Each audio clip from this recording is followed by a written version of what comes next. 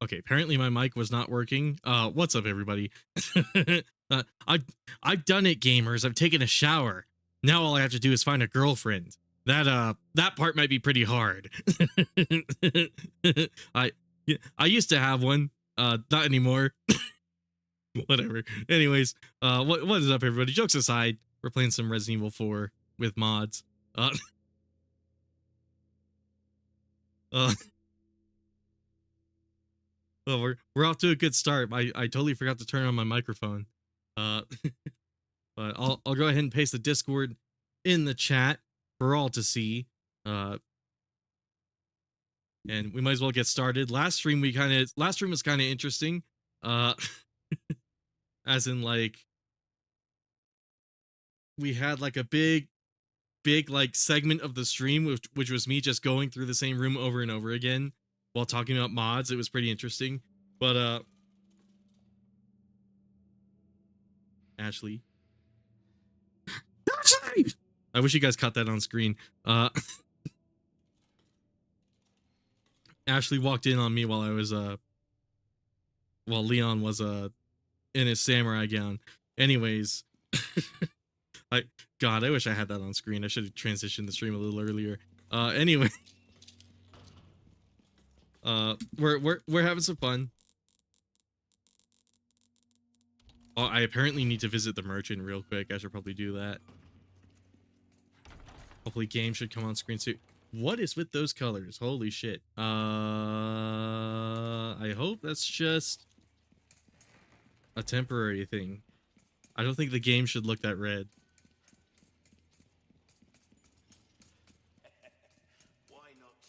YouTube, are you up to something? Welcome. Ooh, what you buying? I need to repair. That's good work, if I do say so myself. Easy work. Come. Okay, yeah, that looks really bizarre. What on fucking earth? I swear I haven't changed any settings. I really don't know what that would be about. Okay, let me just double check that the colors are correct.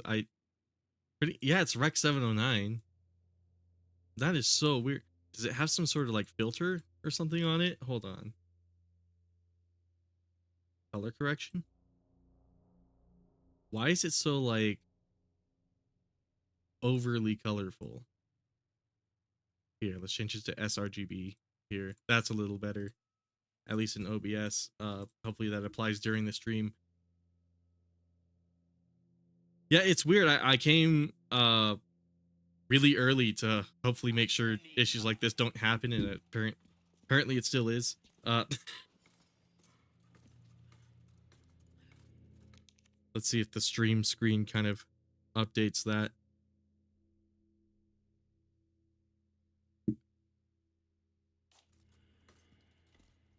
But anyways, yeah, it's finally I released that Capcom modding video I was talking about. Oh, I got to turn my settings up too. Apologies for being like a tiny bit disjointed. Oh fuck, didn't mean to do that. I did like a full like clean install with all the mods and stuff, because last time it seems like that worked pretty well, but like naturally I gotta just gonna turn a few of my settings up. Yes, you could consider this a flex.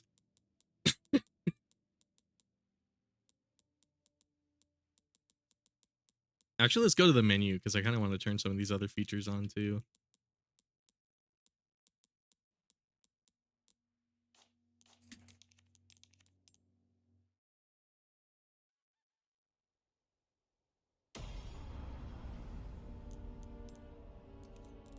Sorry, like I said, I was doing like a full-on clean reinstall of this game because I wanted to. FSR performance, what on earth? Let's maybe set it to balanced. I was doing like a full-on like clean install of this game because it seems like whenever I clean install right before I start a stream, it goes pretty well. I forgot it resets my graphics settings when I do that though.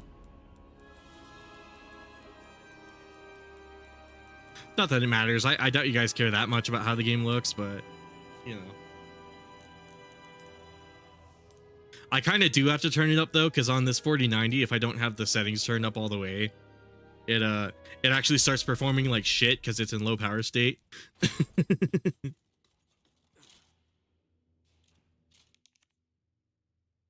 Just gonna be mean to Ashley. Let's go ahead and get everything started though. Filters, I have the color correction going right.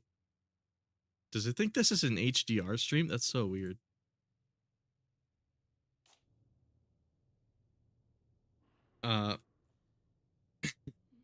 That was a long preamble. Sorry about that, everyone. For those catching this like halfway through, those of you watching in VOD form, this is once again more of Resident Evil 4, but played sort of like a Souls-like game, which reminds me I gotta unequip it. Oh right, I totally didn't save when I repaired those knives.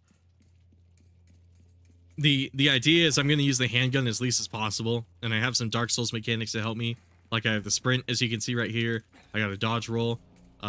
Enemies also have health bars, which is pretty cool. Basically, I'm trying to emulate the Dark Souls experience as much as I can in Resident Evil. And it's been working surprisingly well, I'm not gonna lie. Good luck to you, stranger. Easy work. Come back anytime. But yeah, this should be interesting because last time we spent like a big portion of the stream talking about mods and basically stuck in like the very beginning of the castle the whole time because of that. But I'm not sad about that whatsoever. It was a pretty cool discussion, and also it seems like that Capcom modding video I released seems to be doing a lot better than I was expecting. Holy shit. I think okay, there we go. Here I can get through the segment now that I'm not talking to like 50 people. Ooh.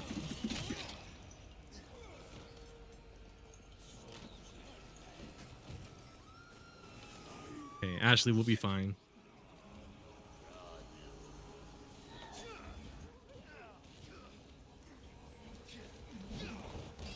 That'll help me out with that guy.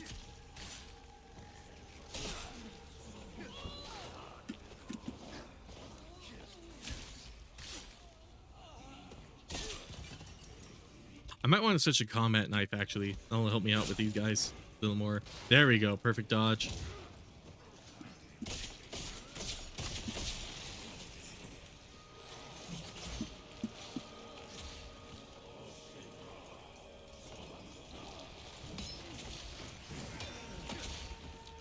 Okay, distract him, Ashley.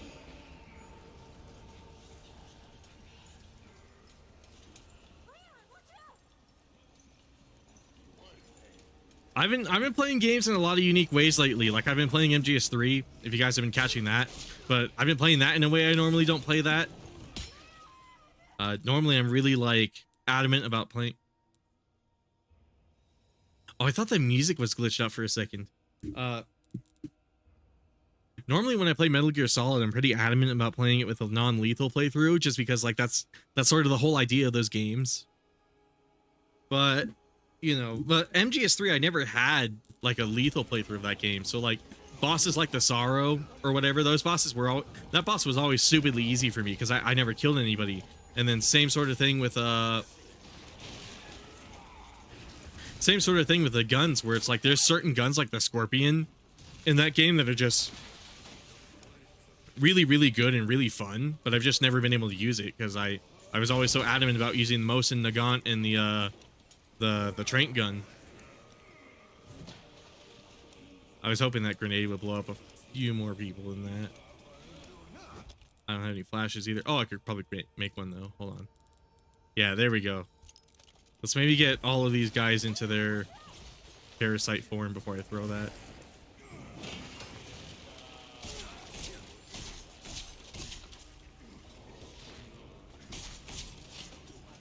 There we go. That guy's down.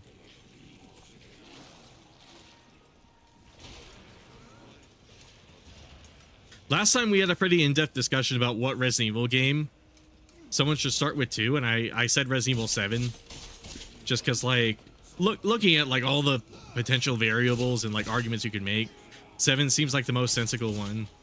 because it's sort of like a soft reboot. You don't have to know the lore of all the other games, and it's also a little more accessible for people who play like first person shooters, for example. Like that Corn guy, that's somebody I actually know in real life, and he plays a lot of first person shooters. So that was part of the reason I recommended Resident Evil 7 to him, because that's a little more in his territory. Not that he can't play a third person game. It's not like he gives that much of a shit about the camera angle, but like I don't know, when I picture a scary game, the ideal like scary game to me has always been first person.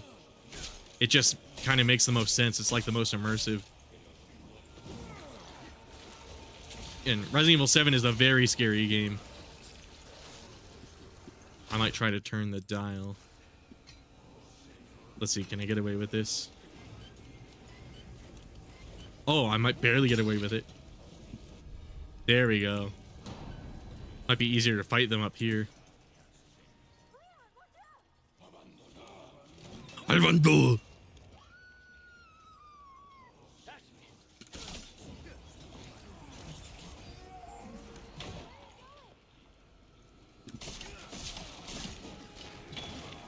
Ooh, I saw that.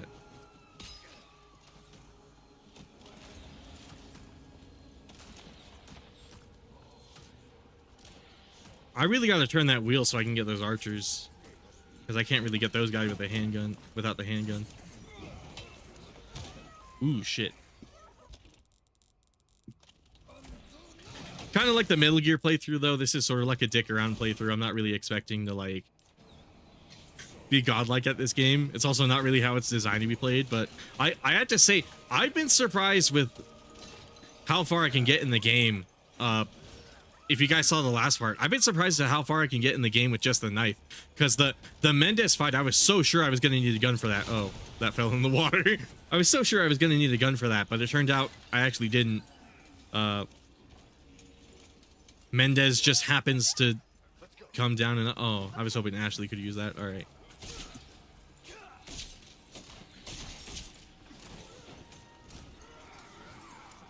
I think the combat knife is not doing enough damage to really help against these guys, so I might actually have to use the fighting knife.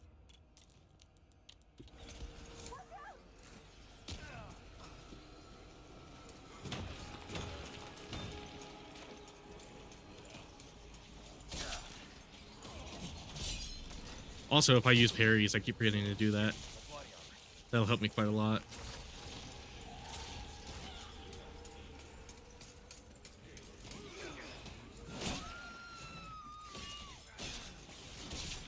Okay, that guy's down. Oh, shit. Okay.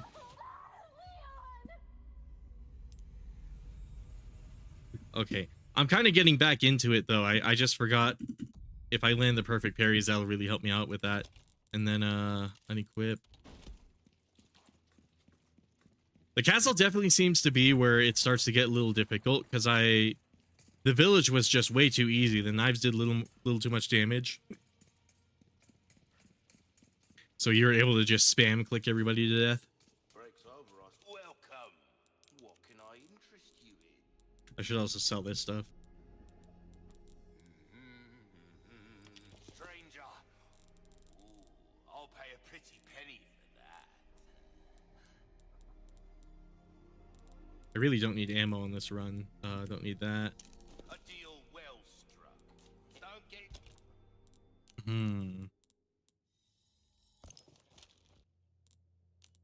Could sell this. I really don't need money, but at the same time, it's one of those things where it's like, oh, you know, I probably could. Your valuables won't do you much good in thank you. Easy work. Give that the care it deserves, mate. Good luck to you, stranger. Yeah, it's just the infinite launcher. Need time. Maybe I won't save in case selling that herb turns out to be a bad decision.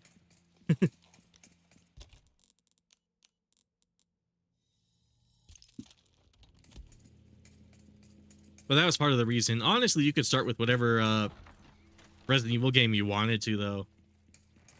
If I could be entirely honest with you, like you could even, like Miguel said last time, it's like you could start with literally Resident Evil 6 if you really wanted to. It's not like the biggest deal in the world, thankfully. Leons are here.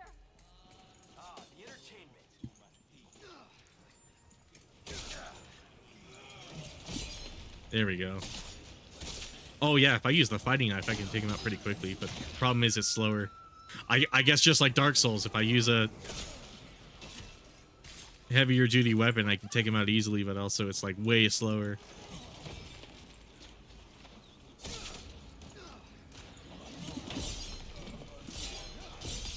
Ooh, shit. I accidentally parried those arrows. Oh, and they're giving me green herbs. Perfect.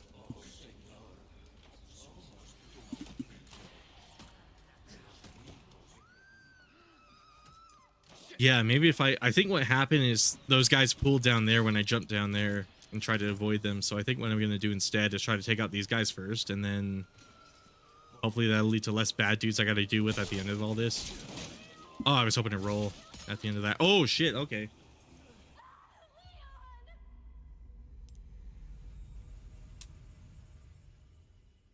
Yeah, in that case, maybe I'll leave that herb handy in case.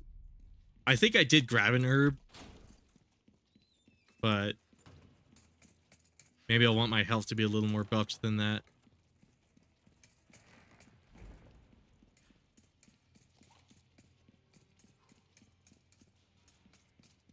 Oh, nothing but welcome. But this mod setup is really interesting because it actually turns like a lot of the regular enemies, like the Salvador and like the buff cow-headed guys, I forget what their name is. It turns those guys like into literal boss fights, and it's actually like I couldn't convey to you in words like the exhilarating feeling I felt when I fought Dr. Salvador with the knives the first time. That shit was crazy. Like it was actually really exciting doing that on stream. I might just save right here, that way I think it's this save. Something's bound to catch your eye. It was actually like crazy just how fun that shit was, but it's I don't know. I have to say I'm kind of amazed that Capcom said you couldn't play this game knife only. I guess maybe it's like a numbers game where it's like, oh, theoretically you wouldn't have a knife with enough durability without like the primal knife, or like the knives wouldn't do enough damage to make it work or whatever. But I mean, we're on professional. The enemy should have a lot more health, and I'm making it work. Theoretically, if you had enough money to like repair your knife after every couple kills, you might be able to do it. I don't know, but again, I can totally see other parts of the game where it's like, yeah, the pistol is definitely needed, but again, we'll see, because Mendez, I was so sure I would need the handgun for that, but it turns out I didn't.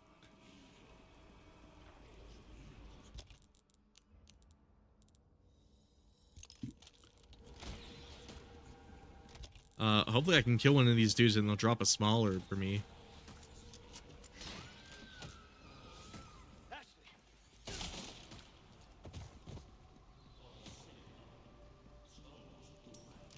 See, regular running speed should outrun these arrows. Ooh, I rolled at just the right time. The problem is these archers. I gotta find some way to kill guys while they're going.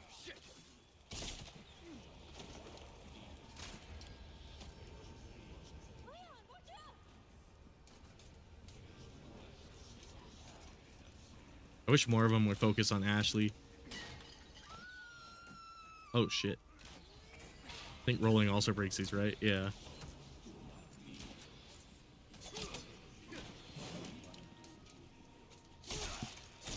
Roll. Okay, cool. Oh god. Okay, that guy's finished.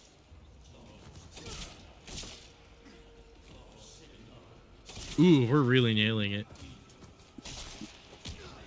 Oh, melee. Damn.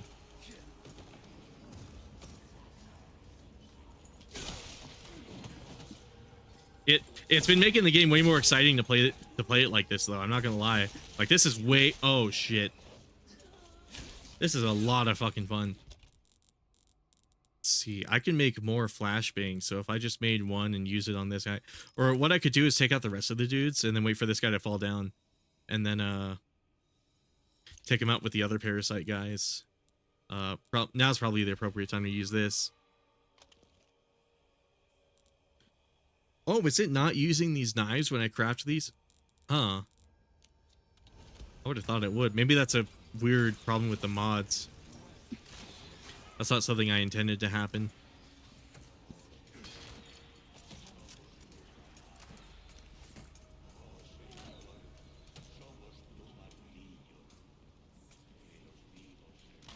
Yeah, I might just have to...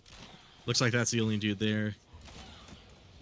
And I kind of don't want to use these flash grenades because it's going to be a lot more of these parasite guys I'm going to need them for.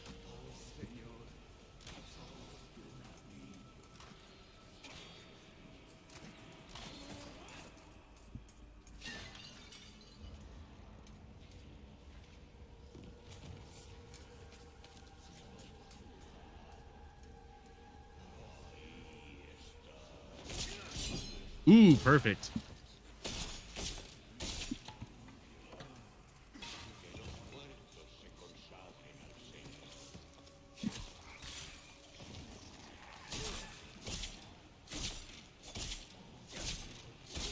Okay, I'm surprised he just let me sit there and combo him like that.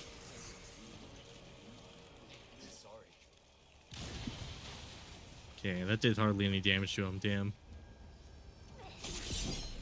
Oh, okay, I didn't think I could cancel the knife animation to a parry, but that's actually really useful.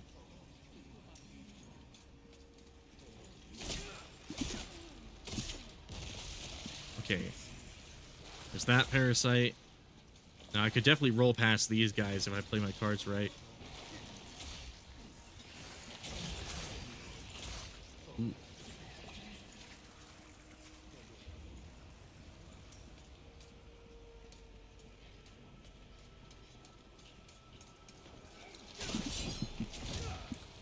That guy out of the picture. I don't want him to take a bite out of me.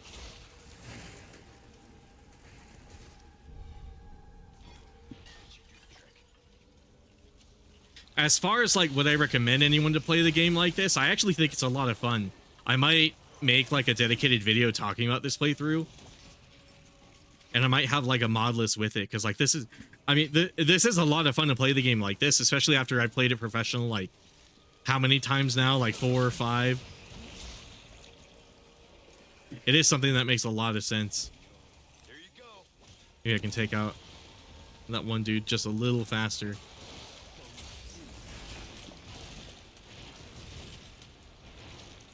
I don't want to use all my grenades, but at the same time, it's like, I don't really know what else I can do against those guys. Okay, there we go. Now we need a flash. Oh shit, there was another dude there. Crap, okay. Oh, perfect. Oh my god, thank you. That was good. But like that's kind of part of it. Where like normally you just take the handgun and you'd wipe out those guys one by one, but like the fact that I can't use the handgun makes fights like that a lot more interesting because I can't get away with as much. I don't have like a direct intuitive answer. I actually have to use my brain and like use the rest of my kit to actually do it.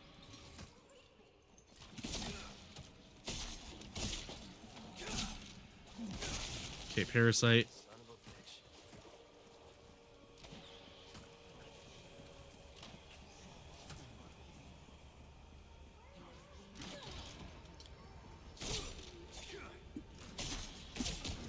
Ooh.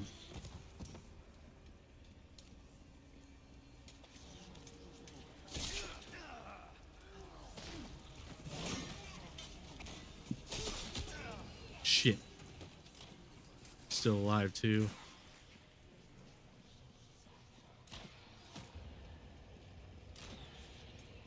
Oh, they definitely intend for you to shoot down those archers when you're pulling this valve too. Fuck, this might kill me. Oh, okay, cool. Ashley, let's go.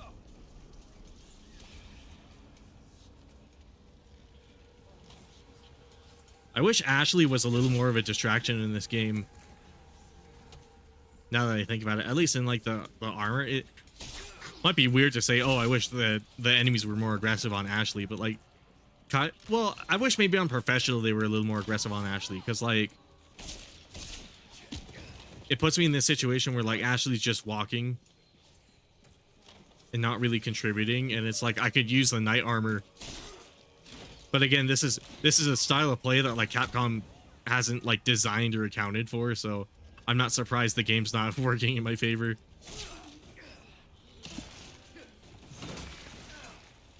Oh, motherfucker.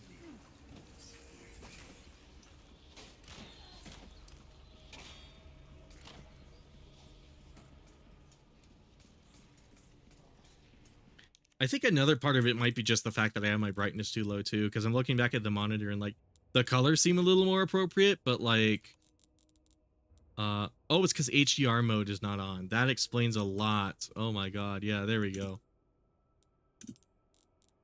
That might be a big change in the fidelity of the stream right there. Because even though this is an SDR stream, I noticed when I play the game in HDR mode, it's mastered a little better, so it looks a little better on stream.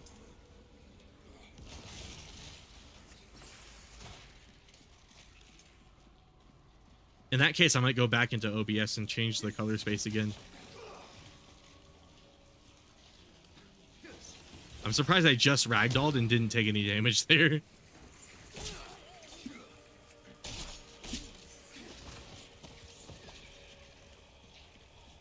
I might have to... Oh, they're bringing in more guys.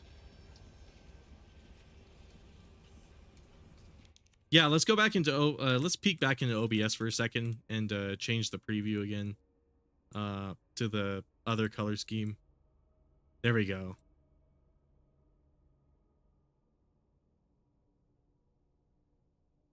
Yeah, I forgot. It must have turned off HDR mode because I did the fresh install. I had a feeling the colors were a little off.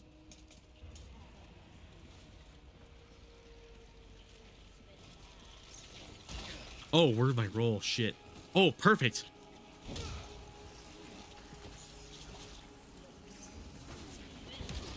Oh, no, no, no, no, no. Oh, my God. Oh, my God. Holy shit. That was so well timed.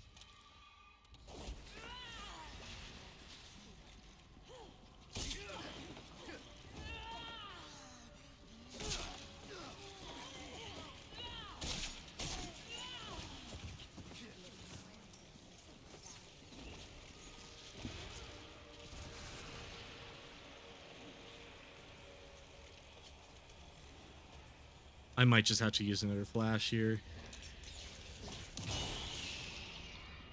Oh, it didn't take all of them out. Shit.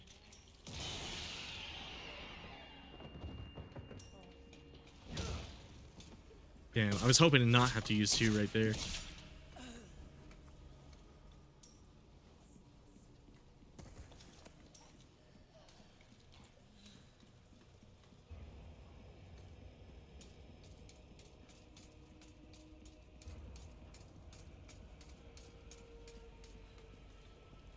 Oh, how do you reach that one over there again? Shit, I forget. That might be an area they don't let you walk to. Yeah, you know what? Now that I think about it, I don't think they let you get over there. So I might just have to ignore that one.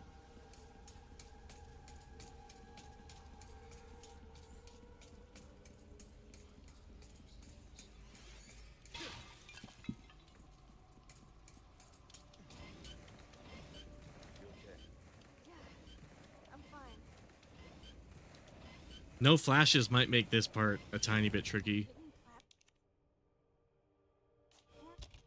I might actually have to use the gun here too, because like I don't know what else I'm supposed to do in this part. Yeah, just in theory, like just in the principle of thinking about it, I might have to use the red 9 here. I'll try to use the knife on the guys on the ground. But I wonder if in theory, if because of Ashley has the armor, if she could do it. I guess we'll watch and see. I'll cover you. Don't stop.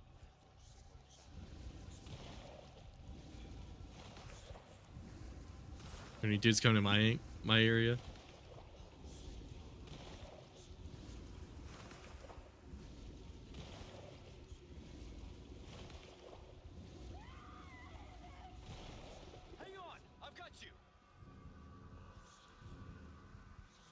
Okay, I mean, they keep dropping her, so...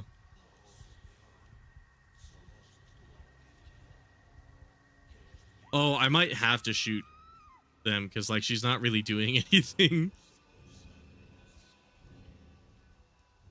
Yeah. Yeah, she's just gonna sit there. Alright. Maybe if I had enough grenades, in theory, I might be able to do this, but I definitely don't have enough. I got one. What can I make with this? Yeah. To do this without guns is gonna take more resources than I thought I had, than I have, and that's something I was not expecting to say. Given I have like all this money from like all these several playthroughs. Oh, okay, another large resources. Definitely want to make a flash with that. Yeah, maybe in theory what you could do is throw some grenades up there if you happen to have enough of them, but I definitely don't have enough of them.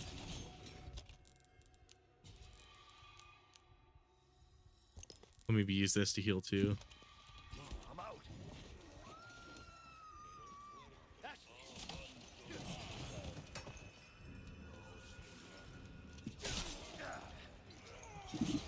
Oh, I mistimed that parry. Shit.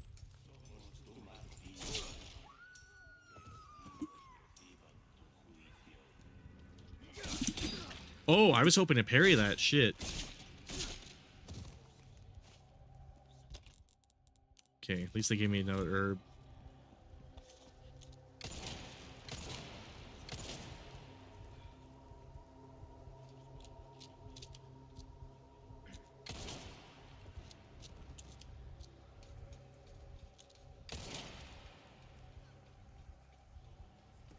Yeah, that sucks. I definitely got to use the gun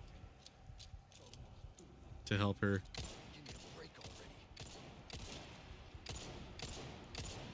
That's weird. I wonder why that didn't land. Oh, what? How did I mistime that one too? What the hell? I must not be paying attention. Okay. This one could turn badly if I'm not smart about it. Okay, that guy's dead.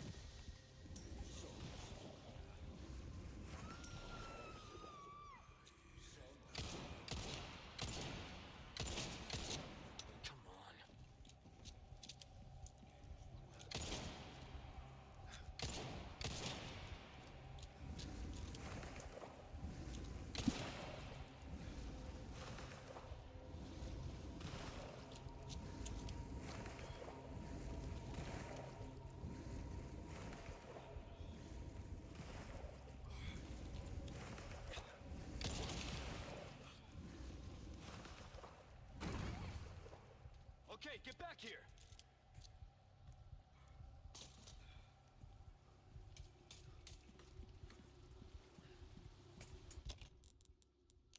All right. Unfortunately, the gun was necessary there, at least in my specific use case. Maybe what I should do is change my briefcase to one that'll give me a lot more like large resources. And next time I run into, I'm trying to think of what future situation could be like that, but next time I run into something like that, instead of having to rely on the gun, I could use the grenades. But in theory, I could totally see someone like throwing a bunch of grenades to help Ashley there, especially if they have the knight armor where she's not going to be hurt by it. Come on. No problem.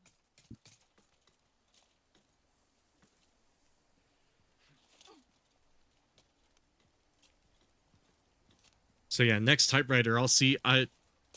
Do I have the large resources case? I forget. Some saves I have it, some saves I don't.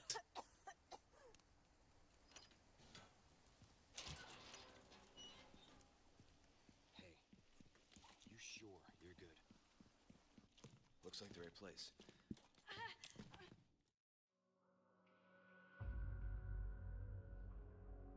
Okay, so typewriter. Customize case. Which one? Okay, yeah, increase drop rate for that. There we go. It'll make flash grenades much less scarce too.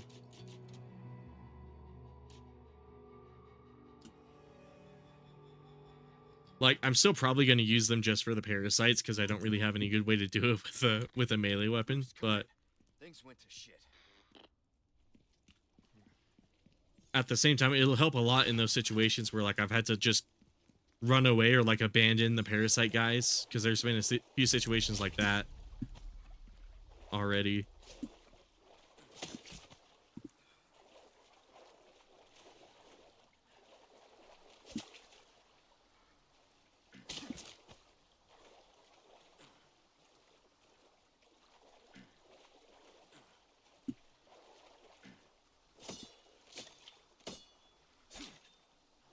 Okay, come on, come on. There we go. Is there any more bass? This spot I actually like a lot for professional runs. If you have the black bass charm, it basically turns all of these guys into like into first aid sprays, and you can get a lot of them in the spot. Not only that, but like they also come back later. So if you get them the first time around, second time around when you're done with the maze over here, and you have the scratched emerald ready, which is right there for those wondering. You could actually come back and those fish will be back. Like, you can collect more bass. So basically the castle has like a really good spot where you could just get a whole bunch of first aid sprays if you're good at the shooting mini game.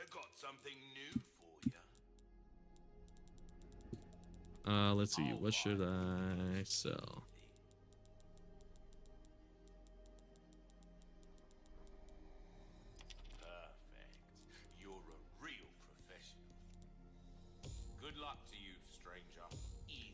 So let's get that. Let's get that. Good stuff, stranger. Come back anytime. Let's craft something out of these. Oh, I did not. What the hell? Okay. I don't remember pressing down that key.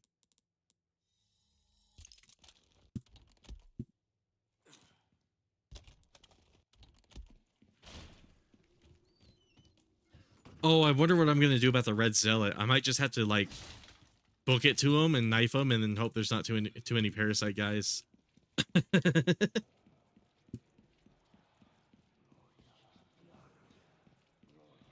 I guess we'll see. Did I save? I forgot. Did I save? Might not hurt to save again real quick, especially since it's so close.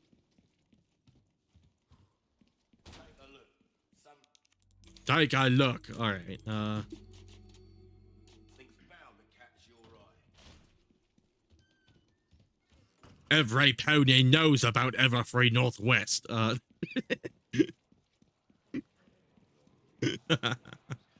Let's see.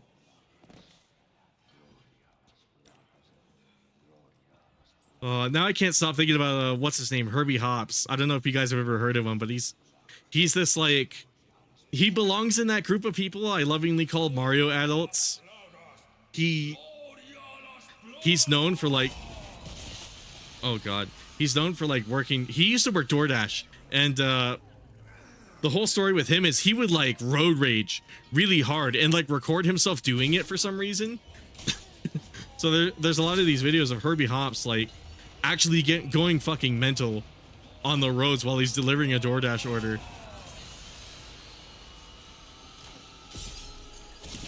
Oh shit, this guy can melee hit you? I guess I never knew that. I always just took out the Magnum and just whacked him. Oh, you bitch! No! Good thing I saved.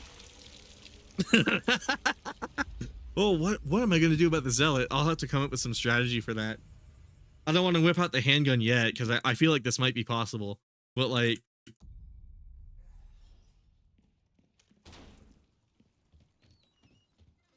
maybe I just wait for him to convert everybody and then throw a flash.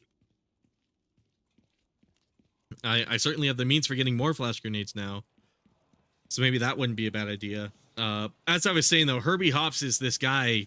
He's like a straight up Mario adult. The reason I made that Everfree Northwest joke is I forget whether it was Christian or it was Herbie Hops, but it was one of those people who, like, really wanted to go there. Oh yeah, Christian wanted to go, but couldn't because he had this whole thing going on with, that whole thing going on between him and his mom. And Herbie Hops actually did go, if I recall correctly. And it was either that or it was BronyCon. Don't ask me why I know so much about My Little Pony stuff, despite not being into My Little Pony. My answer is basically gonna be, if you want to get the Herbie Hops lore, you just kind of have to be. But you just kind of have to know. But Herbie Hops and Christian.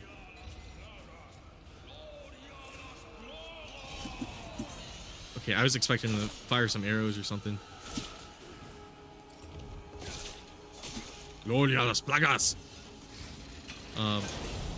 Maybe I should have waited for some dudes to get down there first.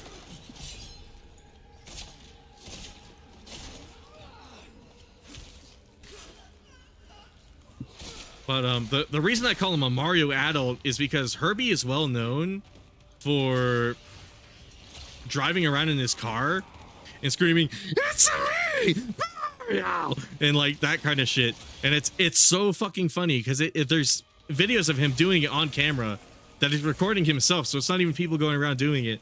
And it's like the idea that you're just living a peaceful day, and I forget what state he lives in. You're living a peaceful day, and there's just this fucking asshole driving around in his car like, "It's me, dude!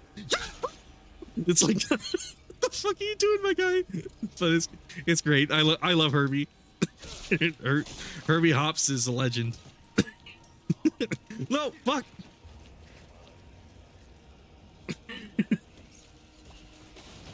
According to the YouTube counter, somebody joined in the middle of that rant, and then as soon as I did the Toad part, they left. That's great. I can't blame them. Fuck.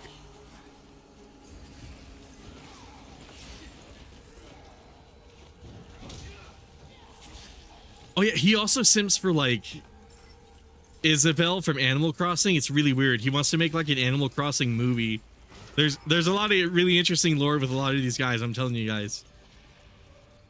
When it comes to weird people on the internet, man, I can't get enough of them. It's probably because I'm a weird guy on the internet myself, but what?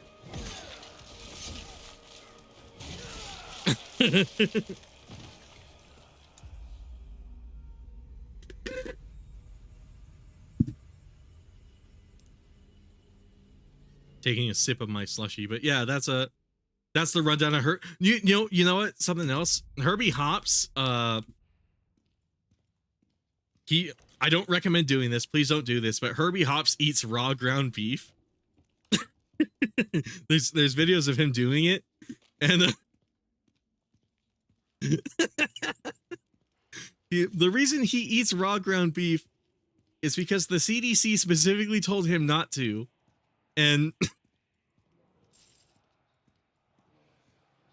he's like, I don't trust the CDC. So he takes raw ground beef and eats it on camera. And he's like, see, I'm just fine.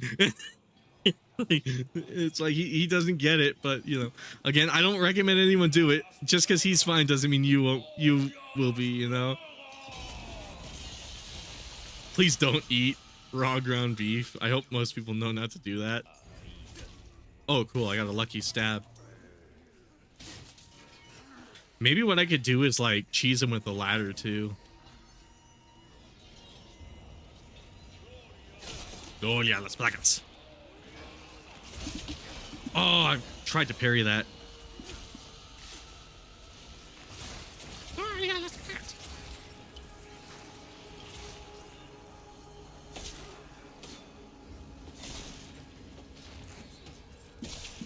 Ooh, that was a good combo. Let's see, get that.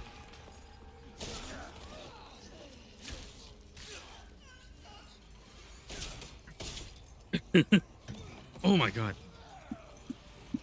What? I can see what people mean about the unarmed grabs in this game. Some of them are kind of insane. Like that guy just held me in place and waited for like the other dude to get ready. It's like, what am I supposed to do against that? It didn't give me usually gives me the prompt right away, and like they'll wait long enough for me to like bust myself out of that. I swear I was doing that like as soon as I had the opportunity. And like shit like that happens where it's like, oh, they'll restrain me just barely enough to where I might as well not even be holding down F. Okay. I think that strategy I jokingly said earlier about waiting for them to turn into parasites, I might actually do that. That might not be a bad idea.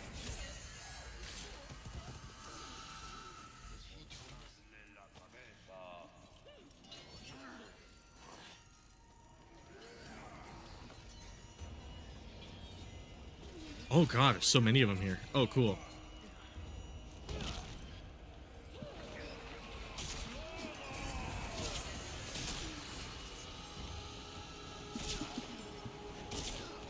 Come on.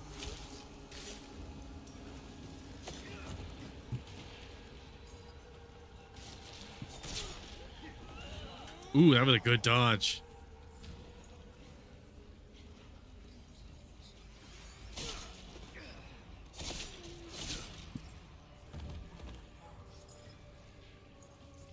Those parasites can climb ladders, right? I forget. Roll, roll, roll.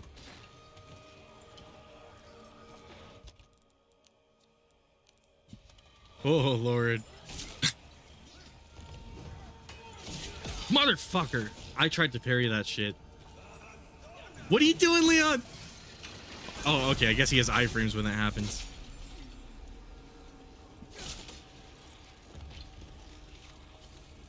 Present for you. Yeah, there we go. That's some of them. There might be one or two still. What the hell? How does that parry work every other time? But like it's... Okay, don't let him turn. Okay, cool.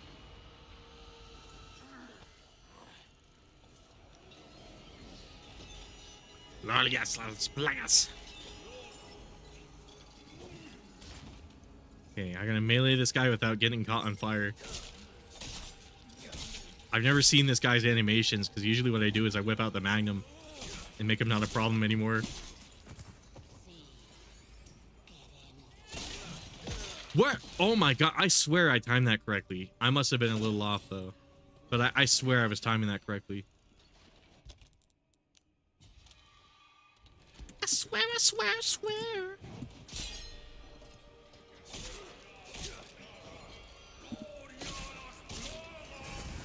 Yeah, that guy was about to turn.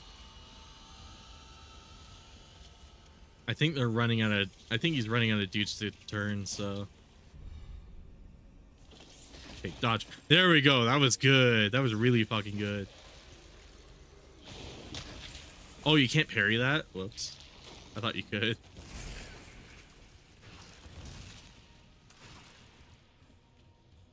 Wait, where'd he go?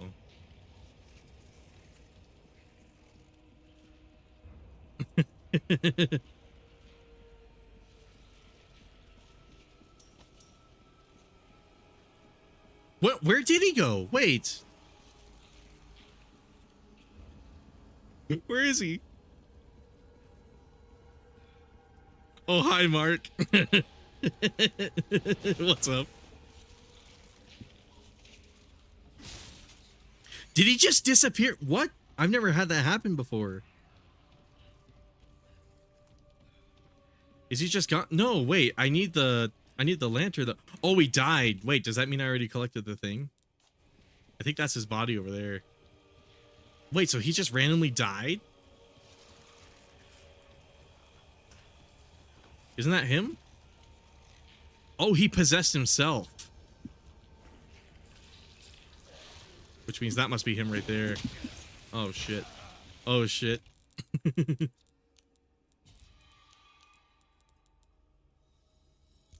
I've never seen him do that, actually.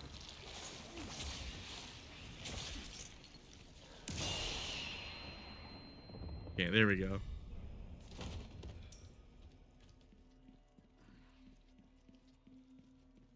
Damn, yeah, I guess you learned something new.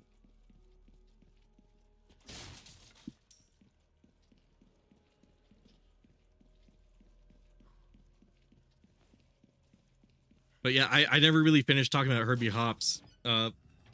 Basically, for those of you just getting here, I was talking about some dude. I made like a My Little Pony joke, and that was because of this guy named Herbie Hops, who's like a big My Little Pony fan, and like his whole thing on the internet is he's like a DoorDash delivery driver, but like he road rages fucking hard on the roads. Like he goes actually fucking insane.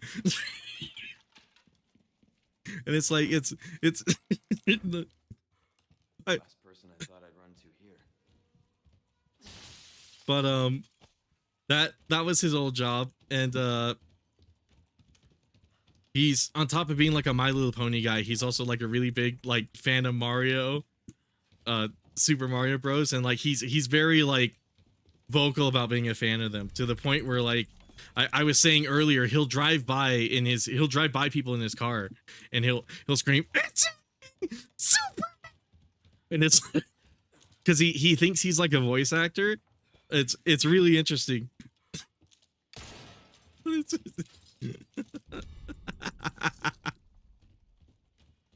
But I never got to it. His whole thing is like he went to some like BronyCon, and like he calls it like the best day of his life. Understandably, he was saving up to go to this thing. But what I thought was funny was he gave like this whole presentation about his visit, and like it seemed like he didn't do anything there. I not trying to make fun of the guy, because like, you know, but it's one of those things where it's like a lot of the videos he has are just him kind of sitting there alone, which is a little depressing, and it's like That should do it. well, no, he's Need to find Ashley. he's such a wonderful person on the internet. I wouldn't wish anything bad against him. Some people do for whatever reason, Oh, but it's just more of those really fascinating like internet people that I find every now and then.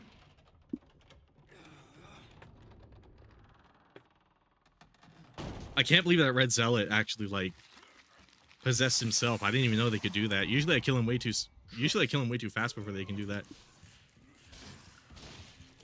I wonder if Flash works well against these guys. Oh, it does. Cool.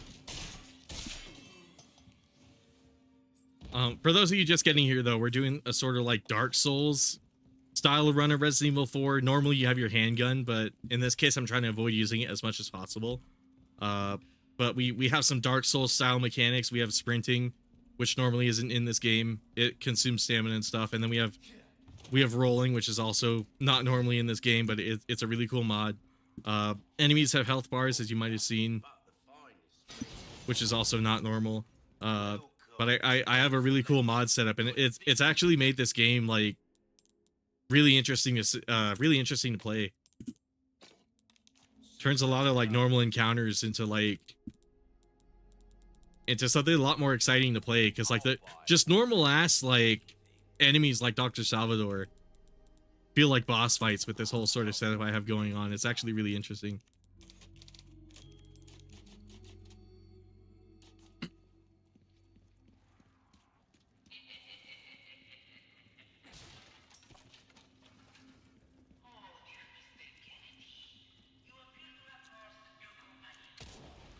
Okay, nothing I can do about that. I kind of need the handgun there. Let's see. Let's make more flash grenades.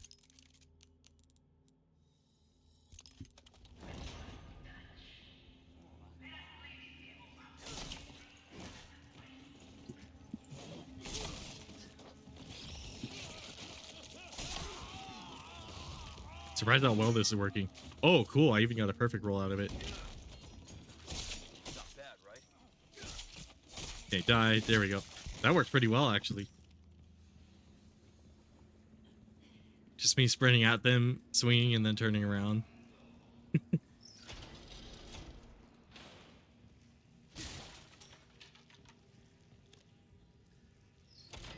Oh, wait. I might want that. Well, do I? I think I see how this works. I think I want that flipped, actually.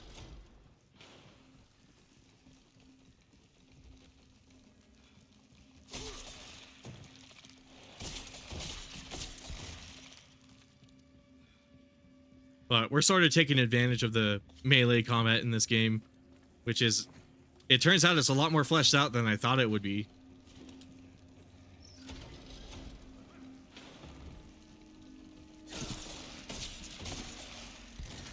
Where'd that guy go? What? Must be down there.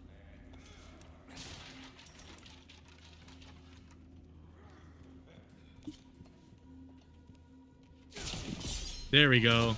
I knew I would land that. Sorry, must have slipped.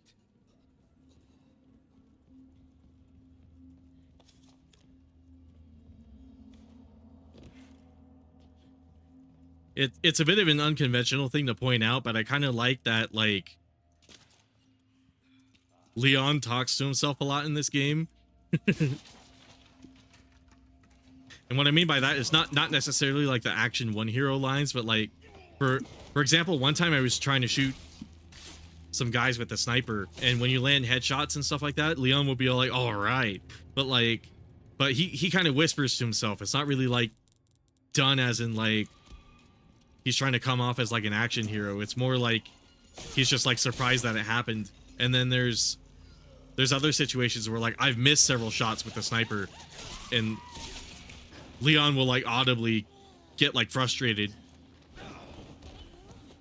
with the rifle as he's using it. And like details like that are kind of crazy. It reminds me a lot of how in Resident Evil 2 Remake you can actually hear the characters like grunt and moan and like breathing under their breath when they're in like stressful situations.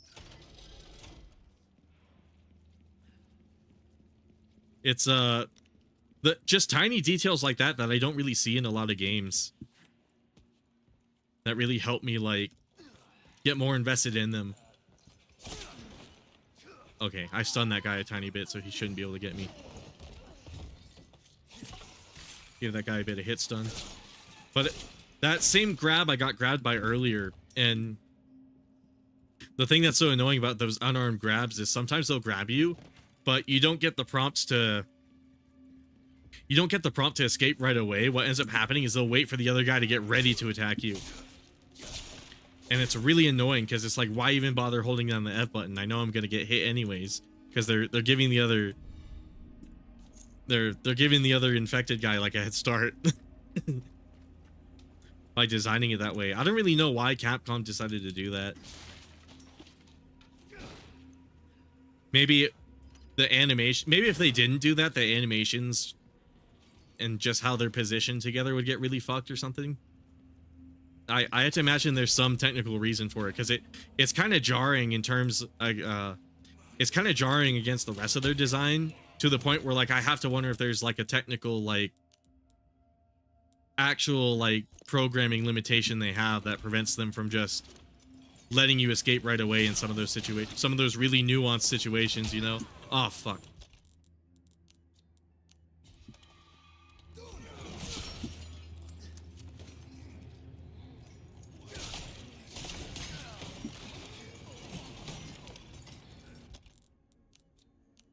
Sure, I'll use the first aid. Here you go.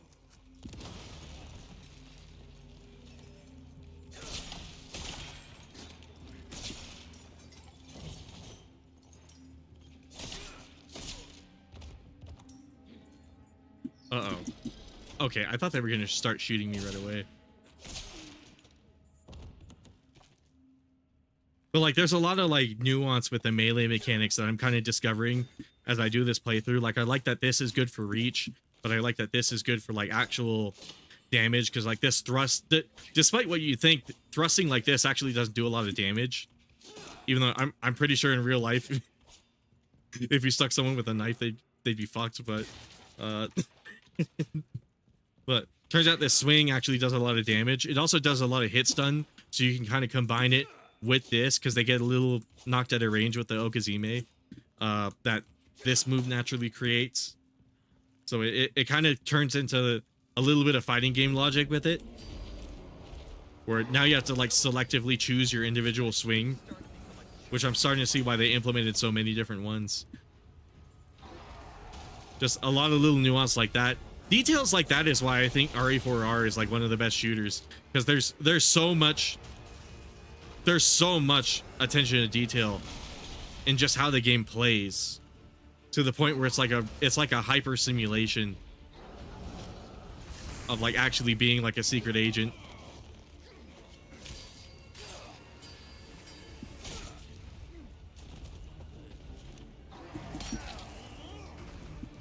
I thought I had my knife up. I guess not.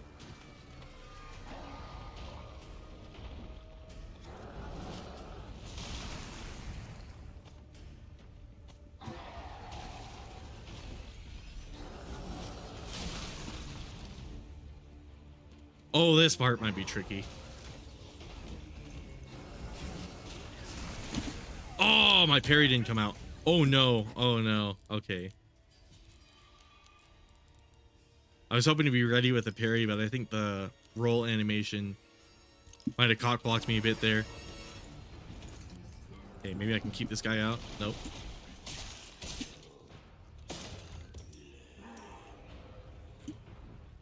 Oh, this might be a little difficult with the archers there.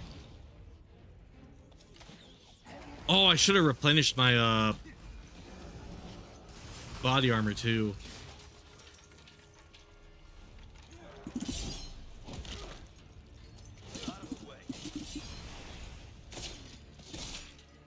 Oh, Kazime, there we go. Fun fact, in the room above this one, if you stare in this specific corner, you can actually see part of the map clipping out. They actually made a mistake when designing this area. It's not a big deal. Nobody in their right mind is going to notice that, but I noticed when I was playing the other day that in the room above this one I'm in right now, you can actually see a little slit where they made an error and they actually didn't snap the objects together in the map designer, in the map tool. Again, nobody in their right mind is going to care about that, but it was a little piece of RE4 trivia that I kind of discovered randomly the other day. There's actually a lot of polygons like that in this game, because I remember it's always around the castle too, now that I think about it, because I remember there were there's some rooms in the castle where the walls aren't properly affixed together, so there's like a little slit. It would only be noticeable in 4K too. If you played in 1080p, you also wouldn't see this, but like in some of the walls, not one of these, but I'll tell you what room it is when I get to it. Some of the stones are arranged in a way to where you can actually visibly see some air, and I'm not sure if it's like an immersion detail, like, oh, this castle was not built the best because it was presumably built using like slave labor or whatever, or if it was like a map design or map development mishap. But it's funny to kind of sit there and think about what probably led to that, if it was intentional or not. But again, it's a detail that like nobody in their right mind would give a shit about, right?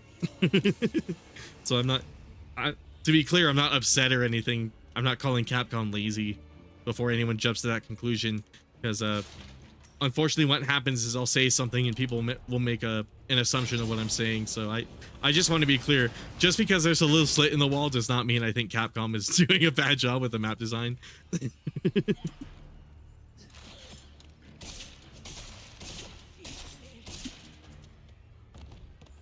I actually kind of had that happen to me earlier today, where some guy left me a comment and he's like, how do you morally cheat? How do you cheat in a morally correct way? And I'm like, the way I described in the modding video I made, like, yeah, there is a way to cheat in such a way that it doesn't inherently harm anyone, and it's called cheating responsibly.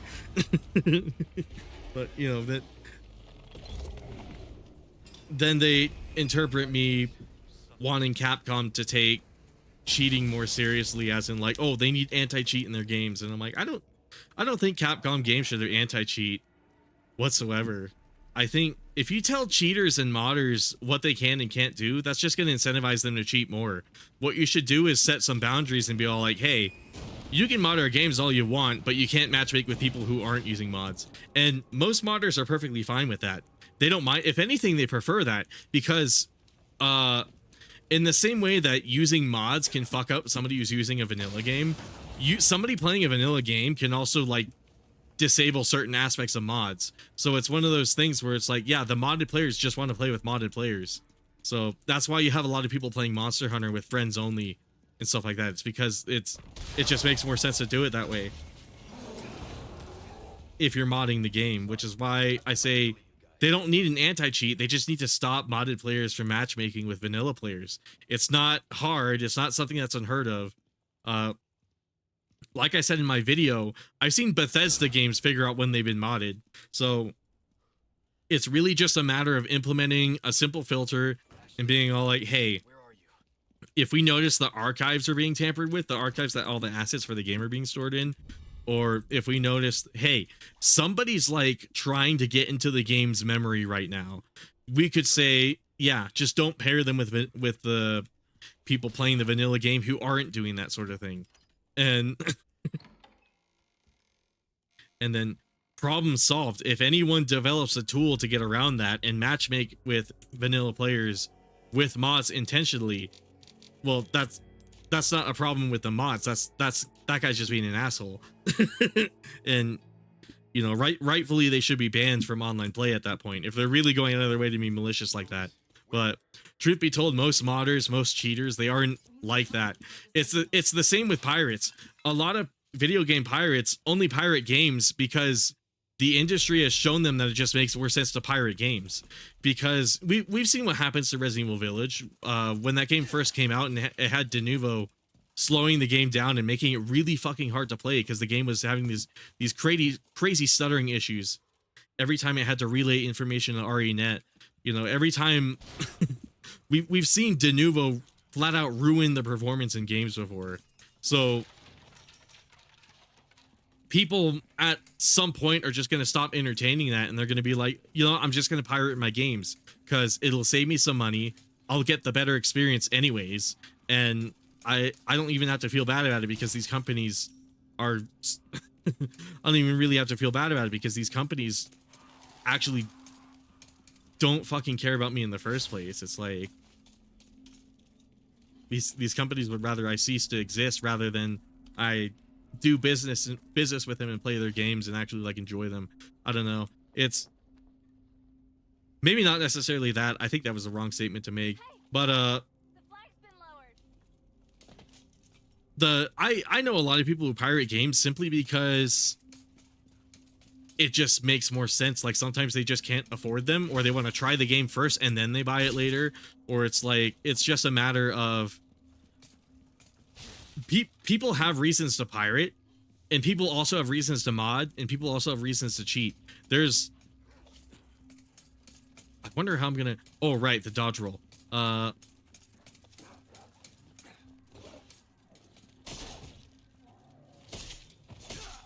wonder why this dog didn't have a health bar. So just because of that, instead of trying to erase all the cheaters and the modders off of the face of the earth, the approach that makes more sense is to just let them do what they want, but set some boundaries. Just be all like, okay, you can mod our game as much as you want. Just we're gonna make sure our players who aren't modding are gonna be impacted by it. We're just gonna matchmake you separately. And most modders, like I said, they don't even care. If anything, they would rather you do it that way. They would rather it be that way. So it's one of those things where it's like, it's anti-cheat has never actually worked. It's never actually done the job it's supposed to do. All it does is inconvenience them and frustrate them. And a lot of companies are under the mentality of, oh, if you annoy the cheaters enough, they'll stop cheating. But it's not that simple. Like some of the people, the cracking groups, the cheating groups that actually develop a lot of these tools, they're used to being annoyed by this shit. They're used to just brute forcing their way through it until they eventually get it done. And it's because a lot of them are competing. They're trying to get it done as soon as possible. There's like a war between cracking groups for a lot of these games when it comes to like de novo and like other DRM like that, where it's like, oh, the group that gets it done first is the group that gets all the clout. So it's like this is the part of the piracy world that these companies don't fucking see, and it would benefit them if they did. It's not a matter of keeping them out. There's no way to fully keep every one of those people out. What you should do instead is just set healthy boundaries with them and let them do what they want on their own terms, and just filter them out from everyone else. It's not hard to implement. It's not really that hard of a concept to understand. But the companies think it's scary because it ultimately means we have to give more control to the people playing the games, and that's something that a lot of these game companies would rather not do, because then it means the usual rigmarole I hear when it comes to Capcom mods is all like, oh, they don't want us modding in costumes into Street Fighter because they want us to buy the Street Fighter costumes. Well, you kind of, for some costume mods on Nexus Mods for Street Fighter, you have to buy the costume too to use it. Same thing with Costume 3. There's some mods that require you to own Costume 3 in Street Fighter 6 for like a certain character and stuff like that. It's like, that logic doesn't actually make any sense. You can buy a Capcom costume and then overwrite it with a better costume, but you still have to buy the costume. That's why Capcom's not really that afraid, because they understand that to overwrite an asset, there has to be an asset there in the first place to overwrite. I don't know. It's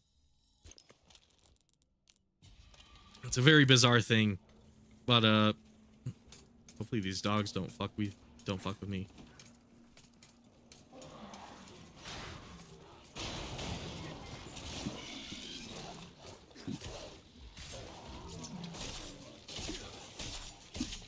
I'm surprised this dog's not more threatening with the knife. You think without the handgun, this dog would be a lot tougher. Where'd the other dog go? But that's kind of my whole spiel on that situation. It's like, no, if you put anti-cheat in games, it's not going to stop the cheaters. It's just going to annoy them, and they're just going to get through it anyways, because they always do. That every cracking group that has ever had to confront Denuvo has eventually gotten through it. You know, every modding group that has ever wanted to mod a game, like actually sit down and want to mod a game, they'll mod that game. It doesn't matter how long it takes them, as long as they're the first to do it, because they're constantly competing amongst like several different groups. So it's a lot of the people who are like terrified of cheating and like anti-modding, a lot of the people on that kind of stance don't actually understand that mods and cheats are inevitable, and really the best thing to do is, instead of enabling them and empowering them by, you know, allowing them to fuck with vanilla players, just don't place them with vanilla players. If you know your game is getting fucked with, and you know how they're fucking with your game, just put in a simple filter that says, hey, our game's getting fucked with. Don't let these guys play with the other dudes who aren't fucking with their game. And then there you go. And then they can matchmake. Like I said earlier, modded players would rather play with other people using mods anyways. So it benefits those guys too, because it automatically starts matchmaking them with people. Shit, did I save? It automatically starts bringing them to other people who are using mods. But you know, most people who are using mods like that, they're just playing with their friends anyways. Like, they're not really going out of their way to play with randoms, because the idea is you want people to play with the same mods. So I don't know. Again, it's like another thing where it's like people aren't like the most informed. I'm not like omnipotent when it comes to like the modding scene. I don't know everything that's going on, but like my understanding, just looking at the piracy scene, just looking at the cheating scene, from what I have seen of the Capcom modding scene, a lot of mods are not harmful. They're not. If anything, the majority of Capcom mods are just replacing assets, are just replacing models and stuff like that, and that's not anything that really harms Capcom. It's not anything that really harms anyone playing online.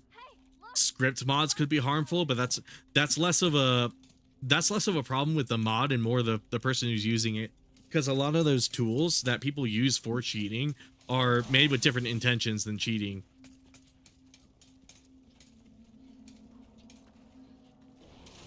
That's just the simple truth. And that was something I mentioned with Team Darkside, where like YouTubers like me and Team Darkside, people who make like gaming videos, mods can be extremely helpful. Like I cannot overstate how useful mods can be sometimes in some situations. Like I have montages on my channel that are possible strictly because mods for that game existed, and it would have never happened if those mods just weren't there.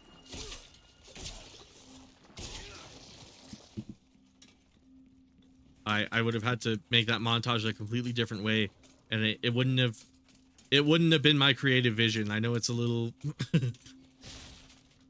no, it's a little campy to say that, but like when you're a creative, you know, there's tools to help you be creative, and you want to use those. And you know, an anti-cheat would just get in the way of that, and it would only temporarily get in the way of that. It would never actually solve the problem. Be careful. I don't know. Interesting, but you know, I've run into a few of those people who are like, "Oh, mods should be banned altogether." You know, they're a big problem. Nobody should be using them, and it's like, oh, you know, I don't fully believe that. Just doing a quick audio test. It's a very one-dimensional way to look at it, because I think people forget that like people who use mods and like people who run like piracy organizations and everything like that, I think people forget that those are human beings a lot of the time.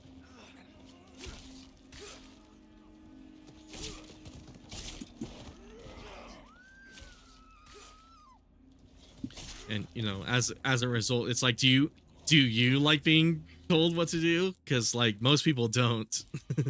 So it's just a matter of, it's like no one likes being told what to do, but most people are fine with being told what boundaries they have. You know, most people are fine with like coming to like a consensual agreement of what is okay and what's not okay. Most people are perfectly fine with that. So my pitch is just don't vilify or make the modders seem evil or anything like some of these weird boneheaded pro Capcom mod, anti-mod things are doing. That's just the wrong angle to take with it. Much healthier approach is just to be reasonable about it. Don't pretend it doesn't exist. Don't make it out to be like this boogeyman. Just be realistic and be like, hey, we're going to be gracious enough to let you do with our software whatever you want, but we ask at the very least you don't play, you know, we ask at the very least you don't do any harm onto anyone else. And most people will just abide by that.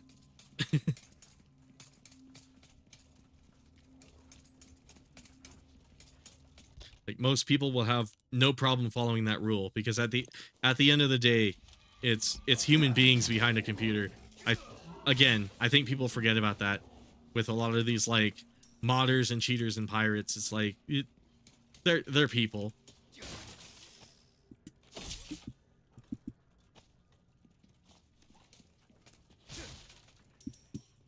But I've said it before.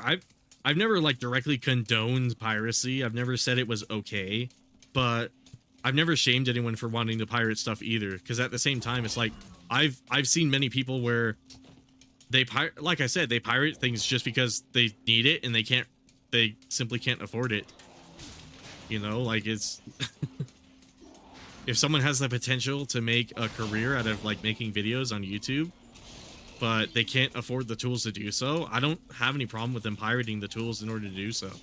You know, I don't think money should be a barrier for being able to create what you want. I'm fortunate enough to have money. I did pay for my editing software and my audio workstation and all the other tools I use, but you know, I don't shame anyone for not paying for those, because at the end of the day, $300 is a lot to ask for a video editing software. Even if it is just a one-time payment, it is a lot to fucking ask. And then with Adobe, it's even more. You used to be able to pay like a one-time fee with Adobe. Now you don't. Now it's like a constant subscription you gotta follow. So, and you also gotta do it. You also gotta pay for it, and then you also gotta do it on their level. You gotta do it on their terms. You can't violate any of those terms, or you're just boned. And it's one of those things where it's like, I don't know. It's the situation is a lot more nuanced than than a lot of people seem to like assume it is, and it sucks because it leads to people like vilifying modders and cheaters and pirates, and it's not really, it's just not that simple. It's the reality is the situation with the situation with like tampering with software in this way is just not how it works, or not how it looks like it works to some of these people. I don't know. I'm fighting dogs right now, so maybe I'm not using the best like phrasing, but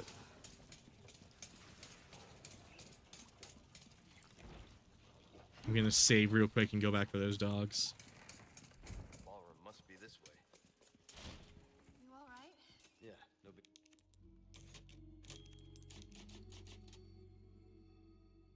Big deal.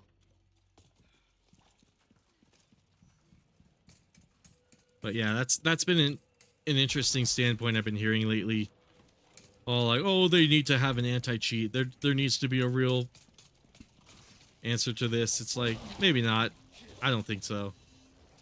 I think modifying software shouldn't be this evil boogeyman that, you know, all of these weird like pro or like anti-modding people want to make it out to be.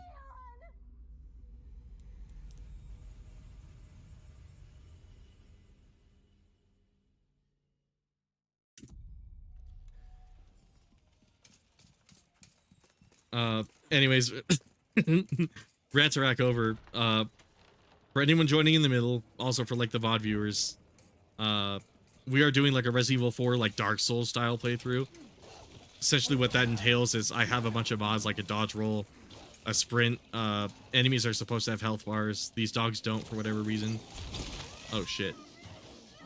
It's also supposed to be really hard. But we're just casually giving it sort of like a Dark Souls vibe with the gameplay here. I'm trying to use the handgun as least as possible because I want to be using the knives. There we go. Okay, that one's probably gonna get me, so I better heal up. Yeah, there we go. I'm glad I did that.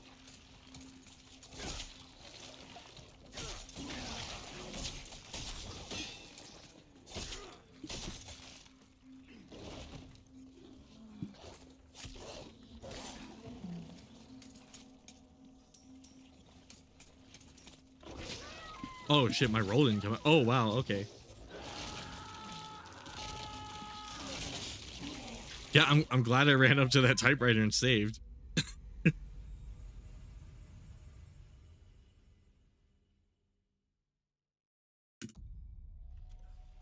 I am wondering if I should start my streams a little later. Well, thing is, like, that would cause some like scheduling conflicts with other things in my life. My life is kind of weird, as in like I gotta pick up my younger brother and he doesn't really have a fixed schedule. So like, luckily, streaming at 6 seems to work fine for the most part. Streaming from 6 to 10. But like, there are some situations where like early in the stream, there won't be anybody because I'm kind of streaming too early. And then way later in the stream, we'll have a bunch of people. And it'll get a little more active because like there's just more people online at that time.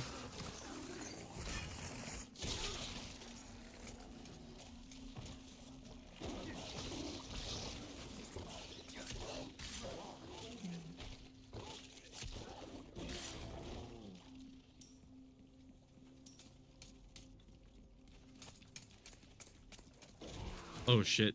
Okay, gotta get my stamina back.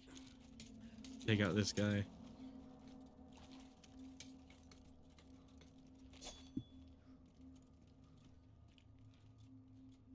Is that dog coming back?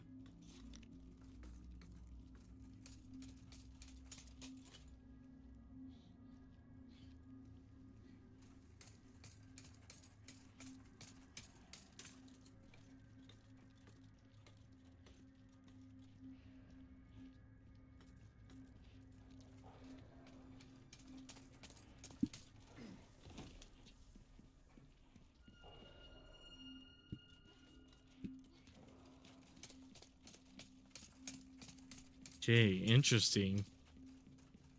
Trying to listen out for this dog. I guess he's over there. Oh, there we go. Perfect. I still can't believe the dodge roll works so well against those guys. I wish it worked as well on like the parasite guys.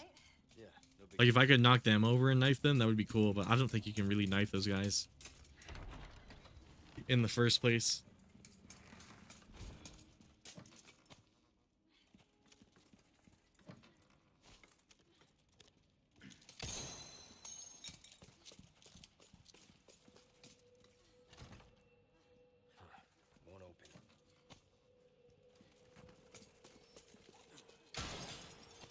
But yeah, if you couldn't tell, I have sort of like a complicated stance on mods. Most of them are just fine with me. Like I really couldn't care what mods people are rocking. If anything, I guess my general issue with mods, I kind of want to make a video about this. My general like take on mods is I was browsing for like Monster Hunter Rise and Monster Hunter World mods that I wanted to use in that recent video, and a lot of them are just like, let's get into these quote unquote skimpy mods. First of all, I'm not sure what skimpy is supposed to mean, because a lot of them are just taking the existing armor and then deleting the chest piece so you can see the titties. It's like, and then that's the extent of it. Like, that's the whole mod, pretty much. I saw mods like that for Elden Ring too, and it's like, I kind of long for like more mods like this Leon Samurai mod, which is just a cool concept. Like, it would be so cool if we had more mods that were just like, hey, here's an idea I had, I 3D modeled it, I made it, I textured it, I put it in the game, here it is. It's a samurai costume, or it's like, I don't know, like a military BDU or something like that. It's like just a neat idea that's imported into the game, as opposed to like a lot of these skimpy mods, like I was saying, where it's like you take the existing armor and you just delete a piece of it, and there you go, it's skimpy. You can see the boobs now, and it's one of those things where it's like, no, I don't think that's not, first of all, it's not like tasteful for me. I'm not full Puritan. Like, if anything, I'm like the polar opposite of prude. But oh jeez, I'm like the polar opposite of prude. Like, don't get me wrong, I'm not a Puritan, but I do find it really cringy how like a lot of the fantasy armor mods for like Elden Ring, Monster Hunter, probably I guess for The Witcher it would make a little more sense, but like probably The Witcher, games like that where it's just like, oh, the titties are out and then that's it, and then there you go, there's your skimpy version of an armor. It's like, I like the mods that like, I don't mind the mods that show skin. My problem is they don't get any more like elaborate than that. It's like they don't actually go and redesign the armor in any way. And as a result of that, it's like, are you even trying, my guy? Like, come on. Is this... Maybe I'm a little weird. Maybe it's just like the fact that like I'm not a super virgin, but like mods like that are kind of just lost all novelty. The mods where you just see titties in general have kind of lost all novelty to me. Like, I know in videos I'll joke that I have them installed, like I'll have like nude mods installed and stuff like that. That's kind of like part of the character I play myself up to be. Well, I don't really have a character. What you see is kind of what you get, but I more so like exaggerate myself to like a comedic angle, because that's sort of my level, that's sort of my style of comedy. I just like to exaggerate things. So Dining hall. oh, maybe let's get off of the seat. No thanks. But like there's I conflict with ideas that are like the opposite, where it's like, oh, this is not like full, like it's lazy. Like, it's I don't know, in my eyes, to exaggerate is to be like the opposite of lazy, I guess. It's like not necessarily hold on, I think this is where I sit, and then where's Ashley sit again? It was like the empty plate with the, So, I'll probably recognize it when I see it. a lot of missions like I this? think this is it. Well, yeah, but I'm not used to having such good company. I think this is the one. Take it however you want. Oh, okay, cool. Leon! Looks like we figured it out. But like, I guess if I had to like concise this down, part of the reason is I'm going off of this on like improvised rather than scripting it out. A lot of these mods just look like they don't really take that much like imagination. You know, it may take more effort than like maybe nothing to delete a piece of the armor and like show like a nude mod under it. But like well, another part of these mods that like don't really get too creative with it is they just take the nude mod and then put it under the armor, and then like that's the end of it. Like I said, they'll delete like the chest piece, and then there you go. That's your sexy armor. But it's like I kind of wish there was like some design thought process put into it, you know, like there was some level of like consideration with like where things are, what materials are used to make it, that sort of thing. And it's like a lot of these like low effort Monster Hunter like armor mods aren't really on that level. It's like I said, it's kind of lower effort, where it's like I have seen good armor mods. Like I've seen mods that like I've looked at and I've been like, damn, I could really see myself using that in the game. But like a lot of these are just they're just not really suiting my taste. You know, I don't want to say anyone who uses these mods are virgins, but like I kind of do have to question if all it takes to make you happy is having some tits on screen. I kind of have to question how many titties you've seen, because I'm not trying to shame anybody. Oh right, I shouldn't be using the gun. I'm not trying to shame anybody, but like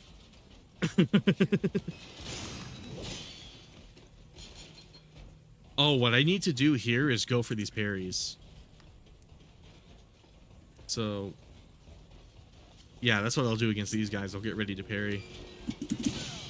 Okay, I could have timed that a lot better. Okay, I gotta focus. Oh, I missed that apparently. Okay. Huh. Thought I had that one.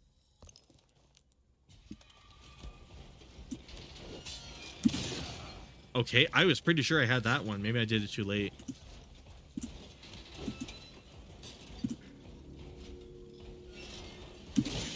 What?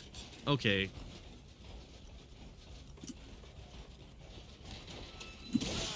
What the fuck? Normally I can parry those. I must be doing something wrong.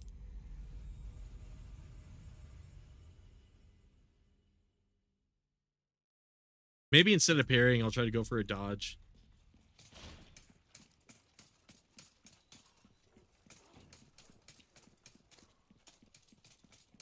But welcome everyone. I don't normally play that bad. But we're doing sort of like a for fun, like modded playthrough of Resident Evil 4. The idea is we're emulating the gameplay of Dark Souls. So, for example, as you might have saw, we can sprint, we can roll. Enemies have health bars. Not that you were able to see that because I couldn't do any damage to those guys. But I'm also trying to avoid using the handgun. I'm trying to do as much combat as possible with the melee mechanics of the game. It's been going pretty well. I'm actually surprised I've gotten this far without having to really use the handgun. I have a red 9 just for shooting like medallions like this one, and then oh.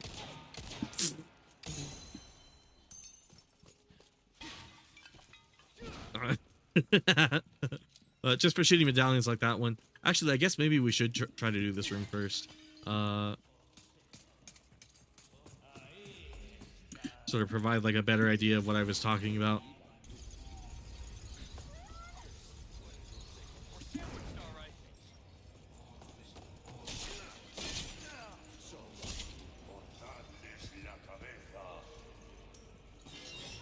But we're also doing this on professional, so it's not like the easiest thing in the world either. But, you know, not that professional's really that hard either.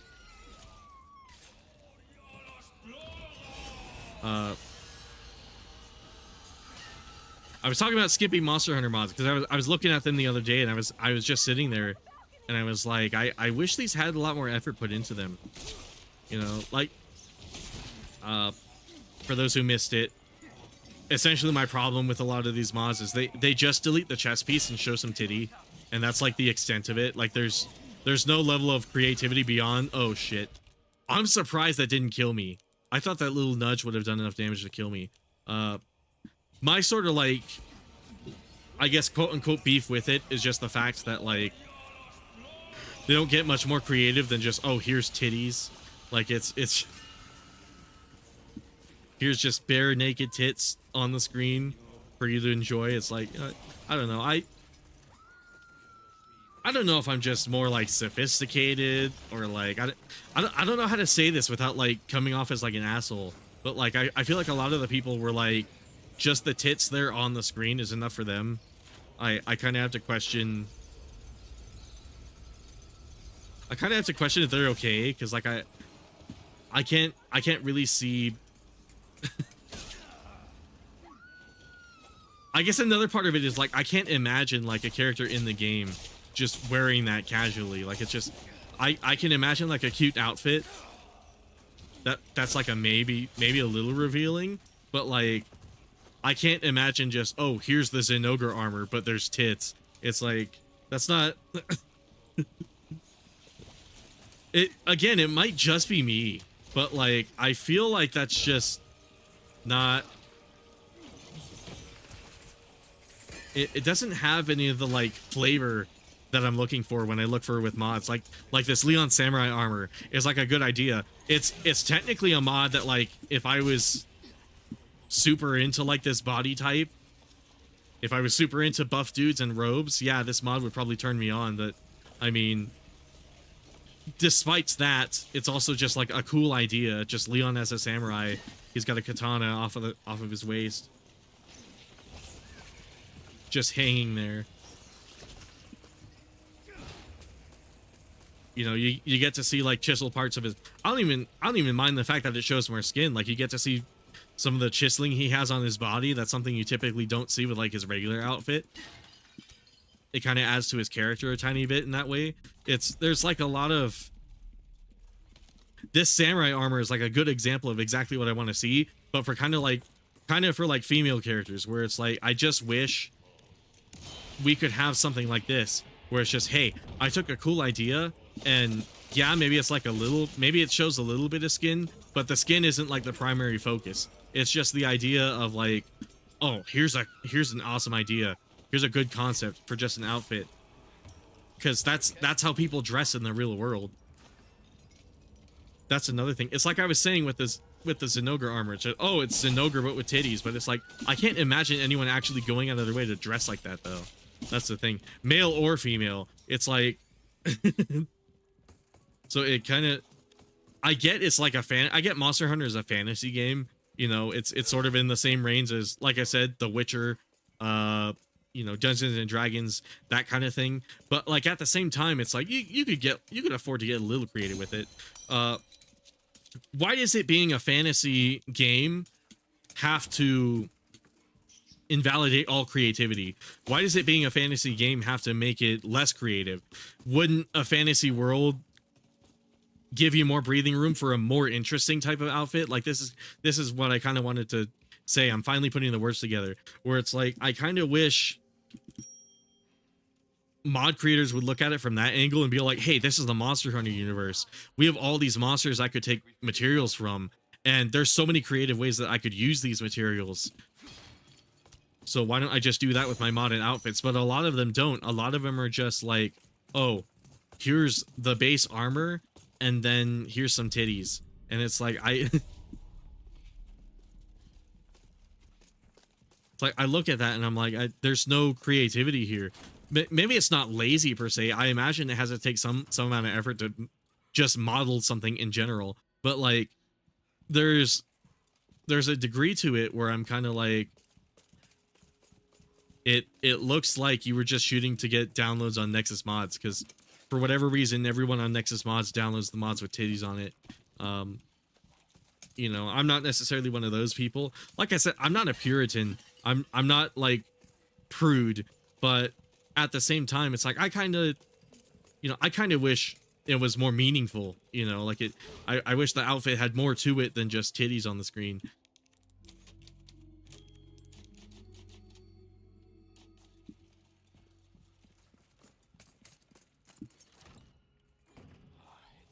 Oh, whoops. You know, I should run back and get that treasure.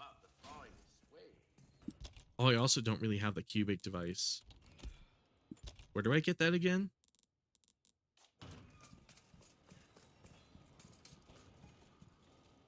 Maybe it would make more sense for me to do that when I get the cubic device. I think that was where the other snake head was, right? Or like the other monster head. I did just save, so we should be good against those knights. I might just make a full video about that concept though, because like I think if I have a script, it'll be a lot easier to convey my feelings about that. I also don't have an issue with people like correlating sex in video games. I don't necessarily do that all the time, but you know, I've kind of eased up on my. I used to think it was a little creepy, I'll be honest with you.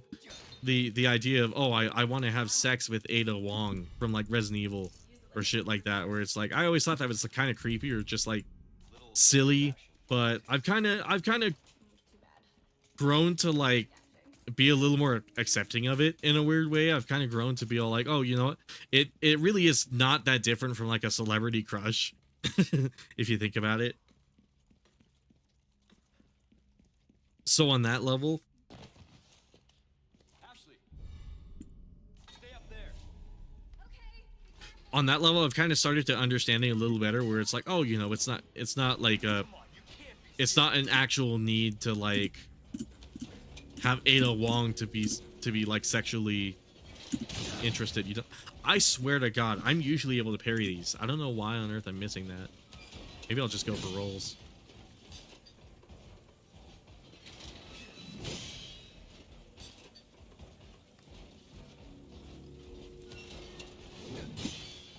There we go, and then that should help me with that. Oh, I might be here all day. Shit. I really gotta parry him. Because that kick did not do anything.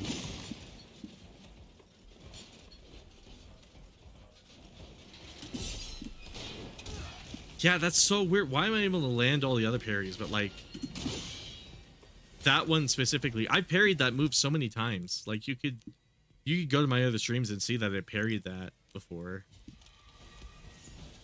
That is so weird.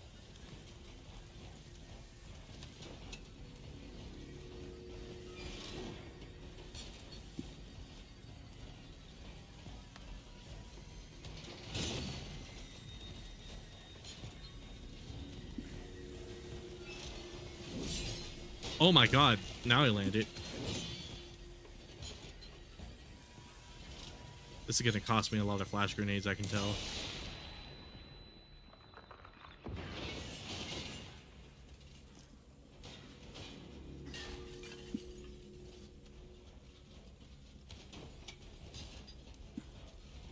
If Ashley knocks them down, that'll really help me. Knocks down those lanterns, that'll help me a lot too.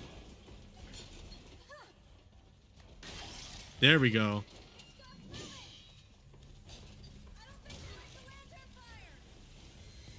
Okay, get into it. Get into the fire. Ah, damn.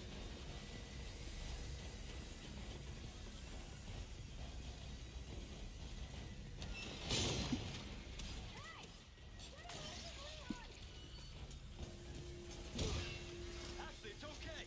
Just stay safe. Okay, melee that. There we go. There we go. That's one down.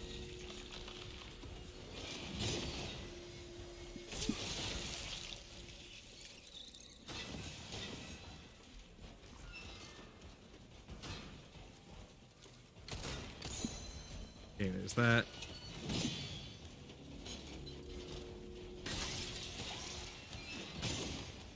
Go to hell, you rusty piece of shit. Come on, knife the thing, knife the thing, knife the thing. There we go.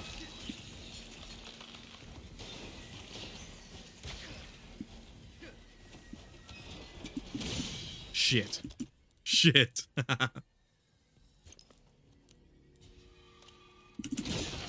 Oh, no parry. I swear I'm usually able to parry those guys. This is so weird.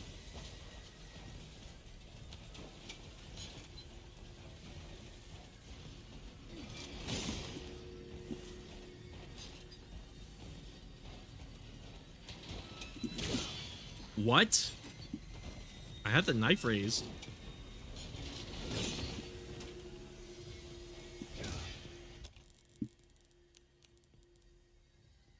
So you get some of these ready.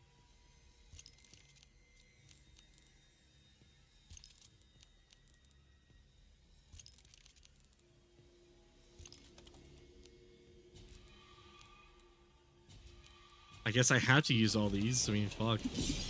Oh, I landed that pair. I don't understand. I swear, I press it as soon as the sword hits me, but it seems like that time I press it a little before the sword hit me, and like, it worked. I guess is the timing wrong?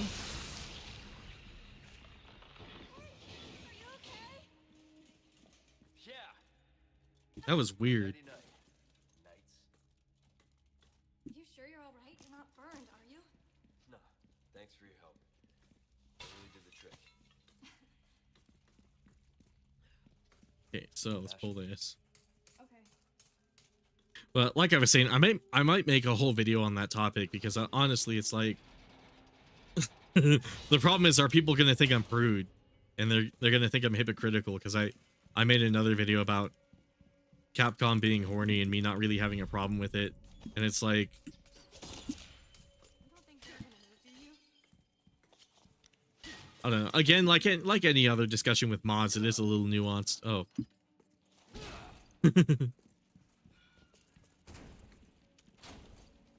I just got the cubic device, right? Yeah, there we go.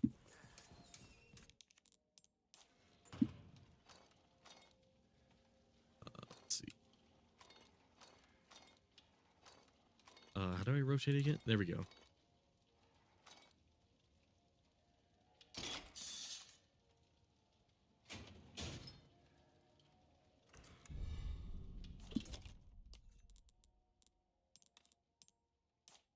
Maybe let's use blues. Took care of her request, did ya? You don't get car sick or anything, do you? You're about to find out. I'm actually really glad RE4R has a lot of actually like really cool mods. Like I saw some cool outfits for Ada that like some of them I've used as a joke, like the hot Ada mod with like the bigger boobs. That shit is funny. But that mod I can kind of tell it was made ironically. At least I have the hunch that it is. Which like mods like that I don't really have like the tastefulness issue with, where it's because like I can kind of get behind it. It's like, oh, it's again, it's my style of comedy where it's just like a little more, it's a situation that just gets exaggerated. But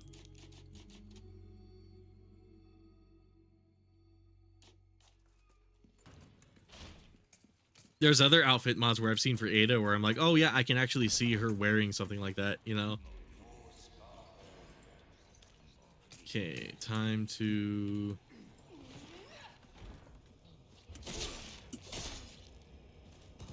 That might be a bit of cheese. What? Oh, okay.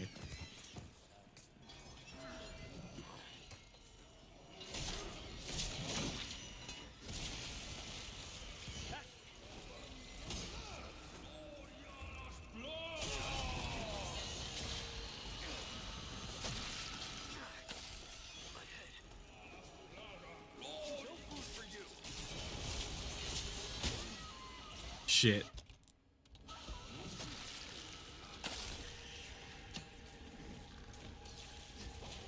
Damn, still alive? They got 1 health. Fuck. Okay. I also have 1 health. Here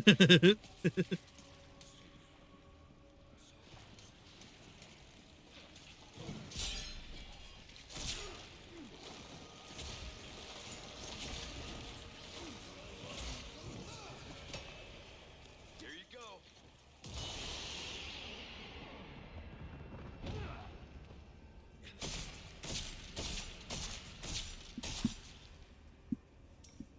Okay, cool.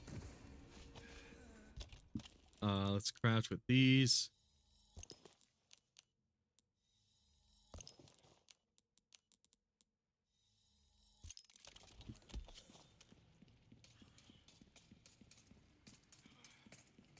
And then let's save after that. Good stuff. Nice work. Sell some of Got a this. selection of good things on sale, stranger. Ruby's all rubbish. It makes no difference. The price, well, that's our choice to make. I'll buy it at a good luck to you, stranger. Crossing your T's, dotting your I's. Come back anytime. Yeah, I hate when I like forget that I'm supposed to not use the handgun. I'm so used to using it.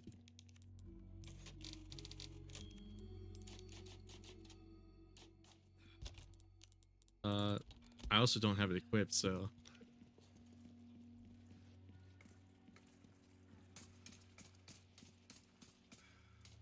But that could be an interesting video, I think. Let's see.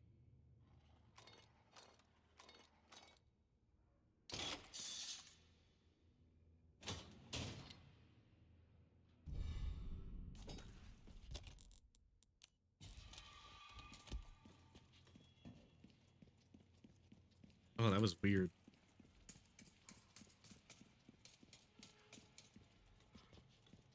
Oh, did I not grab that treasure?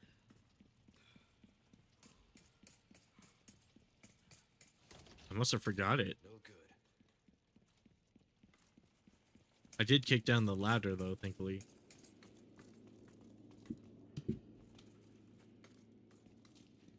Just gonna quickly grab this treasure and then we'll keep going. We're making our way through the castle pretty decently.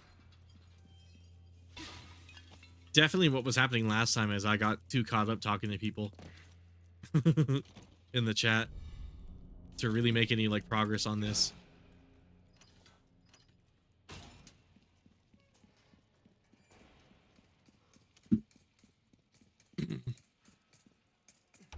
But that stream was a lot of fun. Oh.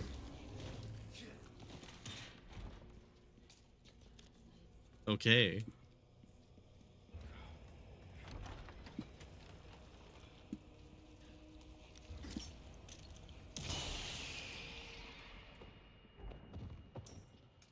I'm really glad flashes take those guys out. I don't know what I would do if those flash grenades didn't work like that. Fuck, man. Okay, so back over here. Come on. Okay.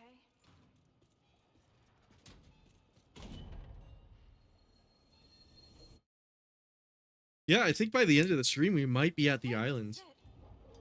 I'm curious what the Ramon fight will be. With just the knives.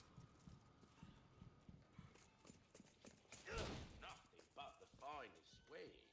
Welcome. Welcome. Weldon.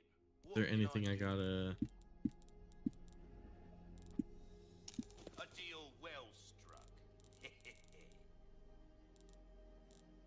Don't get yourself killed now.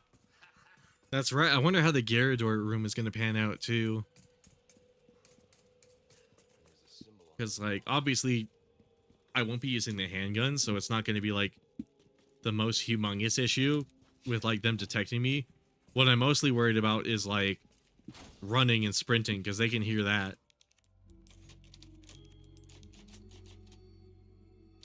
You have the stench of battle on you, mate.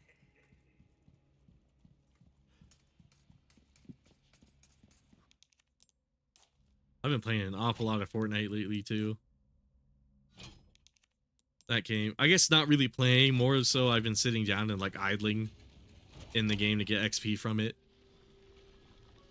By the way, next video I should work on. I was thinking I would work on some Monster Hunter stuff. Okay, this part's pretty inconsequential.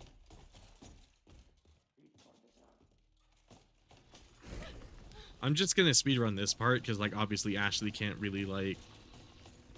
Well, should I? The treasures might be useful. Yeah, the treasure might be nice, actually. Don't stare at me like that. Is that a clock? Is Ashley normally this slippery? I wonder why she feels particularly Not good when I sprint. Wait, she has a kick animation? Wait, what? I didn't think they would make one for her. Also, we got to do 7.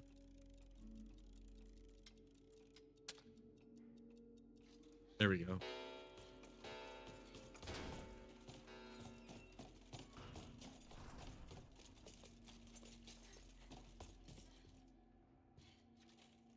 Okay, that was weird. It's locked.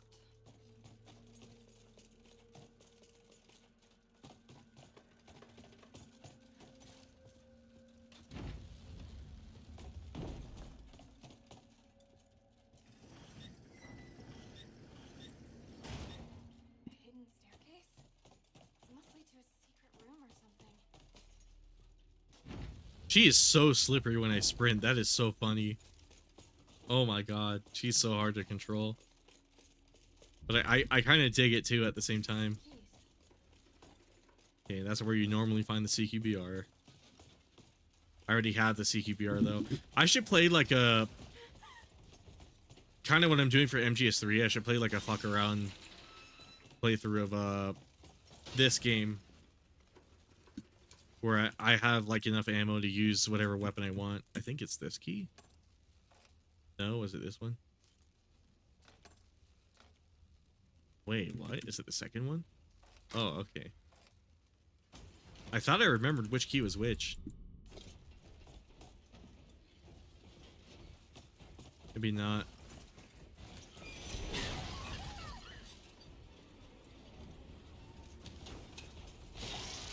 Huh.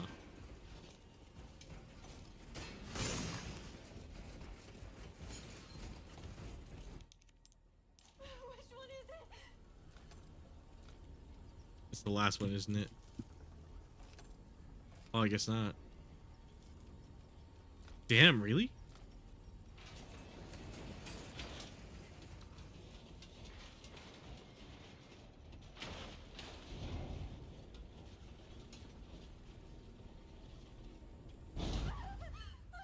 What now?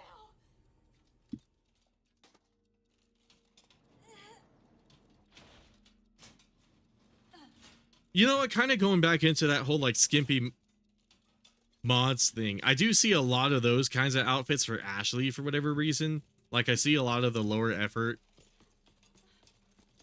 I guess quote unquote lower effort stuff. I guess more like lower creativity stuff for Ashley for whatever reason. I don't really... I've never really looked at Ashley in sort of the horny way, you know, I'll be honest with you. I know she's technically around my age, like she's in college and everything, but like it's something about her for whatever reason. I can't like, I just can't look at her in that way.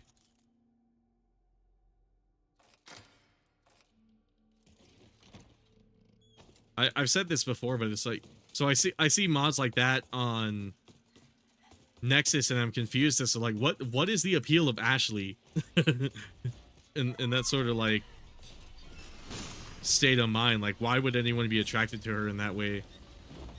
Because like it again, she's of age, so it's not really like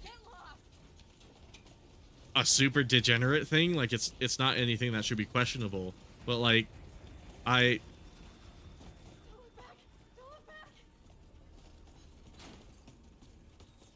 don't know, it's something where I look at it and I'm just confused because it's like I can't.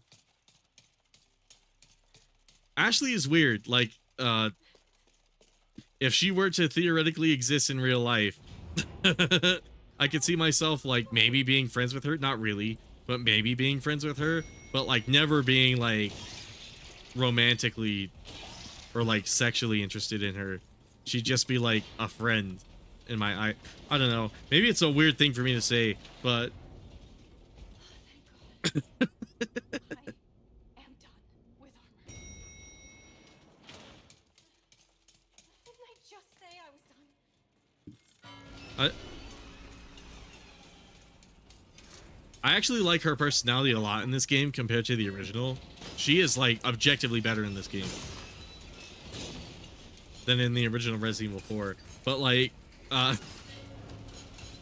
as far as like the people sexualizing her, that mentality, I don't want to say it's bad. Like, obviously, it's not like a crime, and you know, people will do whatever they want. But like, I'm kind of like confused by it. I don't really know how to put my words into thoughts, or my thoughts into words on this subject, because like I've just never seen her that way.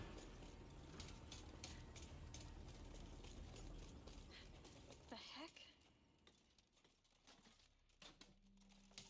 Oh wait, whoops, wrong one.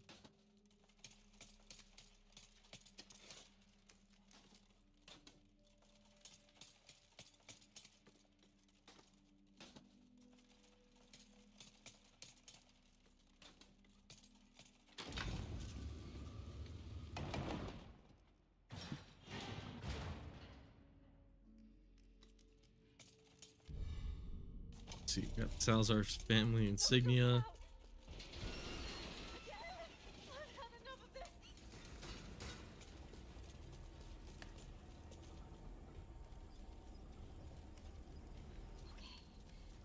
Good nights and stay still.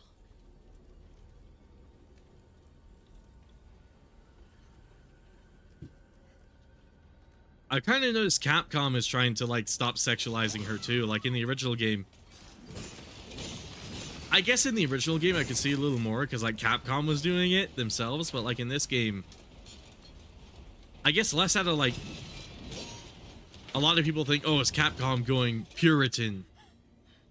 They don't want us to see up Ashley's skirt. I think it's more just the fact that like in the original game it was done without consent. Like she literally protested against you doing it. And it was you think about it that way, it gets a little creepy.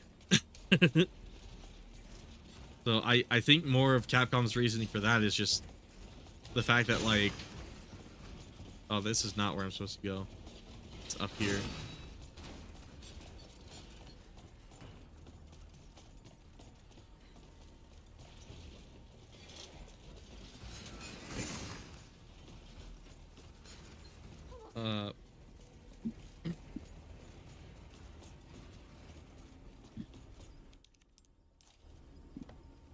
More like they're kind of concerned about like why a development team would be like concerned with some girl's underwear, you know, like that sort of thing. Let's see, chapter 9. Now we're on chapter 10.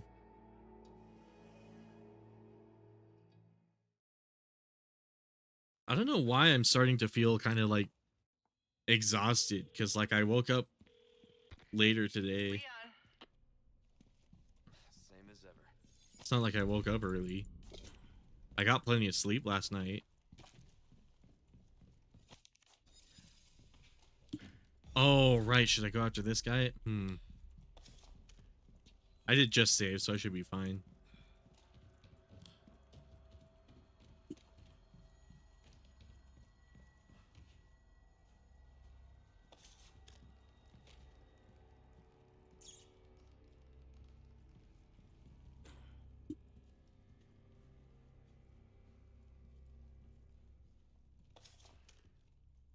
Where's that rat?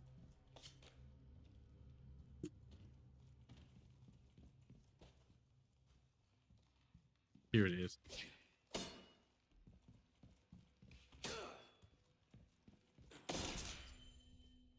Yes.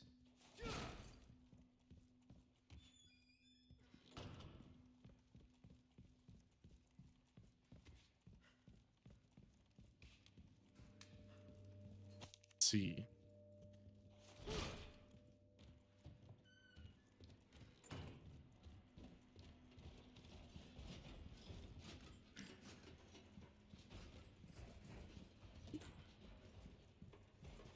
Yeah, let's see if we can take these knights out. Oh shit, is there something in my eye? Hold on. I gotta make sure I can actually focus on the fight before I like go for it.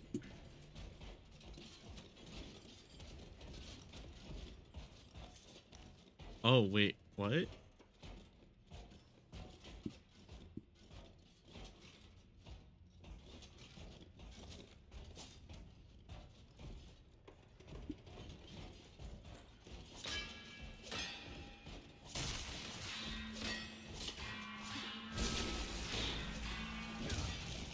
Oh, also if I just knife him in the head enough times. Okay. If I could swipe just a tiny bit higher, there we go. Okay, that was interesting.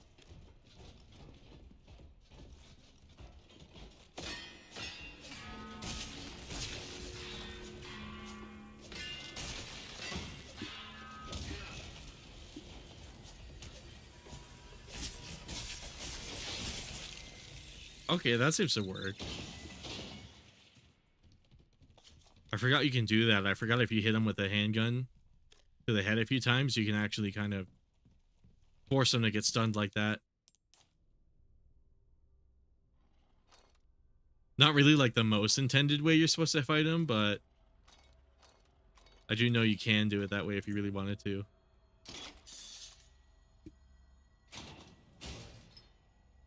If you weren't so like good at parrying, that's one option you have. This is so weird. I don't know why I'm going right, but I wasn't pressing right.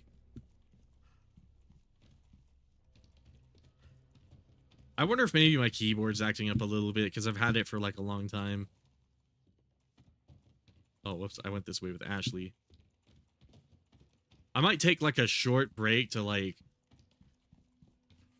eat this sandwich that's been sitting on my bed for a little bit and like just chat about stuff. Maybe sit for like a second because I'm kind of getting I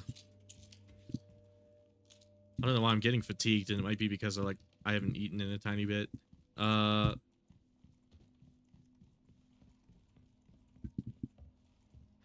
By the way, for those of you who are joining in the middle of this, we're doing a Dark Souls style playthrough of Resident Evil 4. So we have like the dodge roll. We have the sprint, if you couldn't see. It works just like Dark Souls. They consume stamina when there's enemies nearby. And then we also have health bars going. So enemies will actually have like health bars.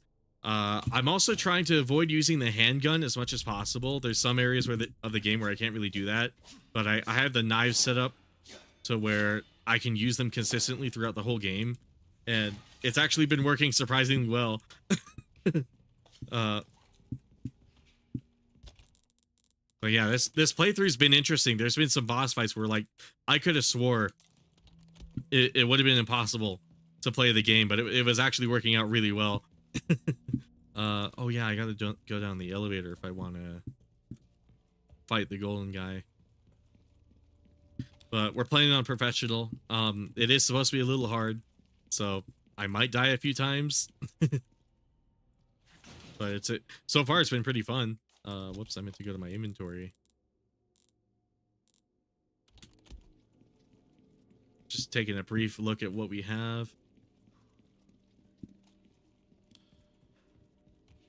What's over here? Oh. Whoops.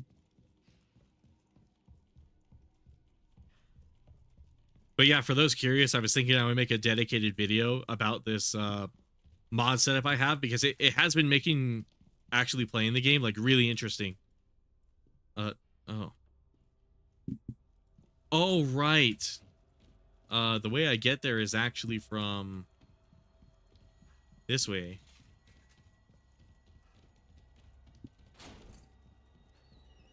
Yeah, this way.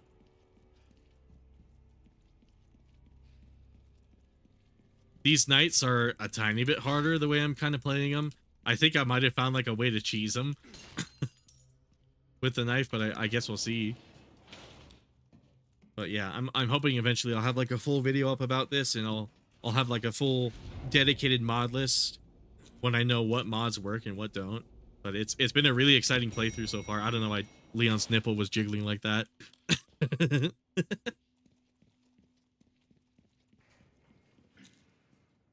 These guys might be a little difficult.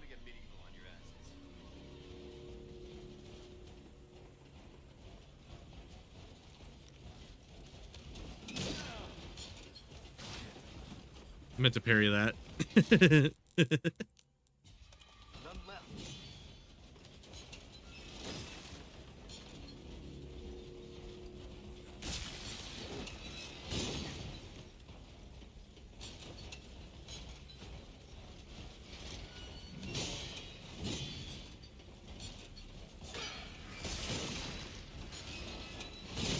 But yeah, sort of the whole novelty of this is it's Resident Evil, but it's also Dark Souls. Okay, can I dome him? Shit. Oh shit.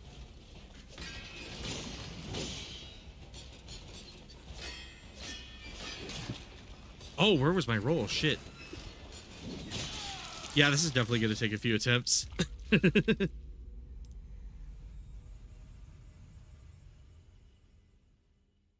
Because obviously the game is designed for you to use the handgun against these guys.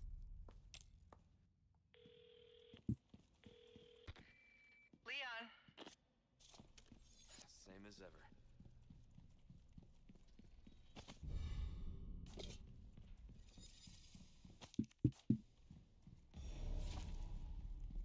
Okay, grabbing some stuff.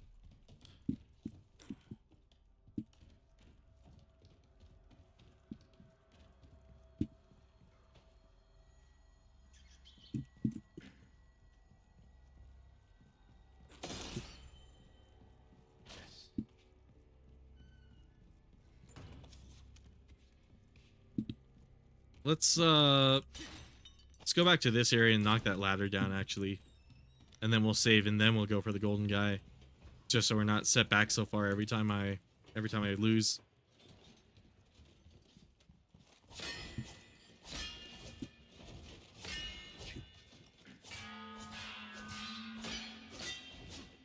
Get the donk, get the donk. I wonder why these guys stand here and just take it.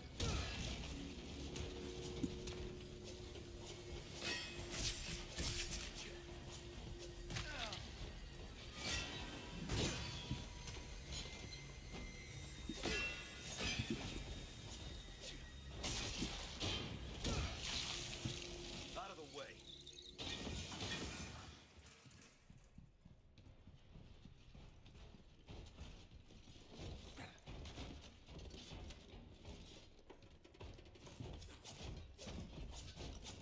Just gotta find the right angle. Oh, that guy actually started fighting back.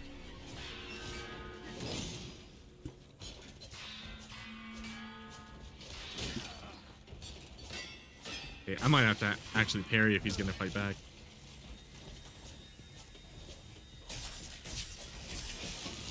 Yeah, that works. Cool.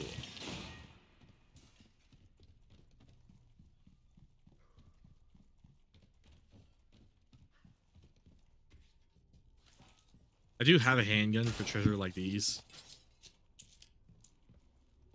But ideally I shouldn't be using it for the enemies. Oh right, there's some treasure in that one area too.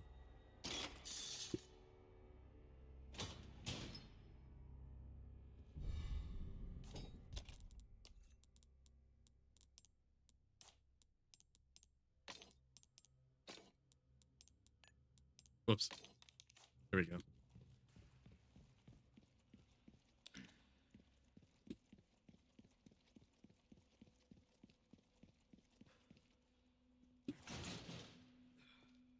But yeah, I was saying earlier, I might take like a tiny bit of a brief break. Which reminds me, did I ever close my OBS preview? Might take a tiny bit of a brief break to microwave the sandwich real quick and like eat it real fast because I am starting to get like a tiny bit exhausted. But stream should be going for 2 more hours. I don't really plan on ending it too soon. There's gonna be some treasure over here. I'm hoping by the end of this we'll be at by the end of tonight we'll be at the island. And then that area might be a little, well, I guess a little bit easier. There's still like the there's still the other dudes swimming along the ground. But oh, you know what? I want it this way. There we go.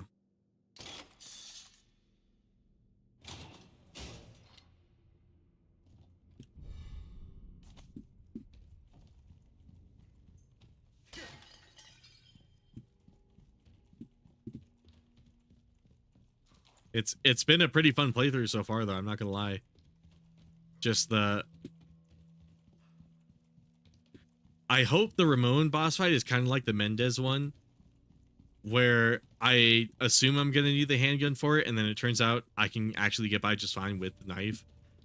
Because that's what happened with the Mendez fight. I was so sure I would need the handgun for it, because he clambers up onto the roof and requires you to shoot at him at one point, but turns out he'll just come down on his own, and you could kind of like micro stab him a handful of times, and that'll actually do enough damage to kill him, even on professional, in a reasonable amount of time too. It wasn't too time consuming for me to do that, but I'm hoping Ramon is sort of the same way, but I'm not sure. Like, just thinking about his attack patterns, it definitely seems like I'm gonna have to whip out the handgun, but we'll see. Problem is, most of the time when he's vulnerable to damage, it's while he's hanging on the walls and he's preparing to shoot something at me, and obviously he's on the walls. He's not going to be able to, you know, I'm not going to be able to melee him when he's like that, but we'll see.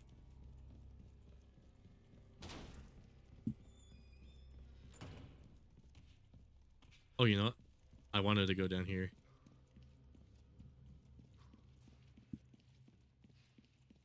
See how this boss fares.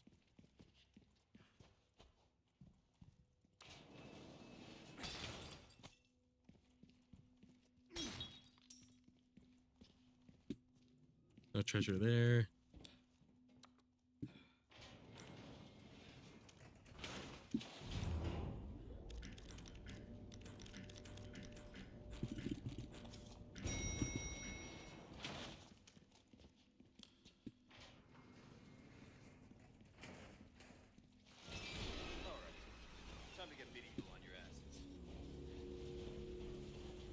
Wonder how maybe I should throw like a test grenade, see how they react to it. Oh, maybe I can hit them while they're like that. No, that'd use up a lot of grenades. I think what I have to do is actually parry him. I gotta time it way better than that. Holy shit. It's crazy because like usually I can parry those guys like decently often, but for whatever reason, I don't know what it is tonight. I'm kind of like losing focus and struggling to parry those guys, but I gotta do it if I want to take those guys out without the handgun.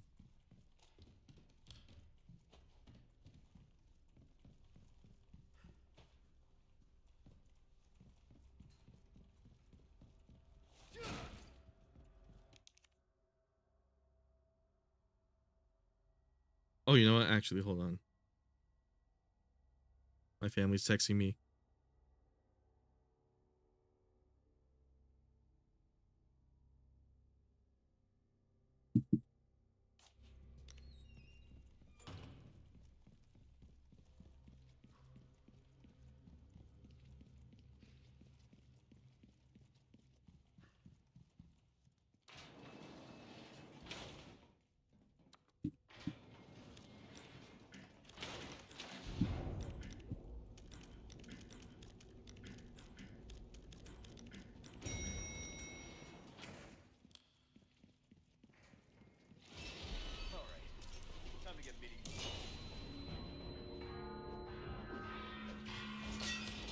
Damn, okay. I was hoping that would work. Let's see. Last one.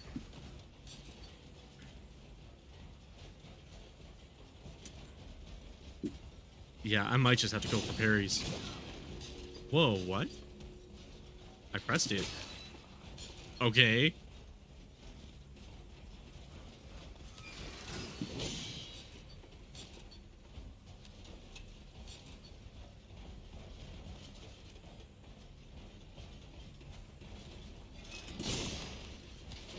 Okay, parrying that guy's not going to amount to much. I actually wonder how I'm supposed to get rid of the Golden Knight, because if I perfect parry him, nothing's going to come of it. Shit, yeah. I might just have to skip this knife fight, because I really don't know how I'm supposed to do it. Like, these guys I could totally take care of, but oh, God.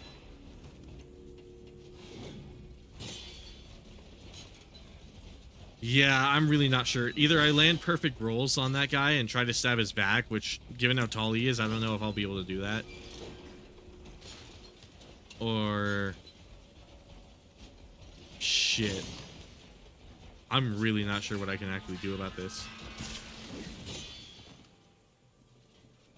It's ironic too, because knights are like the exact Dark Souls kind of enemy. Shit.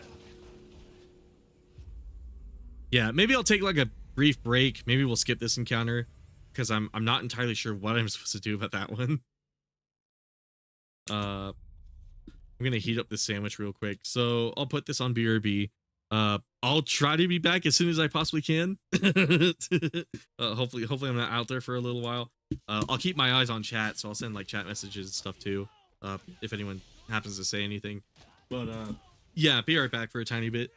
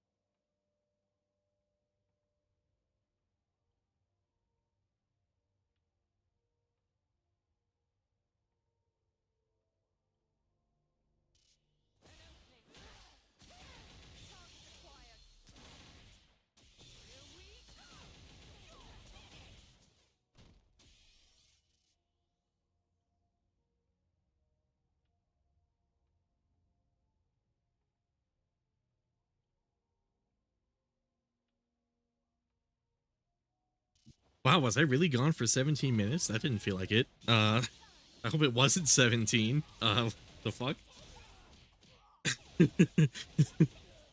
Anyways, I'm just gonna chill here and eat real quick. I usually don't take breaks while I stream, but I've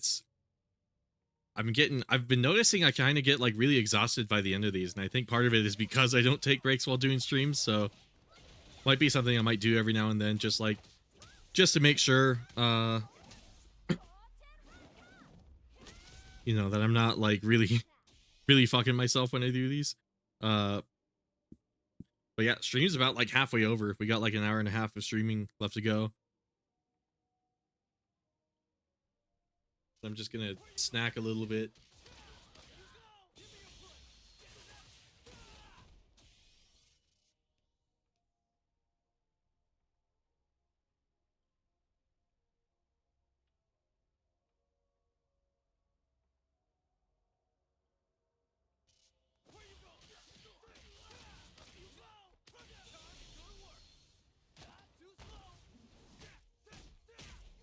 Hopefully you can't hear that. Maybe I should mute my mic. I don't know. Thing is, like, I feel like I might want to talk during this sort of like brief lunch break, because like I still want to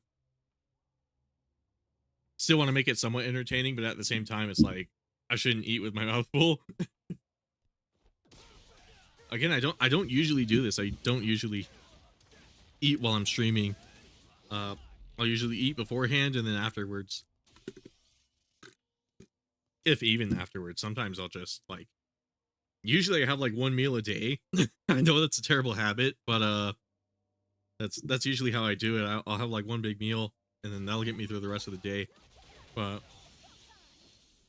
I'll usually have it around like lunchtime too, like noon or whatever. Noon, 1 p.m.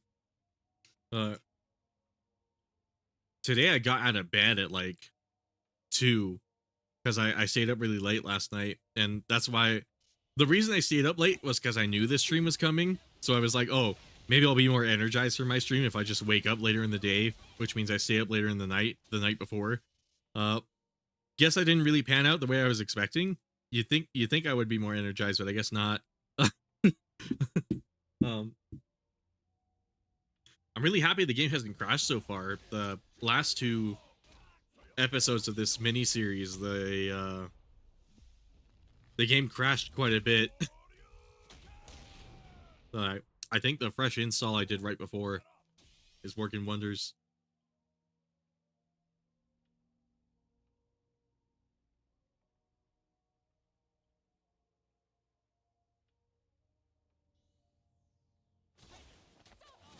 I hope you can't really whoops. I hope you can't hear me eating, and I also hope like it's not irritating if you can.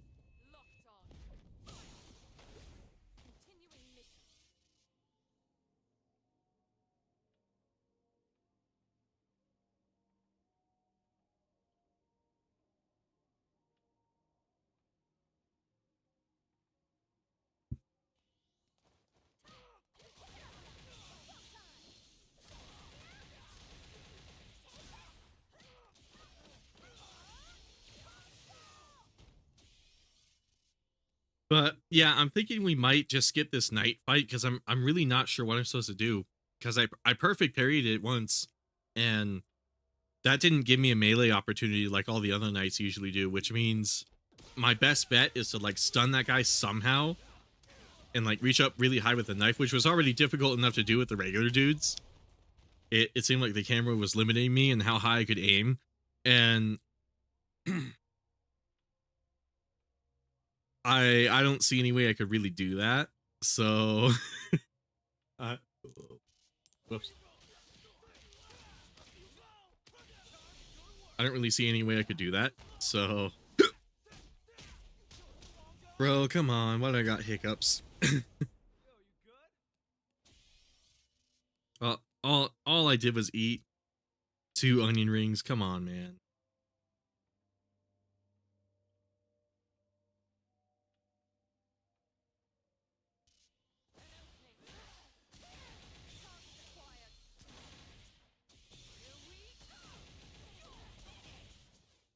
But But yeah, I should really be taking breaks during streams because I tend to stream for like 4 hours straight, and then like uh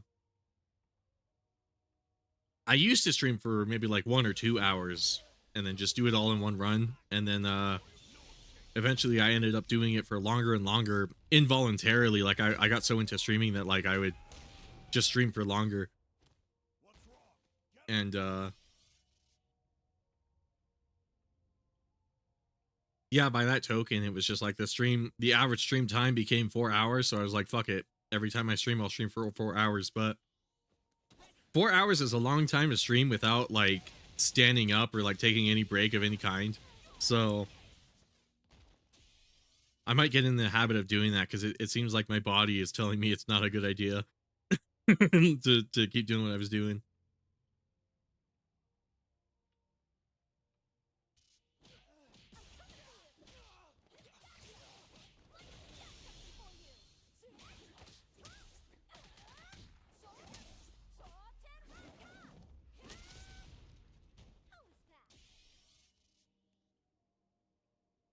But yeah, I'm really hoping this is not audible.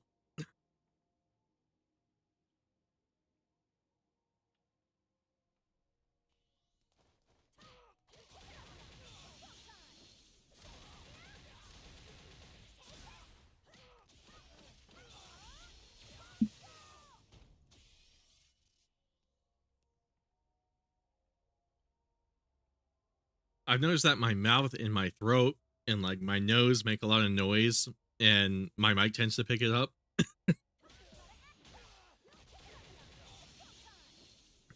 And you'll hear my lips smack when I'm talking in like videos and presumably on stream too. You'll hear. You might just barely be able to hear my throat like swallow. Sometimes I'll swallow sometimes while I'm talking, and then yeah, they're very not professional. People don't seem to mind them too much, but at the same time, it's like audio is one of the areas that I really want to up the production value on, because like I kind of hate the fact that like every time I use a plosive, you can hear it in the mic like plosive, you know, or plosive. Fuck, I'm not close enough for it to happen, but plosive, you know, where it's like it just pops like that and it gets really annoying. There's also times where I'm recording vocals and for whatever reason you'll hear my mic move like that, and it's like and it's like what's weird is I'm not moving the mic while I'm doing vocals, so something I'm doing is like shaking the mic or something like that, and that also gets kind of irritating. But again, it's never been irritating enough to where like it seems to bother anyone. If anything, it seems to add like a little bit of charm, because I've seen YouTubers out there much bigger than I am with like zero production value, and that's kind of the appeal for them. Just the fact that they're not really like a professional system or anything like that. Let's have some of this burger. Problem is this burger is like completely fucking covered in cheese, and it's really greasy, and that also means it's hot because I microwaved it.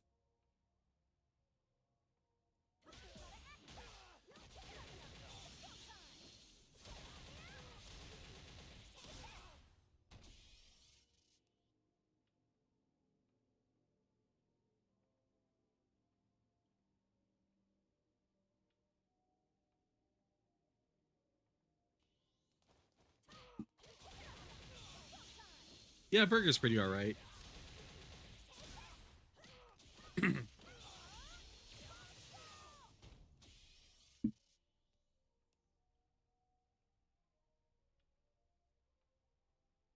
I went to Dairy Queen earlier today. That was what I ate earlier, and it's I had some left over, so I'm reheating it and eating it now. But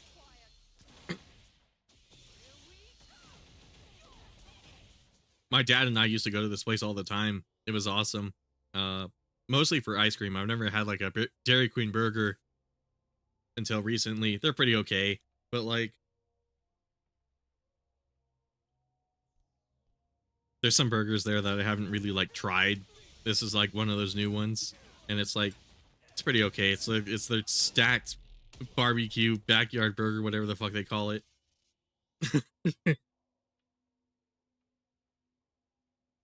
Basically, I have that and some onion rings and some melted ice cream.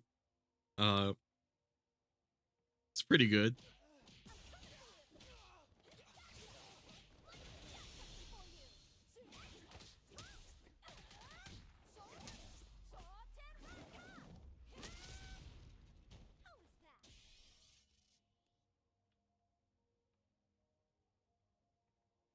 I've always, as a joke, wanted to eat on camera, like, and by that I mean like have like a pizza or something, uh, while I'm talking about something like a topic for like a video. Always wanted to have like shots of me just slowly devouring a fucking pizza because I love pizza so much. But man, it would be like a comical thing though. Like it would be like an absurdist kind of joke though, because it's not. I would love to have pizza every day, but I don't, because I really shouldn't. Oh god, this is what's crazy about me. I'm so fat and overweight that like I eat a tiny bit and like I'm burping. But at the same time, it's like I'm eating right now because it seems like I'm hungry. I'm really fucking exhausted. My stomach's not really growling or anything, but at the same time, it's like I can't think of any other reason I would be tired. I got plenty of sleep. I didn't really do much today. Last time I ate was like a little while ago, so that's why I'm thinking I have to eat again, but I don't know.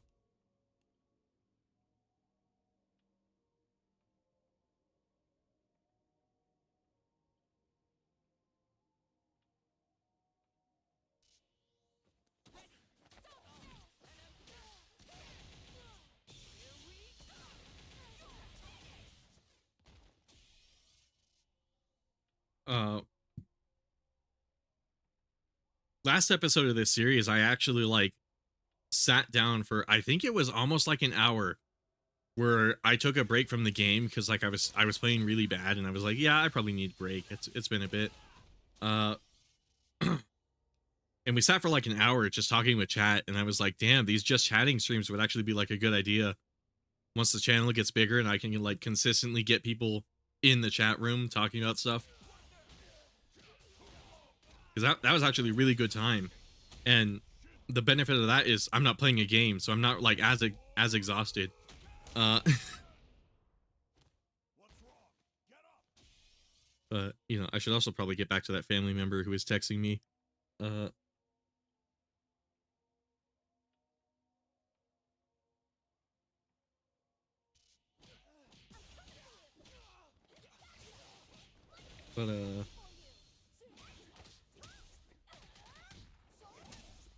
yeah, lately things have been pretty good. Besides me getting tired, which, you know, maybe it was just the way I slept, maybe it was the time that I slept, I don't know. I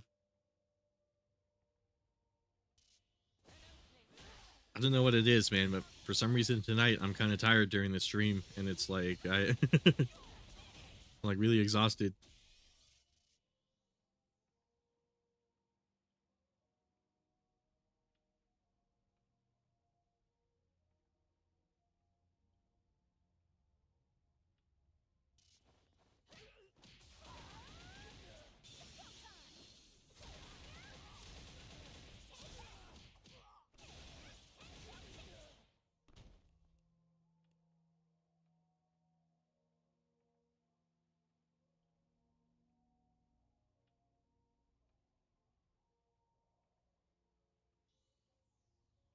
It's so weird eating and being in the video as opposed to like watching a video. Usually when I eat, I'll watch like a YouTube video or something like that, or I'll listen to a podcast, because it's kind of, I don't know, the act of like eating just for the sake of eating is like a tiny bit uncomfortable for me. I either got to eat and like have someone else to talk to, or I have to eat and be listening to a podcast or watching a video. Like I gotta have my AirPods in pretty much, and typically what I'll listen to is I'll watch Oni plays or something like that. I've recently taken up the habit of watching a bunch of Oni plays.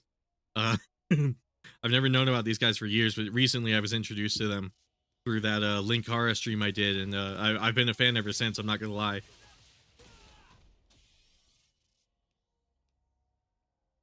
But also, if you ever heard of Kiwi tapes, lately I've gotten back into watching Smokey McCrack and Kiwi tapes and those kinds of guys, the Lil Cow individuals. Those guys are how I find a lot of these weird guys on the internet that I tend to talk about during my streams, because there's the whole world out there of like weird people on the internet is so fucking fascinating. I'm not gonna lie, it's something I could talk about for like ages. But Herbie Hop, they didn't cover Herbie Hops, but like I kind of came face to face with like Herbie Hops in that sort of sphere, where it's like, you know, once you learn about that whole world, you kind of start seeking more and more out. And Herbie Hops was one of those people. Chibi Neko was also one of those people. I've actually known about Chibi Neko for years before Smokey did his video on him, and that was really interesting to see, because beforehand I never really had like a Smokey video come out about someone I already knew about.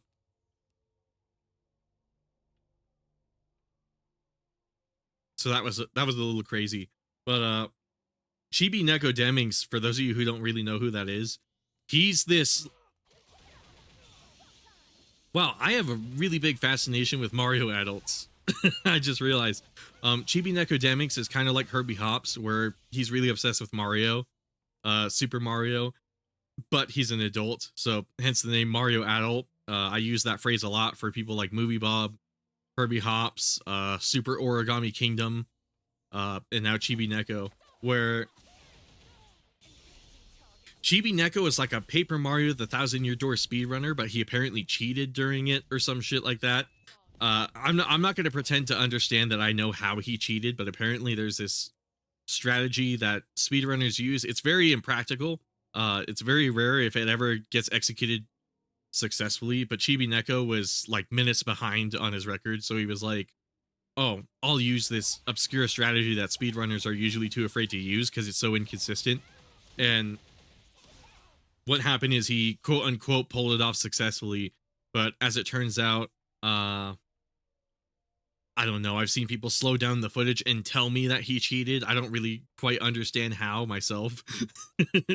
I'm sure if I really wanted to look into it, I totally could, because it's not a matter of I don't have enough technical knowledge to understand it. It's just like I haven't looked into it, and I've never bothered, because like, why? I already know Chibi Neko Demings is not a good person, so like it's not really that far-fetched that they would cheat in a speed run. It's kind of like telling me the obvious. By the way, for those joining me, I'm just having a quick lunch break. Sorry about that. We'll get to the game in a little bit, but I'm kind of getting some of my pep back now that I'm talking about Chibi Neko Demings for some fucking reason. But yeah, Chibi Neko is also notable for he had a live stream where he's also a big Mother fan, which is something that ironically I actually happen to have in common with him. I used to be really big in the Mother community some years ago, and Chibi Neko, when Satoru Iwata died, hosted like a funeral ceremony for him on Twitch, and he sang the One Mother song, the I believe in honest God, like that one. He sang that, and not trying to flex, but his singing voice is probably not as good as mine. Not that mine is great, but it's just him sitting there and singing that, and then like he talked a lot about like how like video games impacted his life. And it was, what was so funny about that video is this is apparently a thing that Chibi Neko does at everyone's funeral, because this is sort of depressing, but it also lends itself to as to why he's so funny. Apparently when Chibi Neko's dad died, he went to the funeral and he showed an anime AMV in in celebration of his dad, and I think he sang at that funeral too. And again, it's like, why? What the fuck? So,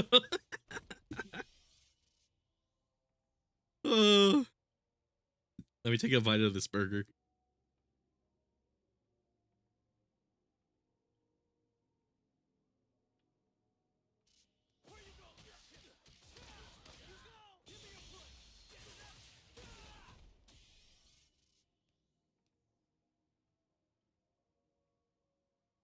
But yeah, Chibi Neko, I guess his name is also Aquana nowadays. He got rid of the Chibi Neko name.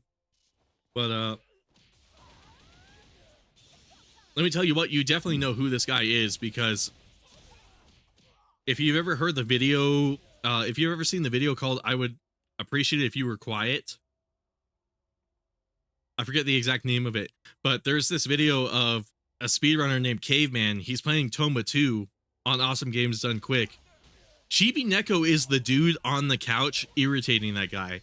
You guys might not know that, but in that viral video, Chibi Neko, apparently it was his birthday, so they let him sit at the front of the couch, like on camera, and comment on the game. And Chibi Neko didn't know anything about Tomba 2, because who in the fucking world would know about Tomba 2? But so instead he's sitting there and he's trying to make like lighthearted commentary. All like, oh, fast pants.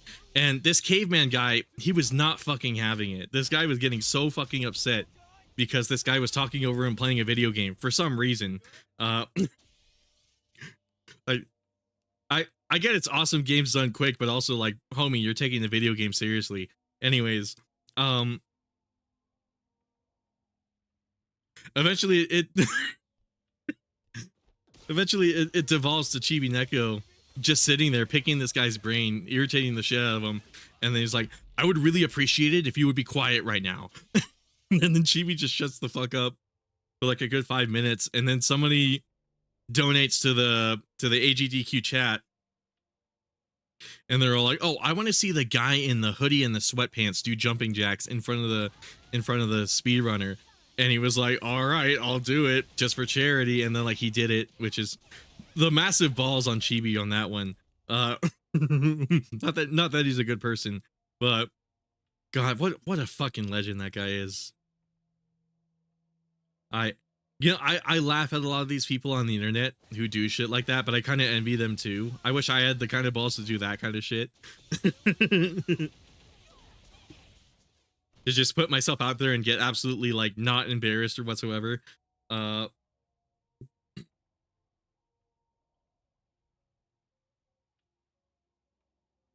Sorry, just checking my audio. Damn, it's really gonna take me a while to eat this if I'm talking about Chibi Neko while I'm doing it, but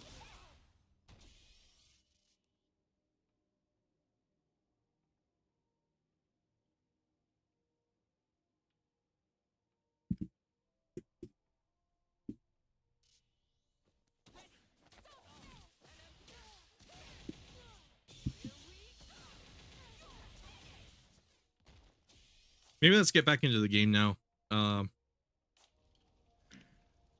I've kind of regained a little bit of my energy. That lunch break was apparently like 30 minutes, so now I got an hour left to stream. Whoops. So yeah, now we're definitely gonna skip the nights. Sorry everybody who was hoping to see me do that. Maybe I might come back and do it, but I really don't know what strategy I could have that would work for that.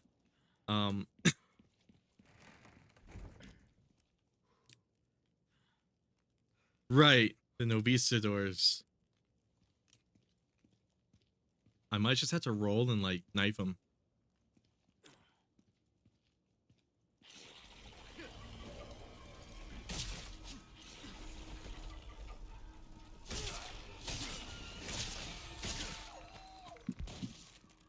Fucking monsters.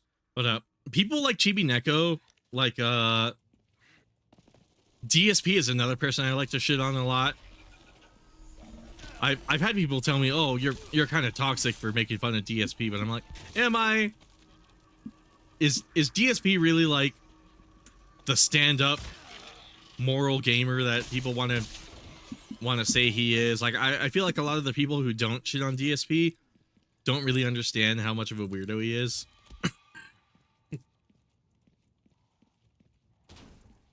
For those of you who don't know, Darkside Phil, he's this Twitch streamer who plays like he's a quote unquote variety streamer. Basically, he plays whatever is the popular game. He doesn't, so it's sort of like a jack of all trades, master of none sort of deal. But his weird shtick is that he's bad at every game. He's so fucking bad. And to the point where, like, if you want a good idea of just how bad he is, you should watch his Metal Gear Solid playthroughs. But his whole thing is he's just so fucking bad at every game he plays. Like, if you think I'm playing bad right now, DSP struggles 50 times harder than I am in the stream, and he's playing on hardcore. He's not playing on professional. And I'm also like hamstringing myself by using only the knife. For those of you who might be joining halfway through, I'm doing like a Dark Souls style playthrough of the game where I have the dodge roll. I can sprint just like in Dark Souls. Enemies have health bars just like in Dark Souls. We're basically trying to emulate the experience of playing a Dark Souls game, but in Resident Evil 4. And I'm doing this because I'm already so decent at the game that like professional isn't really hard enough for me. So hence why I'm playing it in this way. Oh, whoops. Well, I said it was decent, not good. But if I had my handgun, obviously that thing wouldn't kill me, but like that also defeats the whole point of this run. So basically, DSP is so bad that even with the handgun, even without any of the limitations that I'm imposing on myself, he can't seem to beat this fucking game. I think he eventually did, but it took him a bit, and it took him a lot of deaths to do so as well. And it's what is interesting is he used to be a big guy back in like 2008, 2007, up to like 2012. People were watching him play games because he was actually genuinely funny. He was actually a good creator.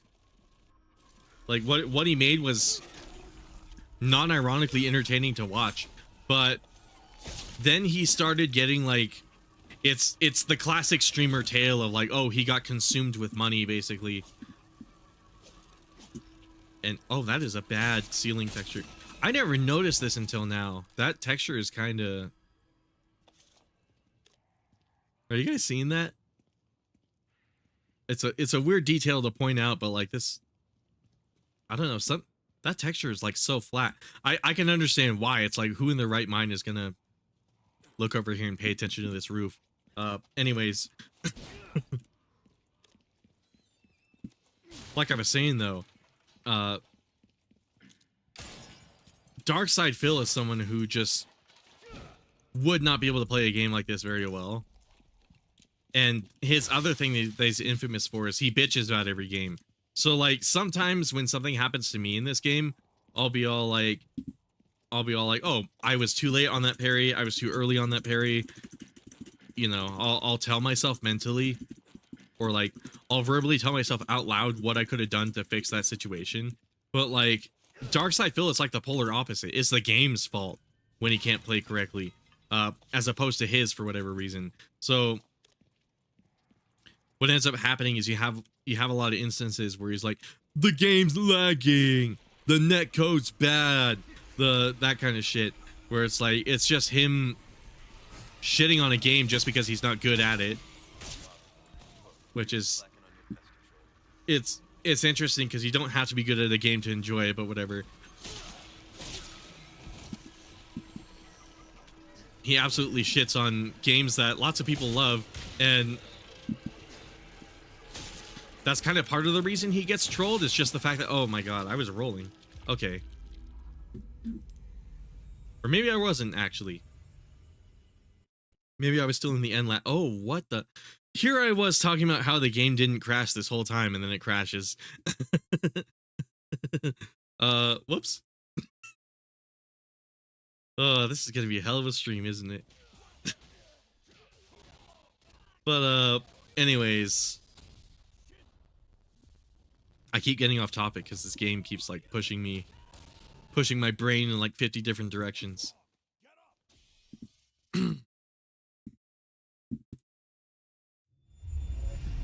let's get this game booted up. So it's that, but where the trolling really starts is Darkseid's Phil's contributors, the people who pay for like his lifestyle. They're not the most mentally able people, and what I mean is a lot of them have literally been proven to be mentally disabled, as in like they're disabled to the point where they can't really live on their own. They need like handlers, and like they can't really get a job, so they need the government to step in to kind of like fund their life and make sure they can actually like survive. A lot of Darkseid's Phil's fans, or like his biggest whales is what people call them, people who contribute a lot of money to a live streamer, typically called whales. A lot of his whales are people of that sort of aptitude where, you know, they're not able to make decisions by themselves, and it puts them in a very vulnerable place where Darkseid Phil will typically manipulate them and be all like, hey, you guys really gotta fund me, you gotta give me money. Don't you understand? I need this money to put out this great content. Granted, his content is just him bitching about a video game, but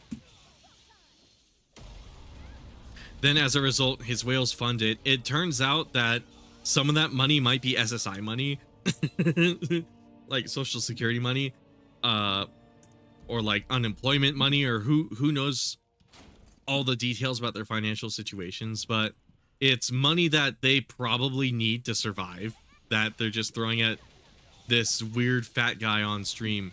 And that's sort of my problem with Phil specifically. The fact that he knows this, he's aware of this, but for whatever reason, it doesn't seem to bother him that much that his supporters are people who are very vulnerable. And the reason it doesn't bother him is because it's advantageous to him. Phil doesn't have to be a good liar to convince you to give him money. Phil doesn't have to be very convincing to convince you to give him money if you're not mentally able to. If you're not mentally able, and unfortunately, some of his viewers aren't, and these happen to be the viewers who contribute the most to his channel. So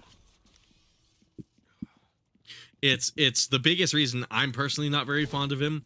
If it was just some fat dude bitching about video games on the internet, I wouldn't care. He would be like movie Bob tier in my eyes, but I think he actually is malicious to like the gaming community solely because he's preying upon the mentally disabled. And fun fact about myself, I'm not it's not the same level as Phil's viewers, but I'm actually mentally disabled. And as a result of that, I kind of feel a lot of like, I might be a tiny bit biased, but I feel like a lot of like personal angst against that specifically, because it's like, hey, if I was any fucking more like, if I was any more disabled than I currently am, I probably would be in this group of people giving Phil money. And I feel really bad for the people who are in that situation. You know, me, breaking news from Capcom. Is there breaking news from Capcom? Also, whoops, my stream is still on the they're revealing a new title. Am I being trolled right now, Miguel? They're revealing a new title?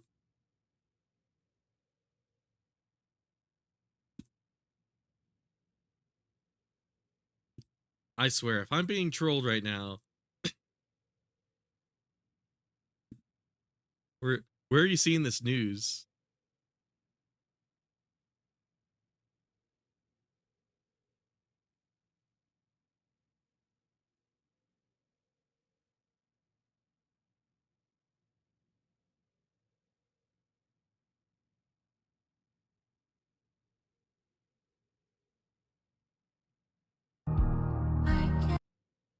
Oh, that's Spear Hunter. Okay, I thought I recognized who that was.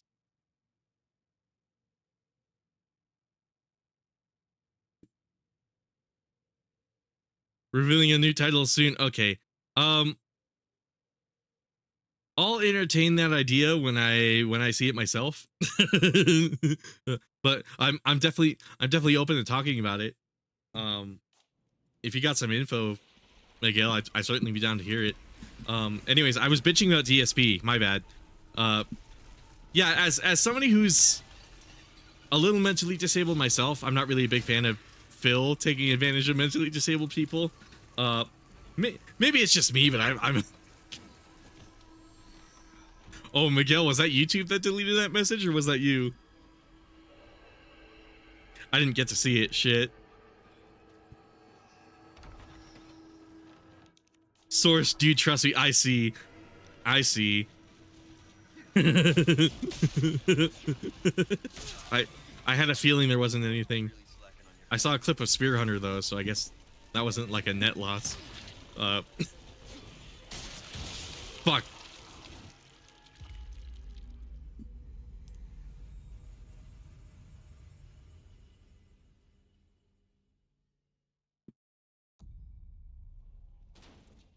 Whoops.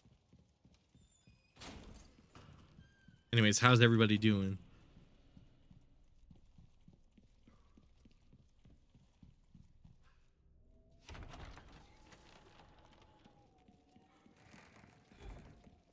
I don't know, there's scummy people like that, and Wings of Redemption is like another person of like a similar sphere. Ironically, I don't dislike Wings as much as I like Darkside Phil. I can actually kind of get behind Wings of Redemption. Maybe not the age of consent, the very famous age of consent question. I think that's a little dumb.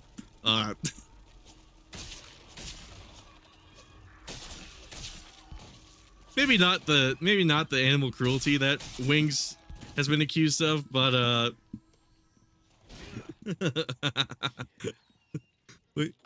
ironically enough, I kind of dislike Phil more than Wings. I don't know what it is.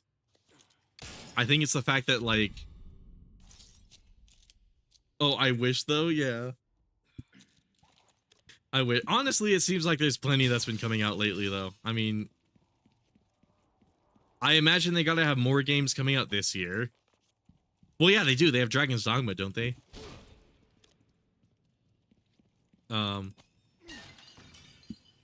Which, shit, I should really get my money together to buy Dragon's Dogma. I haven't pre-ordered that one yet. I really should. I should also play Dragon's Dogma 1. That's probably one game I really gotta get my ass on.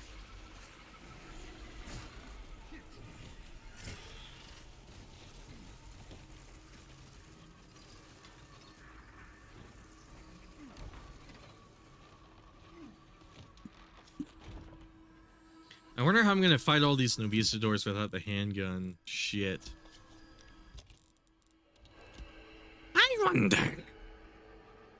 I wonder how I'm going to fight the Novistadors.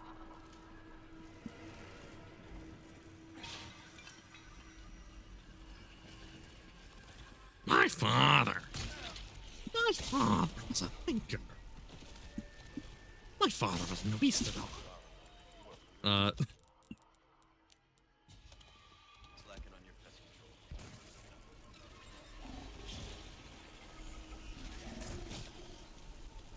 Thank God for the ladder frames.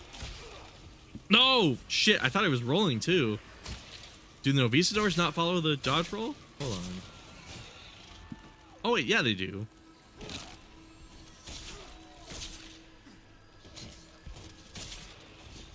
Okay, if I just roll conservatively, I can kind of take care of these guys.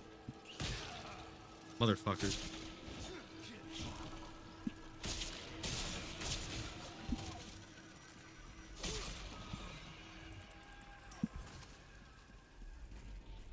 I guess if Capcom was to reveal a new game, I wonder what that would be.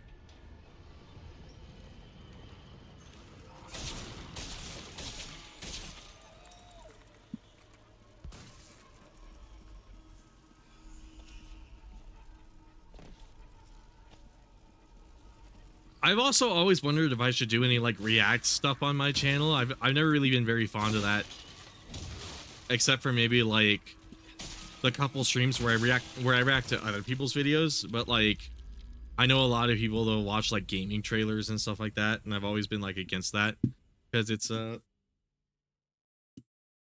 for one, I've seen people get like copyright fiascos over it, and I fucking hate the copyright system on YouTube. But also like another part of it is like feels kind of like not very creative. I don't know what it is. It's not trying to put myself above people, but it's one of those things where it's like, you know, I'm not judging anyone who does it, but I don't know. It doesn't feel like my style personally to just react to something.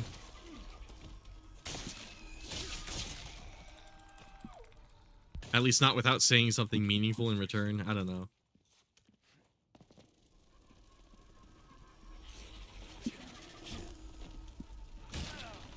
Oh, shit. Shit.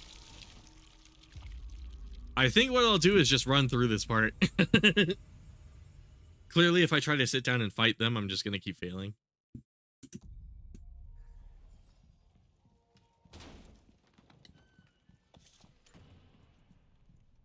My father was a Rings of Redemption. But anyway, well, I guess another reason I'm not too fond of Darkside Phil is also the fact that, like, he treats playing video games like a job, which, like, that sentence alone, just imagine playing video games as a job. But or like thinking of it as like a job. I don't know. That sentence to me is funny, but also like I gotta have like an off-topic stream or something to show you guys Wings of Redemption, because like I don't have a nice way to put this. Him getting angry at games is the funniest fucking thing I've ever seen.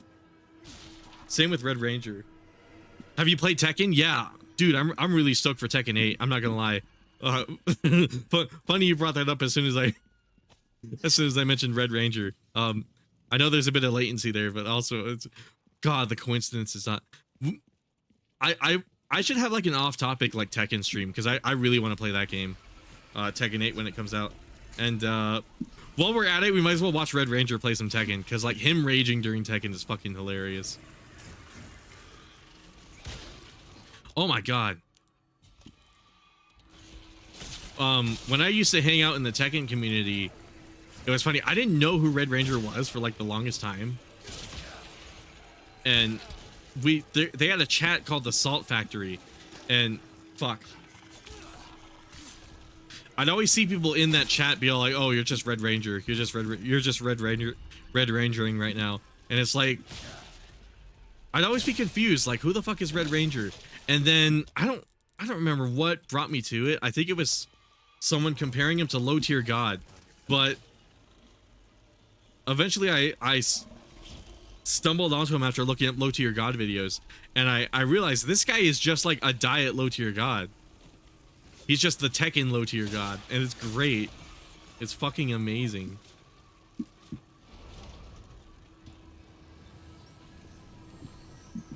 And I'm eager to play. I'm eager to see Red Ranger, Low Tier God, and DSP play Tekken.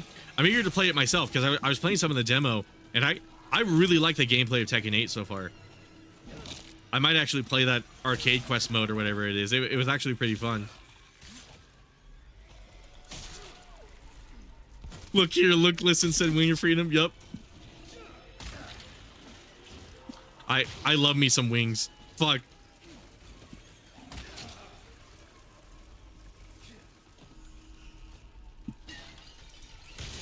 No!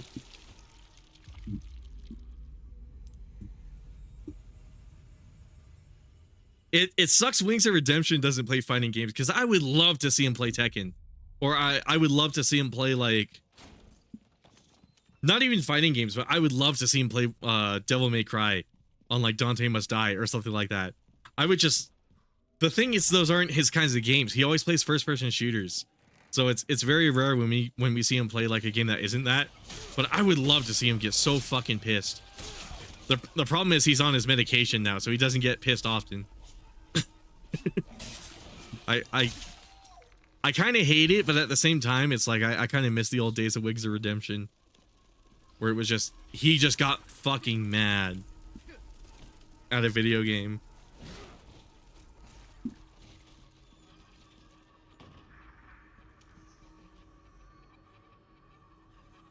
But I know Low Tier God's gonna play it. I imagine Red Ranger will too. Those people I don't get enough of. Too bad I don't have a PS5. Sucks I won't be playing Oh, is that not on last gen? Shit. Wow, that's interesting. I didn't even realize it wasn't on last gen.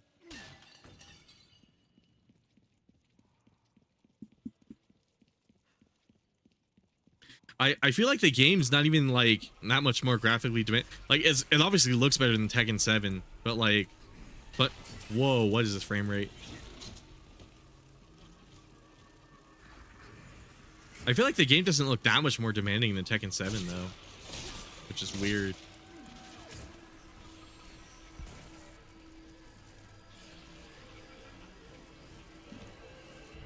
Because I was playing the demo earlier and I really fuck with Tekken 8. I'm really excited about that game.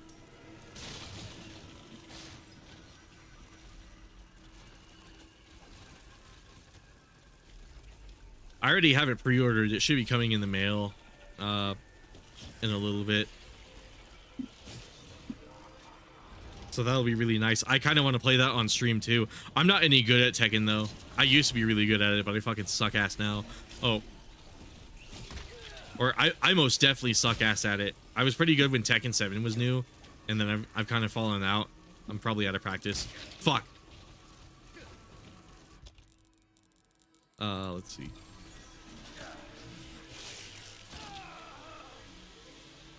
Okay, I should be doing a better job at outrunning these guys.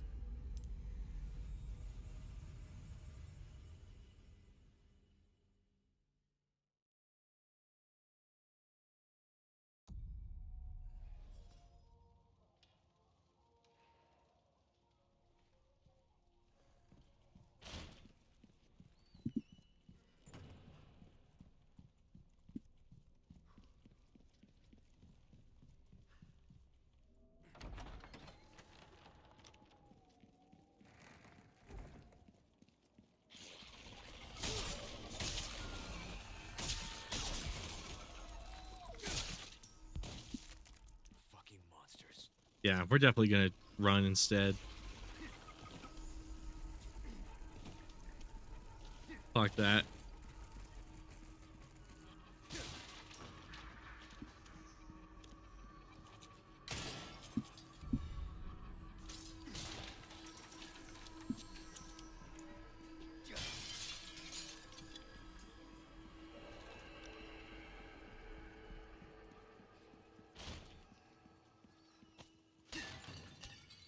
Some of the mods for Tekken 7 I've seen are actually pretty crazy. Now that I think about it, that when I first started playing Tekken 7, it didn't really have much of a mod scene, you know, as per usually is the case with games. But because of that, it's kind of weird to see Tekken 7 get so many mods now.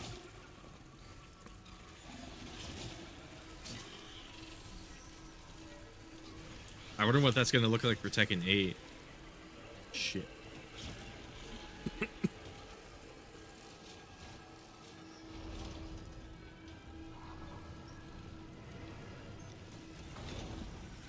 I did not mean to press Q. What? Oh my god.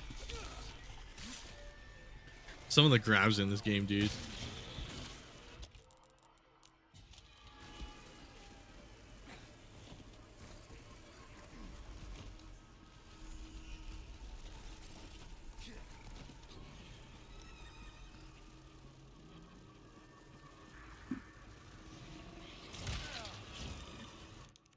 Let's see. Speaking of last gen, I believe RE4 and Street Fighter 6 will be the last Capcom release for last gen.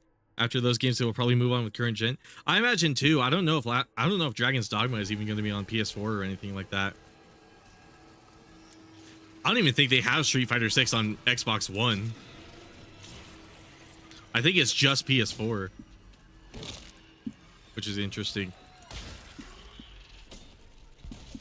But maybe they do. I don't know. I've never tried to play it on Xbox One. Oh, shit.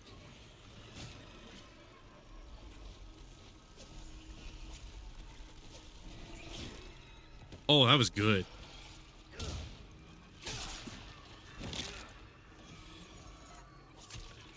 Oh, that's really good.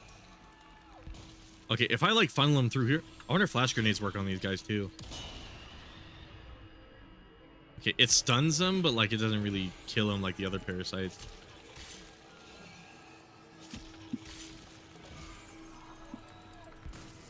Seems pretty effective though.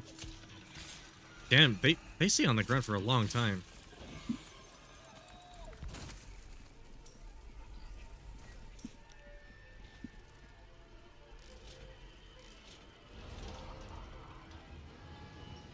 I guess I should talk about this. I was hanging out with my younger brother and he was watching My Hero Academia while we were eating. And like I kind of got a glimpse of that show. It looks pretty cool. Kind of reminds me of like a lot of other anime I've seen though, where it's just like, it's cool. I guess if I was, only last gen from both are PS4, but no Xbox One. Oh, there is no Resident Evil 4 on Xbox One? I thought there was.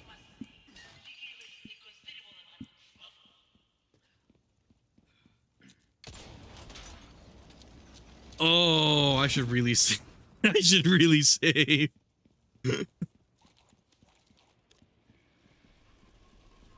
Assuming I don't die here. Present for you. Whoa, that fucking frame rate.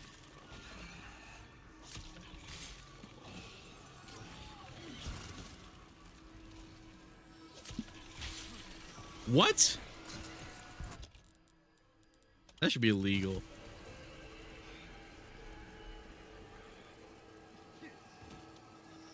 God, I'm so terrified of them slashing me.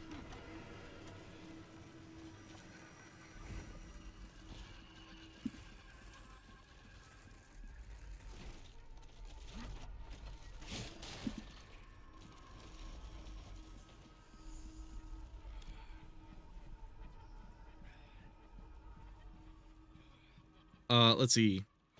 Dragon's Dogma 2 is current gen for PS5 and Xbox Series. I see.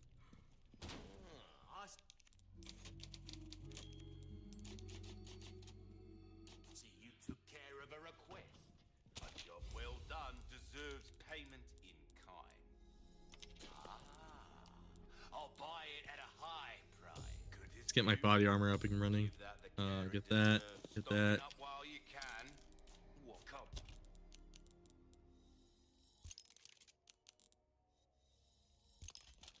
Back anytime.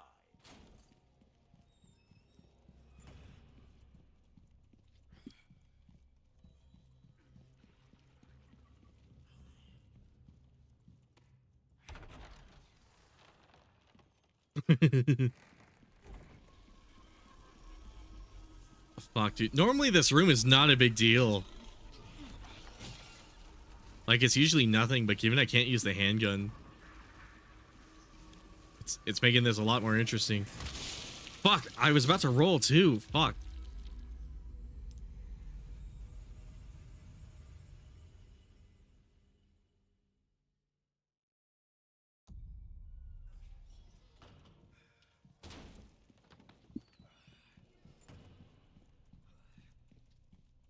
God damn it.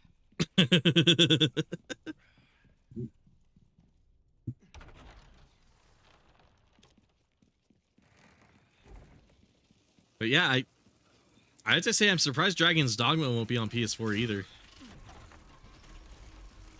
It's really interesting. I guess maybe they're doing something with the way that game loads. Here you go.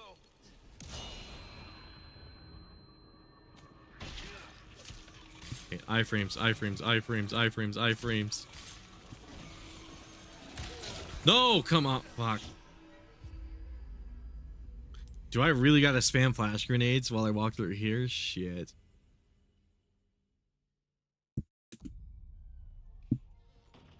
Of all the rooms that would be hard, I was not expecting it to be this one. But I guess it makes a lot of sense, because usually these guys are not a big deal if you have the handgun.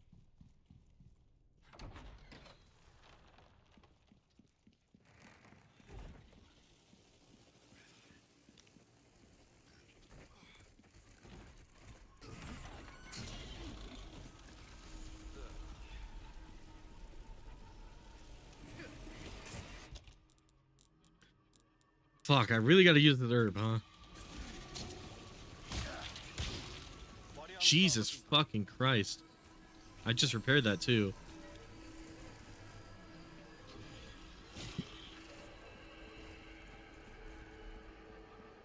I just gotta eat some damage, I guess.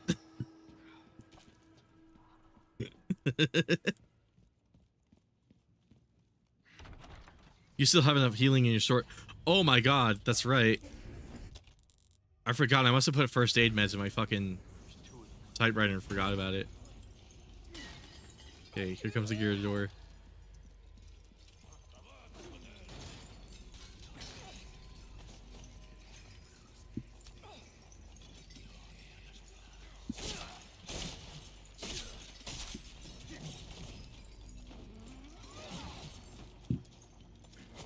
Come on. Dude, some of the unarmed grabs in this game.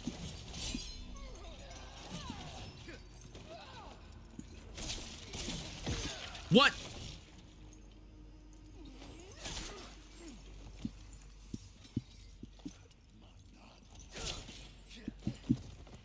Surprised the Gyarados were not what? Where was my roll?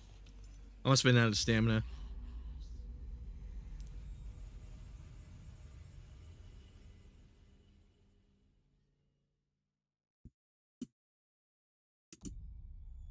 Okay, let's go in here actually. I might have some first aid meds in here. Oh, I guess not. I knew I could count on you. Got some rare things on set. Thank you. Well, maybe not that. Well, I can certainly do better to be over prepared.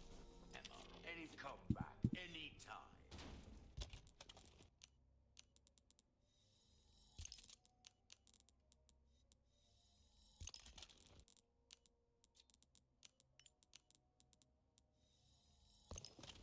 Okay. Use some of this.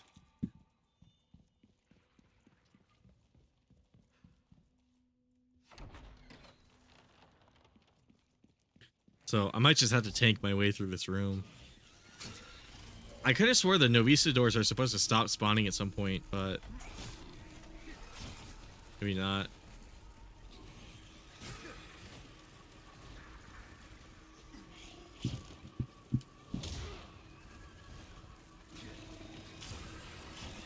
Oh, wait. Okay, cool. That works. Have you played a game called Onimusha Warlord? I've actually wanted to play that one. I haven't gotten around to it. There's a handful of like smaller Capcom games that I really want to get around to playing. Dino Crisis was one of them. I did finish that game recently, but yeah, there's games like that one. I want to finish Cyberbots. I have like a taste of it, but I want to actually like sit down and finish playing it. And then Red Earth, Rival Schools, Onimusha is definitely one of them. Lost Planet, Remember Me. There's like a handful of other games. Oh, Dark Void. What was the other one? Bionic Commando. I'm sort of like familiar with. Let's see. I started playing a couple weeks back. I needed to get back into it. Yeah, I heard it was like a survival horror samurai game or something like that, right? I really got to get into that game because it sounds like it would be interesting. Oh, fuck. Come on, man.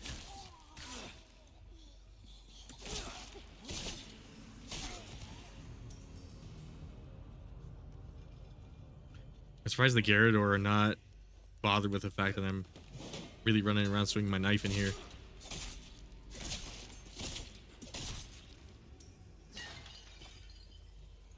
Do they not hear me or something? I don't. Normally breaking that vase gets their attention.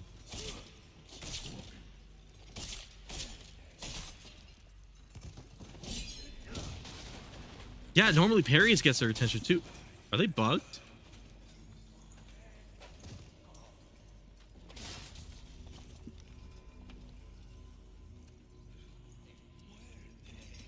They might be bugged.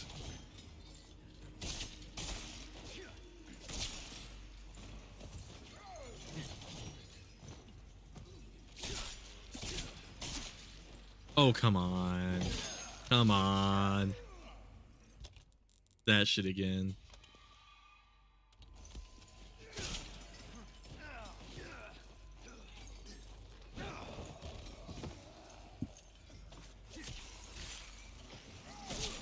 There we go. That's 2 down.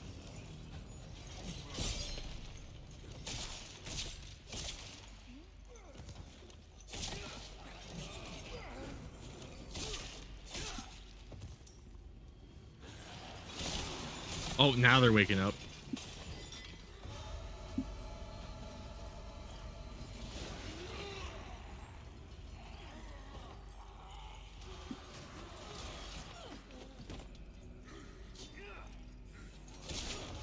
Shit.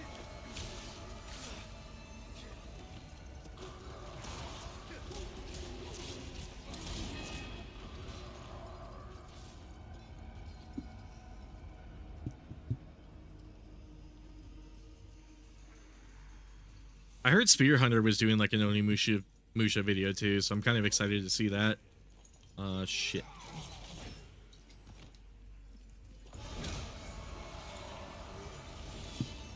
Oh my god, I can't believe I landed that. That was my complete accident. Whoa, okay. I'll take it. Iframes? Yes.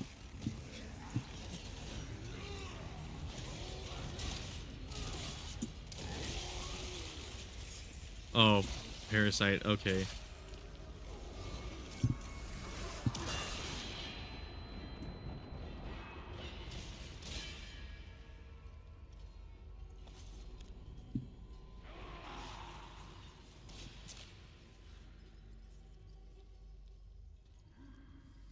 Yeah, there's a lot of games like that I eventually want to play on stream because I've just never experienced them, funnily enough.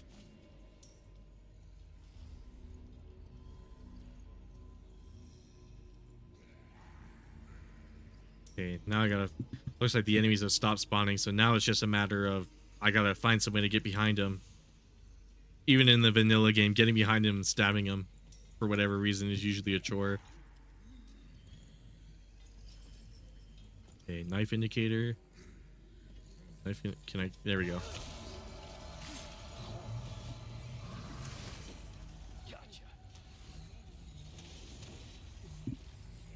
Oh, that does not do too much damage on its own.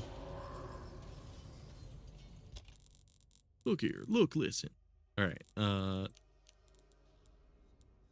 maybe I should invest in some heavy grenades. Get them all together.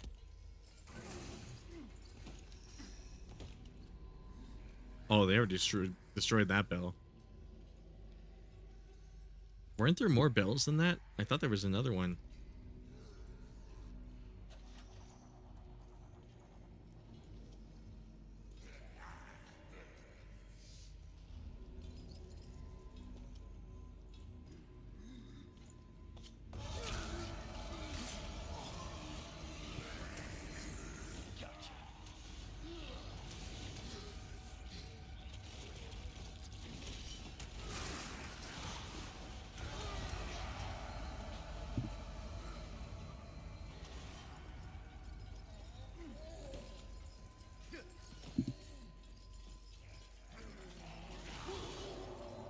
Yeah, this might be a while. Oh, shit.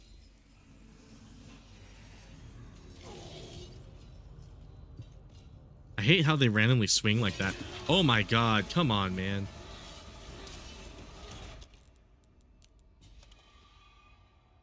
That's exactly why I hate when they randomly swing like that. You see the knife indicator for like a good few seconds, and then you do a regular knife because they're mid-animation.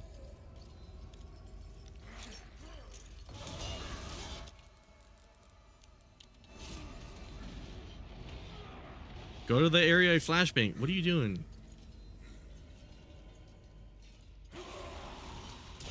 There we go. Okay, maybe it'll speed it up if they're both fighting each other.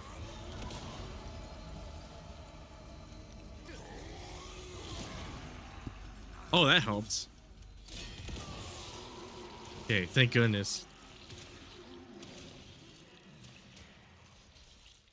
Jesus fucking Christ.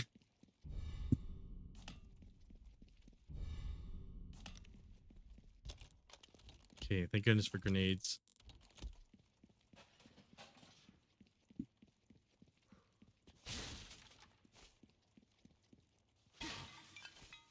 Yeah, knife only, that would have taken quite a while, and I would have lost a lot of patience too. Because like, I hate that the Gyarados just randomly slash like that, and they always do it when I'm not expecting them to. Maybe it's just me, but I don't know. I feel like they start slashing randomly a little too much, or like too often. But again, it could also just be me.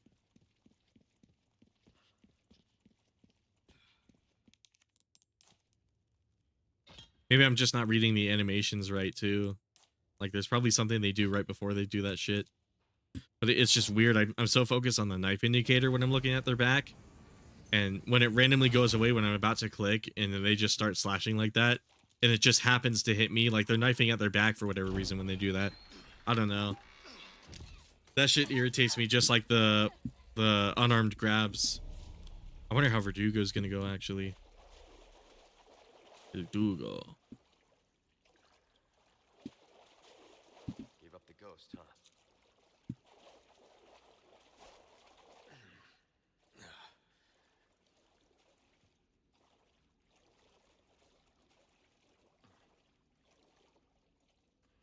Talk about sticking the landing.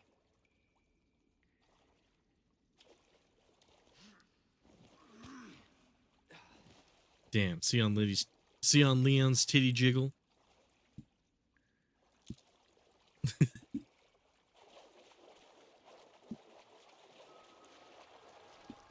You see that, YouTube?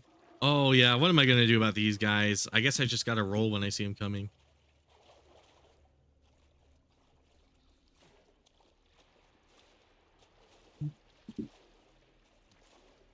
They got some real jiggle physics on his fucking chest right there. That's great. Leon's got a fat titty, apparently.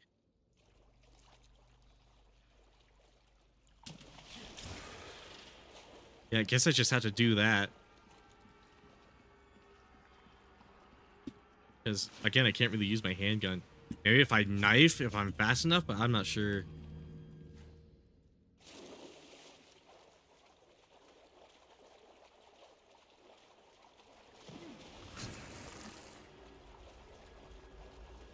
Good thing I know where they're going to come from.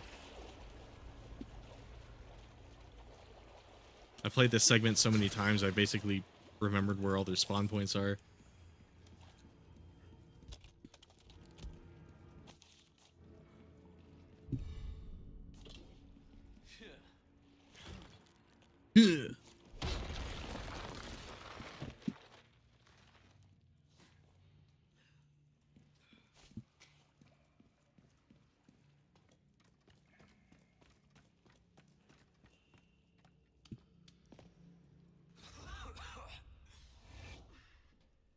Oh, give me a break.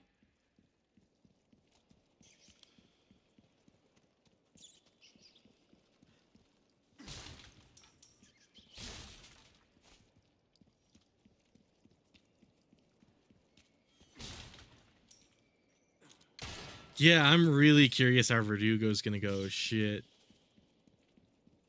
Thankfully, he's a lot easier to parry. His attacks are pretty easy to parry, but like, Welcome. what I'm curious about is how I'm gonna do damage to him. Give that the care it deserves, mate. Come back anytime. Can he parry faster with the combat knife too? I feel like that shouldn't make a difference.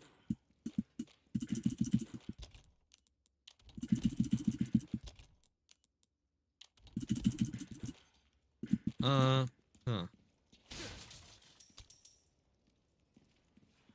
Welcome. Ooh, what you buying?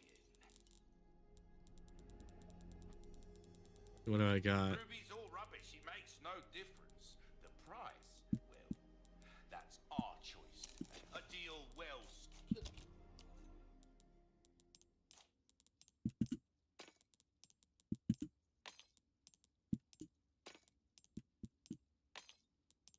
there's another game I've been wanting to play on stream called Phasmophobia. I think some of you guys may have heard of it already. It was sort of like a meme game some years earlier, but I've been playing it quite a bit lately. Or at least I was months ago, and then I got really frustrated with it because the developers seem kind of a little far up their ass about it. It's weird. They turned the funny little ghost hunting game into like an esport, or at least that's what they were hoping to do. It was really weird, but it seems like they've kind of snapped out of it. They've kind of gone a little bit out of their elitist mentality, at least for the moment, and they're kind of like, okay, yeah, we should really refocus on making this the funny ghost hunting game as opposed to our hardcore like logic puzzle video game for like MLG ghost hunters, I guess. I don't know what the fuck they were thinking, but I'm glad they've stopped going in that direction, because now the game's actually fun to play again. It used to be the game would be so dark, and the reason the game was so dark is because they wanted, their official reasoning is they added night vision goggles so you can see. Their official reasoning is they added night vision goggles and they wanted to make those more powerful, which, you know, I can kind of get that. But it seems like the bigger reason was there were players playing without lights, without like a flashlight.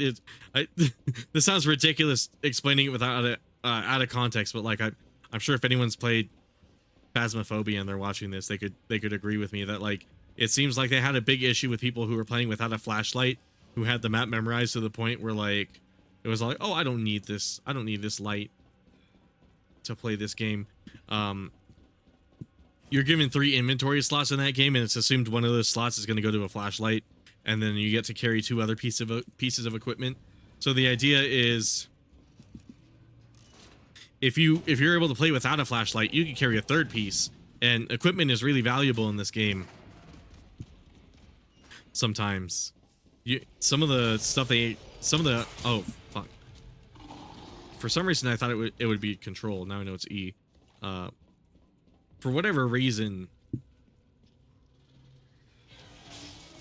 they weren't fond of players foregoing the flashlight to set up the ghost hunt faster with that extra equipment slot. So they were just like, fuck it, we'll make the game really dark so you can't navigate anything, and you have to hug walls and use like the passive player light to see anything. Okay, where was my parry? I wasn't aiming, I don't think. Okay, I guess maybe I'm overestimating my ability to time the parry. What? I pressed it that time. Ugh. All right, I guess I'm running away from Verdugo. I don't know. I remember being able to parry that just fine. Have you played the DMC Devil May Cry controversial reboot? I tried to, but funnily enough, it crashes a lot on my PC. I think it was because I had too much VRAM. It's funny, I've never seen a game do that, but apparently because I have too much memory, the game doesn't want to run. That was on my old graphics card though. Now that I have this new one, I might want to try it again. But yeah, that was weird. I'm not gonna lie, it doesn't look as bad as people say it is. It seems like a lot of the issue with that game is like story and like world building stuff, like just the fact that like it just so heavily bastardizes Dante and Virgil and the other characters, and also has like that cat lady who doesn't seem like that cat woman, whatever her name is, who like seems like not very interesting, and like just weird things like that, like the sniper abortion, and like I'm somewhat informed on like the tragedy of that game, but on another level, it's like I've never played it, so I can't really speak as to like whether it's necessarily bad or good. The gameplay I hear is actually pretty interesting, and I've seen that game has a dedicated like community too, so which is another interesting thing. Like there's people who like the gameplay enough, even on PC, even though PC doesn't have the definitive edition that has like the lock on and stuff like that.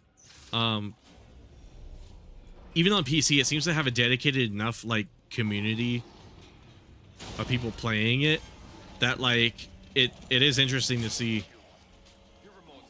I kind of do want to, oh my god, I kind of do want to check it out and see what's the appeal of it.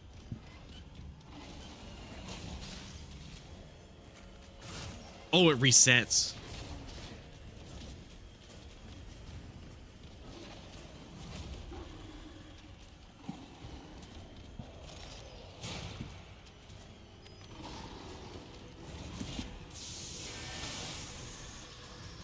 Okay, so maybe I do have to use the nitrogen.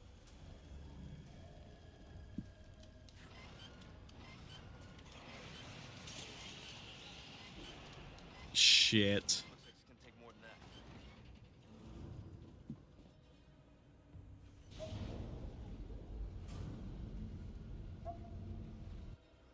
But I've kind of always wanted to play that one because it seems really interesting in terms of like gameplay and like the story. I'm not sure if I obviously can't decide if it's good or bad, but that's kind of what I'm hoping to find out when I eventually do play it. Because I don't know, that game, it just looks so fascinating.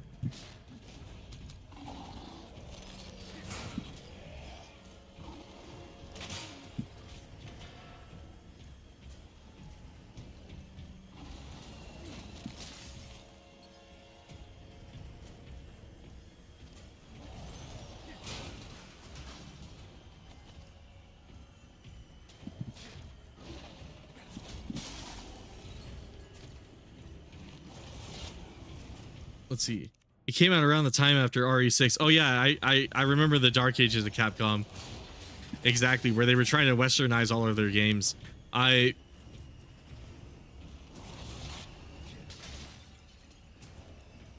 Exactly. That's part of the reason why it was so divisive too, because like I remember back then people thought that was DMC5. They didn't know there was an actual DMC5 down the line later, because I don't even think it was in development at the time. I think development started in like 2018 or something like that. But like at the time, there was the idea of like, this is apparently DMC5, and after the mess DMC4 kind of was one of those things where it's like, yeah, fuck, absolutely fuck that game. But you know, in retrospect, it certainly seems like an interesting game. And now that there is a real like sequel to DMC, granted, I'd love to see DMC6, but now that there actually is like a real DMC5, I can kind of look back at it and be all like, oh, you know, this game isn't the worst. But at the same time, you know, how...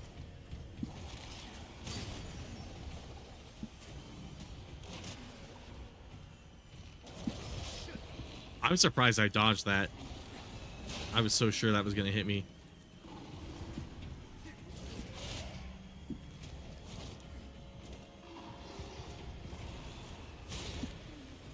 Oh my god. Perfect.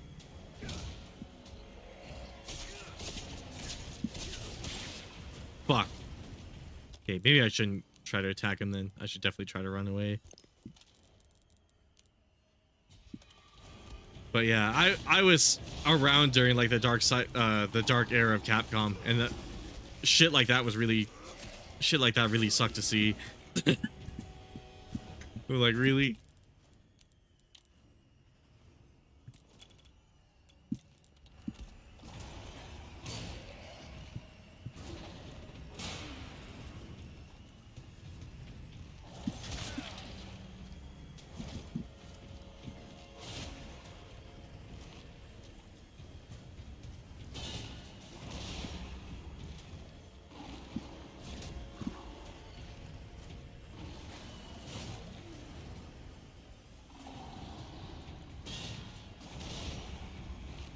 I should probably do this around the elevator now that I think about it. Oh shit. Oh shit.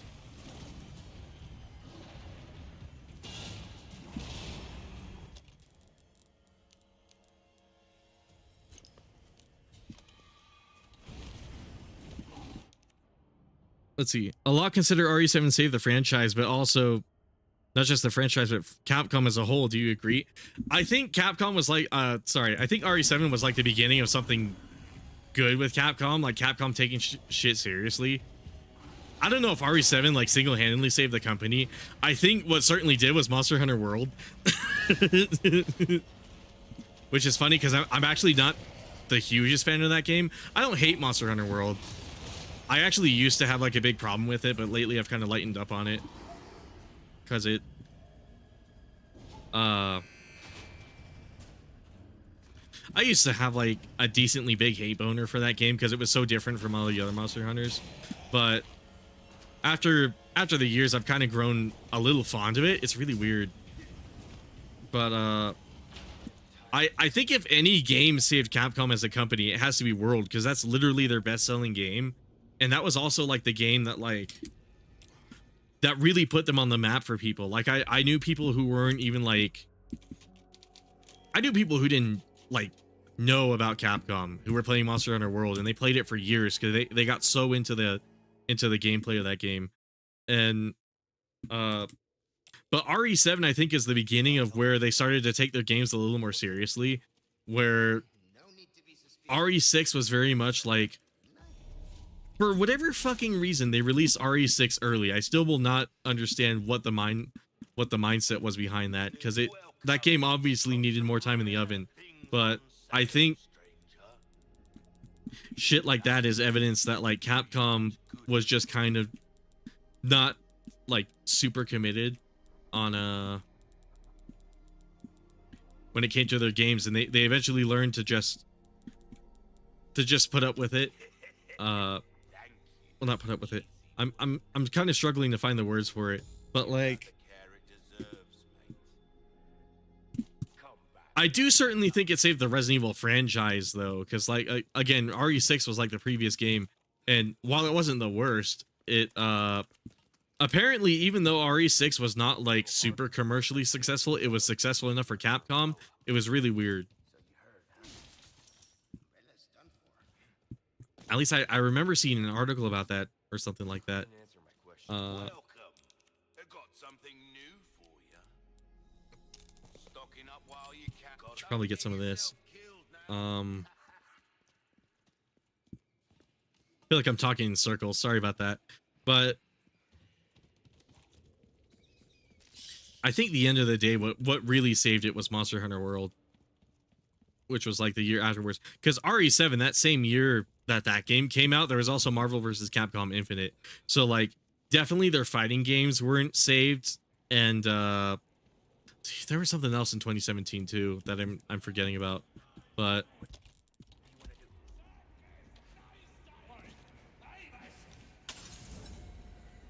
I don't know. Monster Hunter World was just such a huge like fucking deal that if any game had to single-handedly save the company, I think it had to be that one. RE7 definitely, in terms of like spirit, I think RE7 saved a lot though.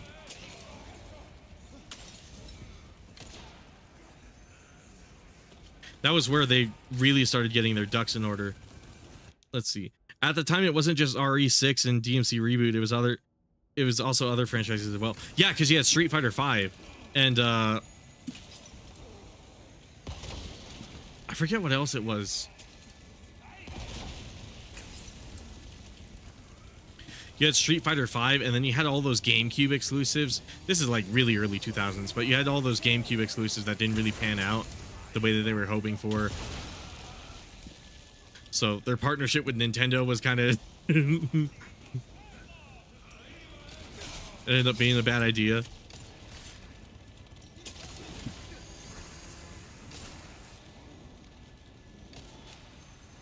And then I forget what else it was. Oh, there was Street Fighter Cross Tekken. That was another one. For some reason, it's always the FGC who gets like the short end of the stick during the Dark Ages.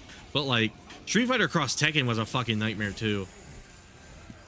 Because that game was set up for success so heavily, and then because they had to monetize it in the bizarre way that they did with the gem system and the on-disc DLC and shit like that, it really like made people lose a lot of trust. And I think RE7 and it having like a normal monetization scheme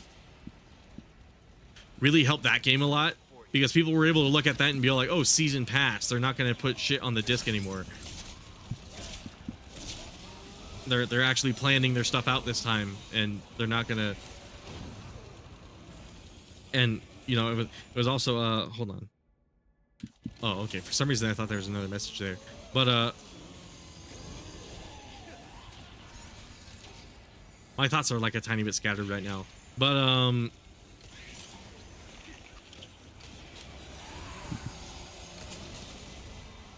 I distinctly remember all of the Street Fighter V shit though, like the netcode. I remember when it launched, you couldn't even play the game on PlayStation, which was like the platform it was advertised for.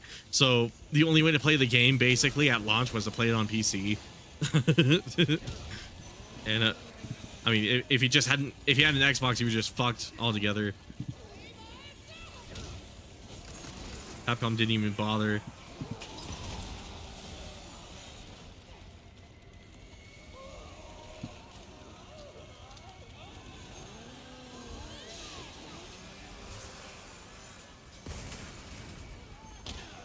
Shit. Damn it. Okay. I was hoping it was at least a regular enemy gearing up to do that. I should have known it was a chainsaw lady.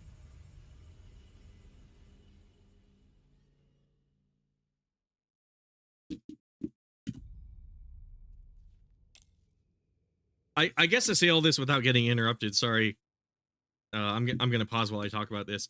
I think if there was any game that saved Capcom as a company, it had to be Monster Hunter World, because that game is sold so stupidly well for such a for how little money it took to make. Because for RE7, they had to invest a bunch of money into making an engine, and granted, originally it was going to be made in Unity, and RE engine has a lot of similarities with that. Monster Hunter World was still MT framework, so they didn't have to invest in a new engine for that. They didn't have the RE engine quite ready yet, but MT framework just happened to work out just fine for them. One of my biggest problems with World is just the fact that, like, it was the older engine. I would have loved to see that game in RE engine, because MT framework was such a fucking piece of shit, and it was part of the reason why RE6 and it was part of the reason why RE6 was such a terrible fucking game too, because they were running into clear engine limitations back in 2013. Imagine them using that shit in 2018. I'm surprised that shit even worked. I'm gonna be honest with you, but it did. It saved them a lot of money because they didn't have to use the RE engine, which they were spending a lot of development budget on, but they also didn't have to use like an outside engine like Unreal Engine, like they do for like they used to do for Street Fighter. So it saved them a lot of money and then made them a shitload of money on top of it. It was like a little investment for a lot of return, was Monster Hunter World. And a lot of that was just the fact that they were able to appeal to like a much larger audience. Whereas Resident Evil 7 was sort of like the inverse story. It invested a lot, and while it did make a decent amount of money, the return wasn't necessarily in money when it came to Resident Evil 7. The return was just in the old school fans who wanted survival horror back. And let me read your new message. Agreed. I don't think RE7 was that saved Capcom, and more than that. Like you said, Monster Hunter World. The thing about RE7 is that it wasn't just save the franchise, it introduced a new engine. Exactly. And the funny thing about the RE engine is they were going to use that just for RE7. They actually weren't planning on using that for not even any future RE games, despite calling it the RE engine. And then it turned out later in Resident Evil 7's development, they were like, hey, this might be helpful to have for some of these other games. It was originally just going to be a one-off thing, which is why when RE engine was initially developed, it didn't have any documentation. It didn't have any like accessibility to it. It was just designed to mimic Unity. They were making that game in Unity originally, and then they found out Unity wasn't quite going to suit their needs. They needed something a little more elaborate, so they went and made their own thing that was similar to Unity. The UI, if you've seen any pictures of like RE engine in use, it looks literally just like Unity. The assets are packaged the same way Unity packages everything. Just the actual like way the engine works, the way it uses memory and everything like that is just like how Unity does it. So it's very clear when you look at it from that perspective, it was meant to be just for that game, but it just so happened to work so well for all these other games. And that's probably where Resident Evil 2 Remake and DMC5 came from. They were probably like, hey, let's try to use this for like a different game. And it just happened to work well. And thankfully now all of their games are using it because it is a really good engine. But it also means it's taken them until like late 2023 for them to actually start like creating documentation on how to use it and actually marketing it for governments and schools and other organizations to license and use it. Presumably they're going to be selling it to other game dev companies. They haven't officially said this, but I'm typically, if you make an engine and then you start localizing it for a bunch of different regions, you're presumably going to sell it to organizations in that region, and that usually includes game dev companies. But that's one of the fascinating things about the RE engine, just the fact that in terms of like technology, I think is where RE7 kind of saved Capcom, because they were so far behind on that. MT framework is so fucking terrible. I hated that shit so fucking much. It, Help me though. I can't say that. That was my biggest problem with World, and it's one of the things that's kind of keeping me from playing World again. Just the fact that like I have to deal with that clunky piece of shit. Granted, I imagine World is just fine to play. I remember last time I tried to play it, it stuttered a tiny bit, A little hard for me to like every now and then, and the textures weren't the best and everything like that. But you know, those are things you can. At the time, back in 2018, it wasn't quite likable. It wasn't like, yeah, they started using that engine for DMC5, Street Fighter 6, RE Village, MH Rise, etc. Yeah. At the time when World came out, I wasn't very happy with it. I was like, oh, I really wish they would use Unreal. I didn't really like know about the RE engine at the time, but it was like one of those things where it's like, can't they just use Unreal? Or like, eventually RE2 came out, and I was like, why couldn't they have used this RE engine? Obviously they had it at the time if they were making Resident Evil 2 with it. So it's one of those things where it's like, at the time I remember being really pissed, and like for a few years afterwards, I was like, why are we using this stuttery piece of shit with like bad textures and bad DRM integration with like de novo making everything run like ass and like be really inconvenient and everything. Nowadays, I feel like if I went back to World, I would be a little more forgiving of it, because like it is just an older game, and it actually worked out in its favor. I don't know. I feel like I used to be really unfair to Monster Hunter World, to tell you the truth, and a lot of it was just me. A lot of it was just me trying to be, oh, whoops. Me being like an older school Monster Hunter player and not really embracing the new. And then Rise kind of returned to form a tiny... I guess Rise was sort of my Resident Evil 7, where, in terms of Monster Hunter, where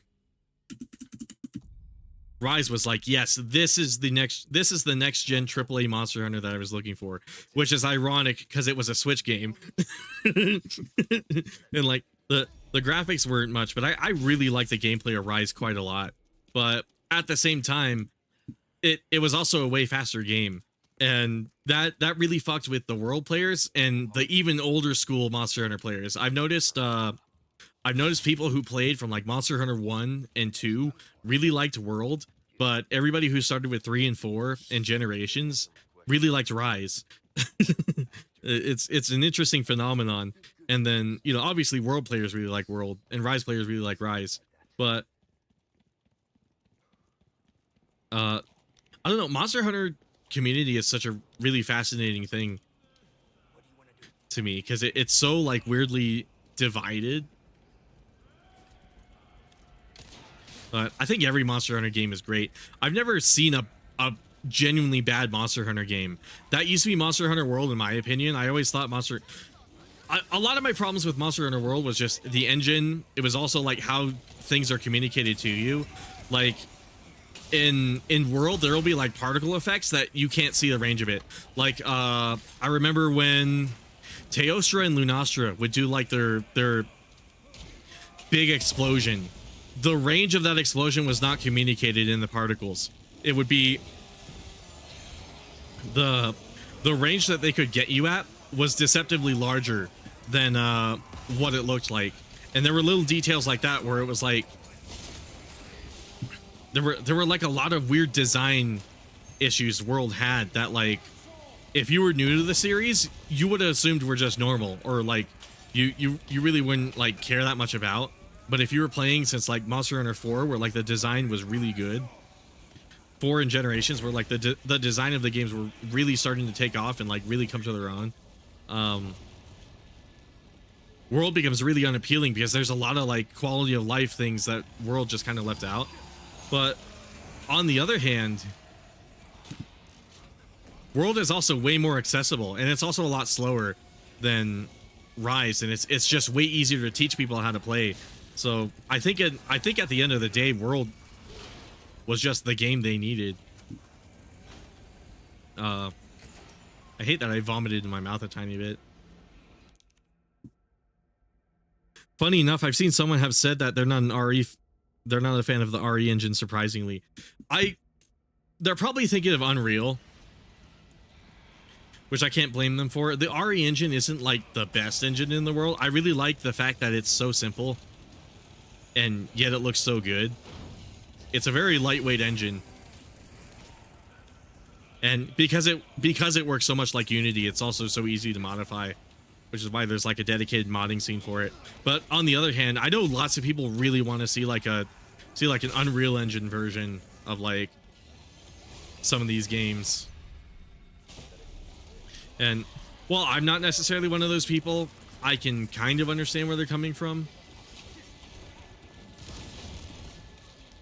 Oh, that grenade was a little more effective than I was expecting.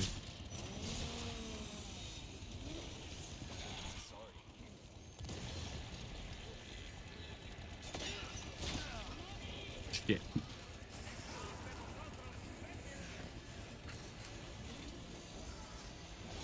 Oh, another problem was World's animations were also like deceptive too. Like a monster would look like it was gearing up for something, and then like it would like stomp or roar or something like that, and it would, I don't know. I would have to sit here and like compile a list of all of my problems with World, but at the end of the day, it is still a good game, and it's also a game I want to revisit now that everybody's playing it again, because like I feel like I might have just been too hard on it, you know. I might have just been upset that it was different from 4 and Generations and 3, and I might have just been a weird, pretentious like Monster Hunter fanboy, old school Monster Hunter fanboy about it. So I'm certainly open to playing that game, maybe on stream or something, but definitely I want to make a video about it for sure.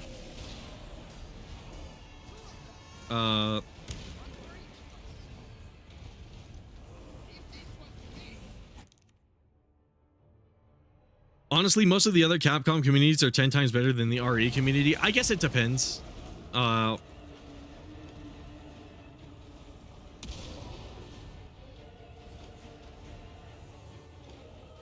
never been in like a Capcom community that was like straight up bad.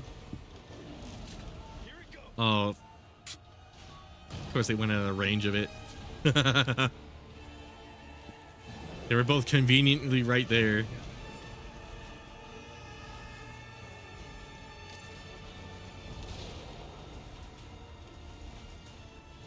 Oh yeah, how am I gonna fight these guys? I just realized. I kind of blew up my save point.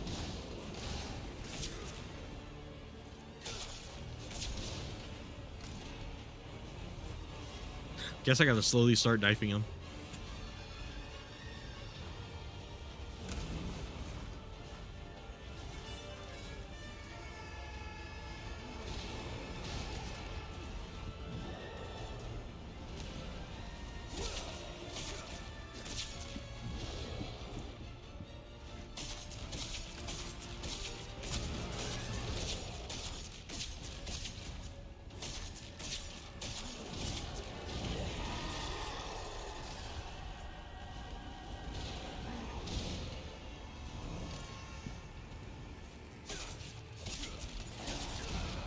I meant to roll. Depends. Even most DMC fans are better than RE fans. Again, for me, it's like, I don't know. I've never really met. I feel like I've just seen game communities that are a lot worse than Capcom communities usually are. It might just be my personal experience though. Like I've seen. What I mean by depends is like I've seen RE fans that are sort of like really like horny. And like those guys are certainly like a little much every now and then, but like it's not like a good portion of the fan base. It's just a handful of weirdos. And then DMC fans, they're very particular about how like you play the game, I've noticed, which is really weird. But you know, it's another thing where it's like, I, every fan base has like its pretentious apples. I don't really want to say anything too bad or like be too pass too much judgment on any of them, because What's in it for you? at the end of the day, they don't really exhibit anything that no other fan base does. But I don't know. I don't have too much beef with any of the fan bases personally. A little hard for me to put my faith in someone who used to work for Umbrella. Couldn't hurt, huh? Umbrella's done for. You don't need to worry about them anymore. You didn't answer my question. What are you after? I just want to feel good about myself. Make amends. I don't know. I also can't blame anyone for having like trouble in those communities though, because like every community is gonna have like its pretentious set of like really annoying people.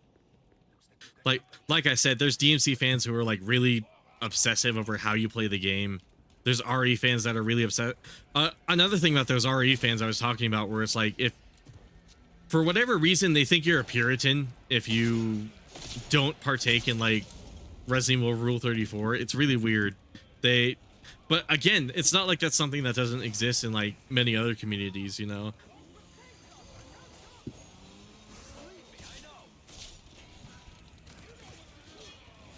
Fuck. Oh, okay. I'm surprised that worked.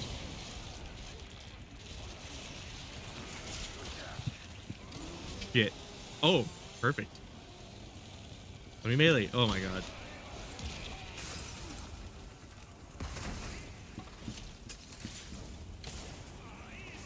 I'm saying based on experience with Twitter.com/X, I think the worst RE fan I ever saw was like a neo-Nazi RE fan. But again, that was just one dude. So I don't really hold it like personally. But yeah, I have seen some really bizarre shit on X. Or Twitter. I'd prefer to call it Twitter, but you know.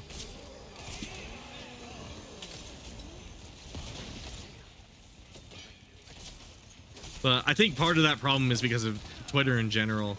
I've never met too many upstanding people on Twitter.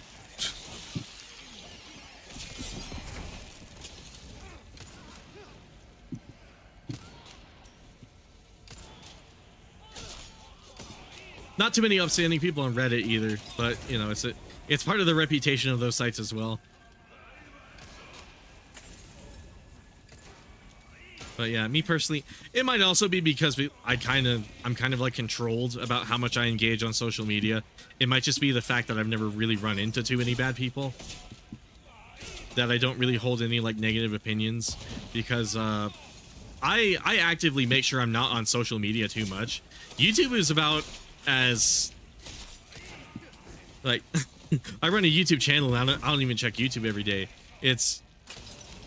YouTube is about like as social as I get in most places. Like I have a Twitter, I have a Reddit, but I don't really like actively make content on those platforms. So, or like actively say anything or follow anything. Oh my god. Wait, I thought you could parry those. Maybe my knife came out too late or something. Oh my god, please don't explode.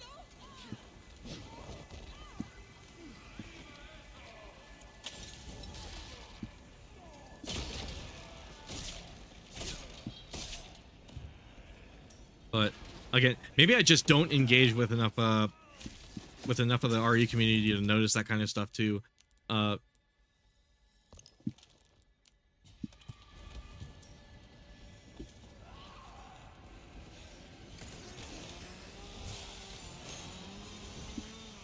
Oh my god. I was about to freak out.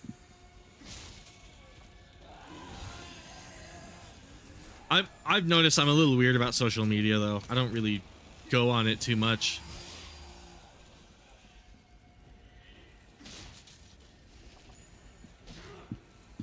I think the thing I'm on the most is YouTube, and that's like doing these streams and making these videos, and also keeping up with the folks like Wings of Redemption and DSP, you know, keeping up with the lolcow gang. Was that a cat sound? Did they use a cat sound for that? What the hell? I've never noticed that. It's so weird.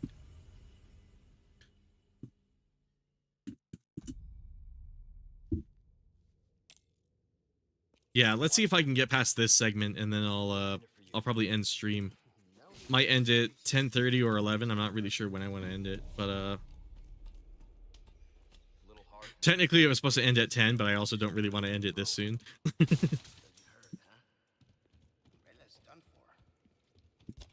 Oh wait, I should really buy my shit back because like I did not save after talking to the merchant. What are you after? I just want to feel good about myself. To be honest, it's for the best that you don't. It's actually because of negative interactions I've had on the internet that I don't really stick around too much on social media. I guess this is some spicy rain and noodles lore, but I used to be really huge in like the mother community, and one of the reasons I left was because it had a rampant pedophile problem.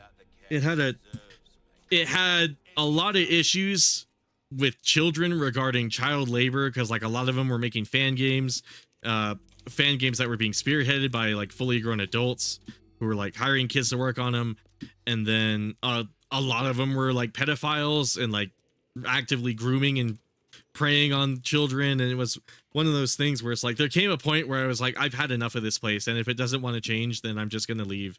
And I've always been more of a Capcom guy than a mother guy, but that was sort of where I spent a lot of my time on the internet. Early time on the internet, just kind of in that community. And I don't want to say it's like the worst community on earth, but but that's part of the reason why I don't really interact much with like Twitter or Reddit or anything like that, because I've been on the mother side of that, and it was really bad. I don't really know of any like child labor. I want to think there's no predatory behavior going on in the Resident Evil community, but I just know there is, just due to the nature of the internet. But like, I've seen communities where like it was actually really fucking fucked for whatever reason. And also just I didn't think it was healthy for myself to be in those kinds of places. The RE community, I mean. Oh, I see.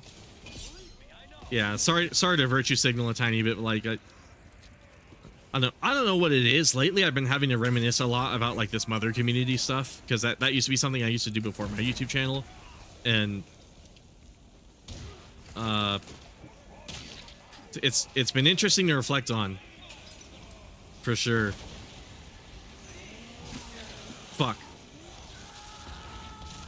But that as well. Yeah, like I might just stand here paused and give my spiel about this, but message retracted. Yeah, I don't know what it is. YouTube seems to think, I think the reason YouTube does that is because it thinks certain stuff is spam, but like I don't know what sets off the spam flag. Really annoys me that YouTube keeps thinking messages are fucking spam. But yeah, I guess funny story time. I used to be a lead programmer for like a mother fan game. It was a really big one too. It was actually really popular. I don't know if I want to drop their name, because I'm not sure. I'm not sure how they feel about me, because I kind of threw them under the bus a little bit. But I was talking to somebody about this in the Discord, and I was like, yeah, I was a lead programmer for like this large mother fan game that like people had like their eyes on and were really excited about. And what ended up happening is like, it started off simple enough. It started off genuine. We really wanted to make a game.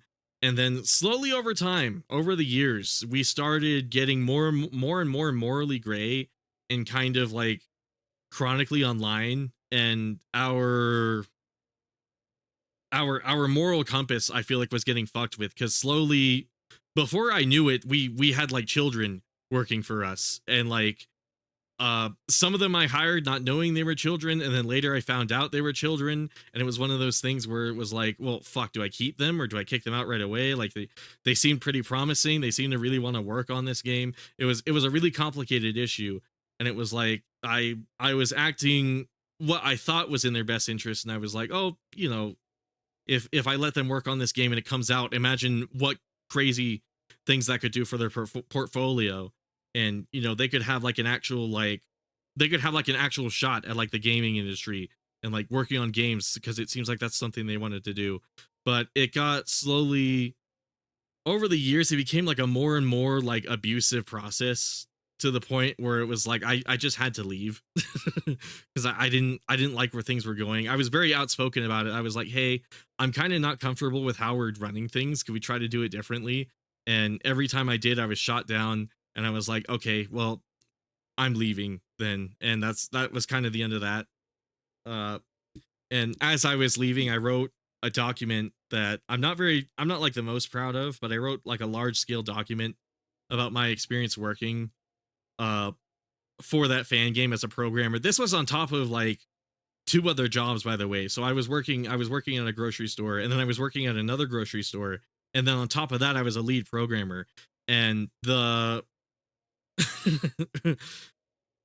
the craziest thing about that is like that shit was like so toxic on my life that I just had to fucking cut it out. And while I was a part of that Mother fan game, I hung around a lot on Discord. And this is another reason why I hesitated so much on having a Discord server. We had a Discord server for that fan game, and it was a fucking mess. It was a complete nightmare because there were like tons of time. Wow, a lot of people are joining as I'm talking about this. That's a little embarrassing, but it was a complete fucking nightmare because like you had people who were doing like NSFW roleplay and like talking about all sorts of like really morally gray shit. And it was like we didn't have the manpower to take care of it. And frankly, some of the people in charge didn't care that it was happening. They weren't like me. So it was one of those things where it's like, I just quit because there came a point where I was only willing to tolerate so much. And I also feel a little bad about it, about participating in that. You know, I I hate to put myself in like the position of, oh, I was following orders, but like the reality was I thought I was doing the right thing when it was happening. And it took me taking a break from the project and really looking back at things to realize that it was getting that fucked. And I just decided, you know, I'm part of the problem. I'm kind of partially enabling this by continuing to participate in this. And, you know, I was also part of leadership myself, but I didn't have much control. There were several people above me who, like I said, shot down every idea I had. So there came a point where I was like, yeah, just fuck it. I'm leaving this thing. And that's when I kind of decided to start my own community. And I adamantly decided at that point that I was never going to have a Discord server because that Discord server was truly fucked. And it eventually I changed my mind and I kind of lightened up to the idea. And now the Discord server I have right now is really nice.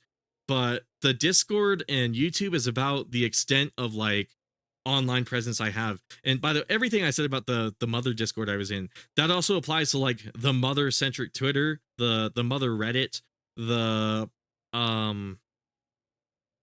other mediums like that. I was a big user of starman.net, and there was a site called Mother Forever. I actually met the guy who started that site. He's a he was not a very good guy, but there was a site called Mother Forever that I had like the slightest tiniest hand in founding that website. And yeah, it was a shit show.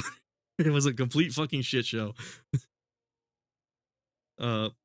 So truth be told, that's part of the reason why I try not to go on like Twitter or Reddit too much. Not necessarily because I'm trying to run away, but more so because like the impact that it had on my life was actually fucking with my moral compass. And it was making me do things that like I wasn't comfortable with the fact that I was doing. So I guess it's sort of like an edgy backstory as to why I don't really use the internet in maybe the same way that other people do. But it's a lot of it is just me trying to prevent myself from getting in any bad situations. You know, where I could be taken advantage of, similarly to how I have been before. And so far I'm really liking it. I'm liking the fact that I have my entire like one man creative team for all of my videos, and I'm surprised it's doing so well too. I never thought I would have. Earlier today I saw I had 400 subscribers. I was fucking amazed when I had 20 subscribers when I started. So it's crazy to see it get this far, to do my own thing, have my own rules that I'm allowed to follow, that I'm allowed to, you know, have my own sense of agency that I never really had before. which has been a huge benefit of that. And I feel part of the reason this is so successful is because I'm not going out of my way and interacting with people on the Resident Evil side of things or the DMC side of things. You know, I've seen parts of the community and I'll comment on things that I see are wrong, like what I did with the DMC auto assist situation. I guess a year and a half ago now, but for the most part, when I engage with Capcom, it's sort of like a one-on-one thing between just me and their games. It's just me trying to convey my love for all of these games in sort of my way. And I also feel like I don't know. I also feel like staying away from it has kind of kept me mentally much healthier. Just in general, it's kind of kept me off of my computer off so much, because I was on my computer so much before that I got like an RSI like 3 times because I was on that fan game for like 3 years, 3 almost 4 years, and I got this repetitive string injury in my wrist. I had to use a special kind of mouse. Thankfully, I don't have that injury anymore, but I'm very wary of how much time I spend on my computer, because here's the other spiel I have to go on about this. The internet, I've seen, tends to heavily radicalize people. And what I mean by that is you have all these crazy motherfuckers who think the earth is flat just because they read it on the internet, and they actually believe in that crazy superstition that the world isn't round and crazy shit like that. You see there's people like eating Tide Pods just because they see people doing it on the internet. And it's one of those things where it's like the internet has kind of fucked with people's ability to think for themselves, I feel like. And that's also another reason why I tend to like avoid it a tiny bit. So it's I want to be able to keep my ability to think freely and not be like too influenced by other people. So ironically, my videos are kind of about that. It's like, hey, this is what I think about something. You know, people are welcome to think differently. I find 9 times out of 10 people agree with me, which is kind of funny, but I guess I don't know. Another part of it is like, another part of why I'm not so active on the internet is because I follow people like I was talking about earlier, Wings of Redemption. You know, I follow people like Cyrax, Daniel Larson, Chris Chan, Justin RPG. I've known about those guys for so many fucking years at this point, and part of the reason I follow them is because they kind of teach me what not to do on the internet. You know, it's weird to say because like a lot of it is common sense, but like, you know, they kind of help me compare myself to what I shouldn't be doing, how much information I shouldn't be putting on the internet. You know, I can spill the beans on something terrible I've done a few years ago, you know, but I also shouldn't. But what I shouldn't rattle off is like my home address or like any personally identifiable information, stuff like that. You know, I feel like it's kind of allowed me to be present on the internet in the way that I am with a YouTube channel, but also navigate it in a way where I won't get in any trouble that I haven't already been in. So, you know, it's I don't know. Sorry for like the long-winded speech, but it's you know, my presence on the internet is something I'm a little passionate about. You know, I wish I was a goody two shoes person, but a lot of my negative experience with the internet just comes from me being a bit of an idiot and having to learn the hard way that I probably shouldn't get involved with certain groups of people. But yeah, but that's kind of where I'm I guess coming back to like the RE community though, that's what I compare like Resident Evil fans and like DMC fans and like Monster. That's sort of my scale basically, where it's like I don't have a fan base that gets close to what I saw with the Mother fan base, where it was like actual like legally and morally gray, like not even gray, just like legally and morally bad things happening that we were justifying to ourselves. You know, I don't really see anything like that in the RE community, at least not on as big a scale. Like I said, there was a RE person I saw on X that someone showed me that was like a neo-Nazi, and they were sort of idolizing that kind of thing. But at the same time, it's like that was one person. You know, it would be different if the whole community was like that, you know? So I don't know. It's bit of a weird tangent to end the stream on, I guess, but I probably should end the stream soon. It's like 10:30. But yeah, I hope that kind of helps you like understand how I feel about the internet. You know, whoever ends up watching this, it's just kind of like I've seen so much shit on the internet that I know it's better to like not engage with those parts of it. I know it's better to stay away from it, and I've been mentally and I've just been mentally healthier because of it. It's just helped me out a lot.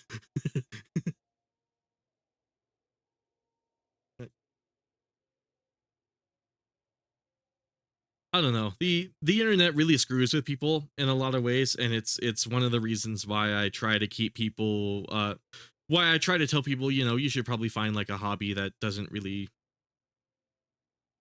like involve the internet, you know, maybe keep your commitment to it a little on the lower side. I got to move the game a tiny bit so my monitor brightens up. Yeah, again, I guess tiny bit of a out of place tangent, but that's just how I feel about the internet a lot of the times. It just heavily radicalizes people and just fucks with them. And because I don't want to become radicalized and because I don't really want to get fucked with, I typically stay away from Twitter and Reddit and places like that. Uh, again, I hate to virtue signal, but you know, just understand it's me. I guess using the internet defensively would be the best way to do it. You know, I want to keep my agency. Another part of it is like I said earlier, I am disabled, and the internet tends to prey upon people like me, who are mentally disabled. Now, I'm not disabled to the point where I'm like Dark Side Phil's viewers and like it's easy to manipulate me, but like I am disabled in the way that like my brain doesn't work very well with like logic and things like that. My brain is like awfully complicated with how it, you know, works with like morals and well, no, that's not true. It's more like my brain can't like detect when somebody's like trying to deceive me or like get something out of me. So it makes me kind of more vulnerable to those kinds of things. And as a result, I kind of try to, you know, limit how much I use the internet. Uh you know, because I don't want a repeat of that whole mother community situation where I was kind of taken advantage of and did some things I'm not too comfortable with that I did. Uh, but I don't know. Again, it's like I it kind of sucks. I can't really say what disability I have. But just know that people who are disabled in the way that I'm disabled, they tend to be way more likely to join uh groups with radical ideals. You know, flat Earth is maybe like a bad example, but like it's usually political. But I don't like to talk about politics much on my YouTube channel because you know, usually when I'm on YouTube, I'm trying to avoid that sort of thing. So I don't talk about politics. But same with religion. But yeah, you can imagine the kind of religious and like political extremes that you know, people on the internet tend to join. You know, groups like QAnon, for example, and it's like I don't know, man. It's like fuck. Fuck, man. But yeah, I guess that's a bit of my weird spiel. Do I end the stream? I don't know. That was a really like breathy answer to that, but I guess to sum it all up, yeah, that's kind of the reason I don't engage with like that's kind of the reason I limit how much I engage with it. It's not like I don't. It's not like I never use Twitter or never use Reddit, but like I try to use it like defensively. Like I try to use it in a way where like I'm not gonna cause any problems. I don't know. Um I hope everybody can understand where I'm going with this because it's long-winded and typically when I have a lot to say, it gets misunderstood. Because I said it a lot and it's a lot of words to keep track of. But I think I'll attempt this one more time, and then we'll see what happens. Stream might end at 11. We'll see. But yeah, sorry about that really long-winded speech. I guess the TLDR is like I feel like I've seen a lot worse than what I could see in like DMC or like RE or MH communities, you know. But again, it's also the fact that like I just choose not to engage on the internet. That I try to limit how much internet I use, because, well, beyond like me not wanting to get like taken advantage of, or me wanting to be like gaslit or anything by the internet, another part of it is just the fact that my life's literally been healthier the less time I've spent on my computer. Like I said with my RSI, I don't have a repetitive strain injury anymore, and that's because I don't use my computer as much as I used to. And same with my relationships with family. I feel like I'm actually able to. I feel like I've actually been able to get to know my family despite doing this, because I'm able to like sit down and like have like a hard boundary for how much time I can and can't spend on the internet.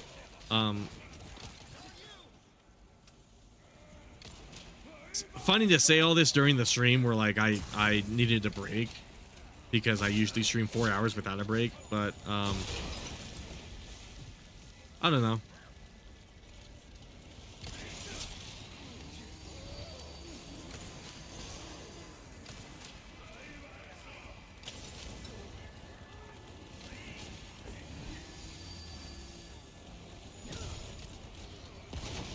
What? Oh my god. Okay, yeah, I think I'm a little too flustered after really like opening myself up like that on stream. But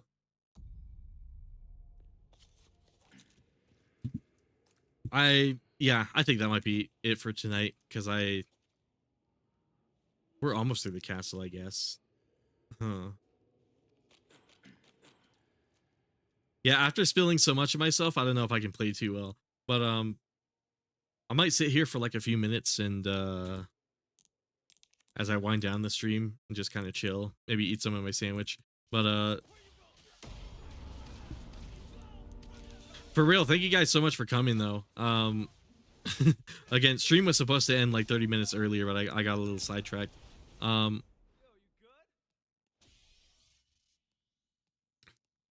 For those who came though, thank you so much.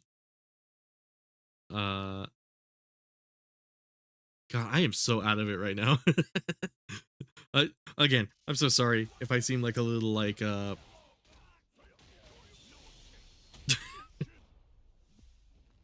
I hope you guys can understand why I'm a little like out of it, because like I was exhausted this whole stream, and then I had to like talk a little bit about myself that I'm not like the most comfortable with, but at the same time it's like I feel like it's something I should be able to talk about, because you know, it's not, I don't know, it's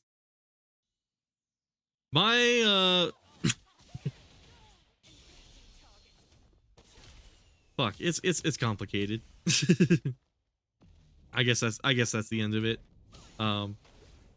It's very complicated feelings I have about the internet. Oh, I apparently didn't put a space here. I better fix that. That's weird.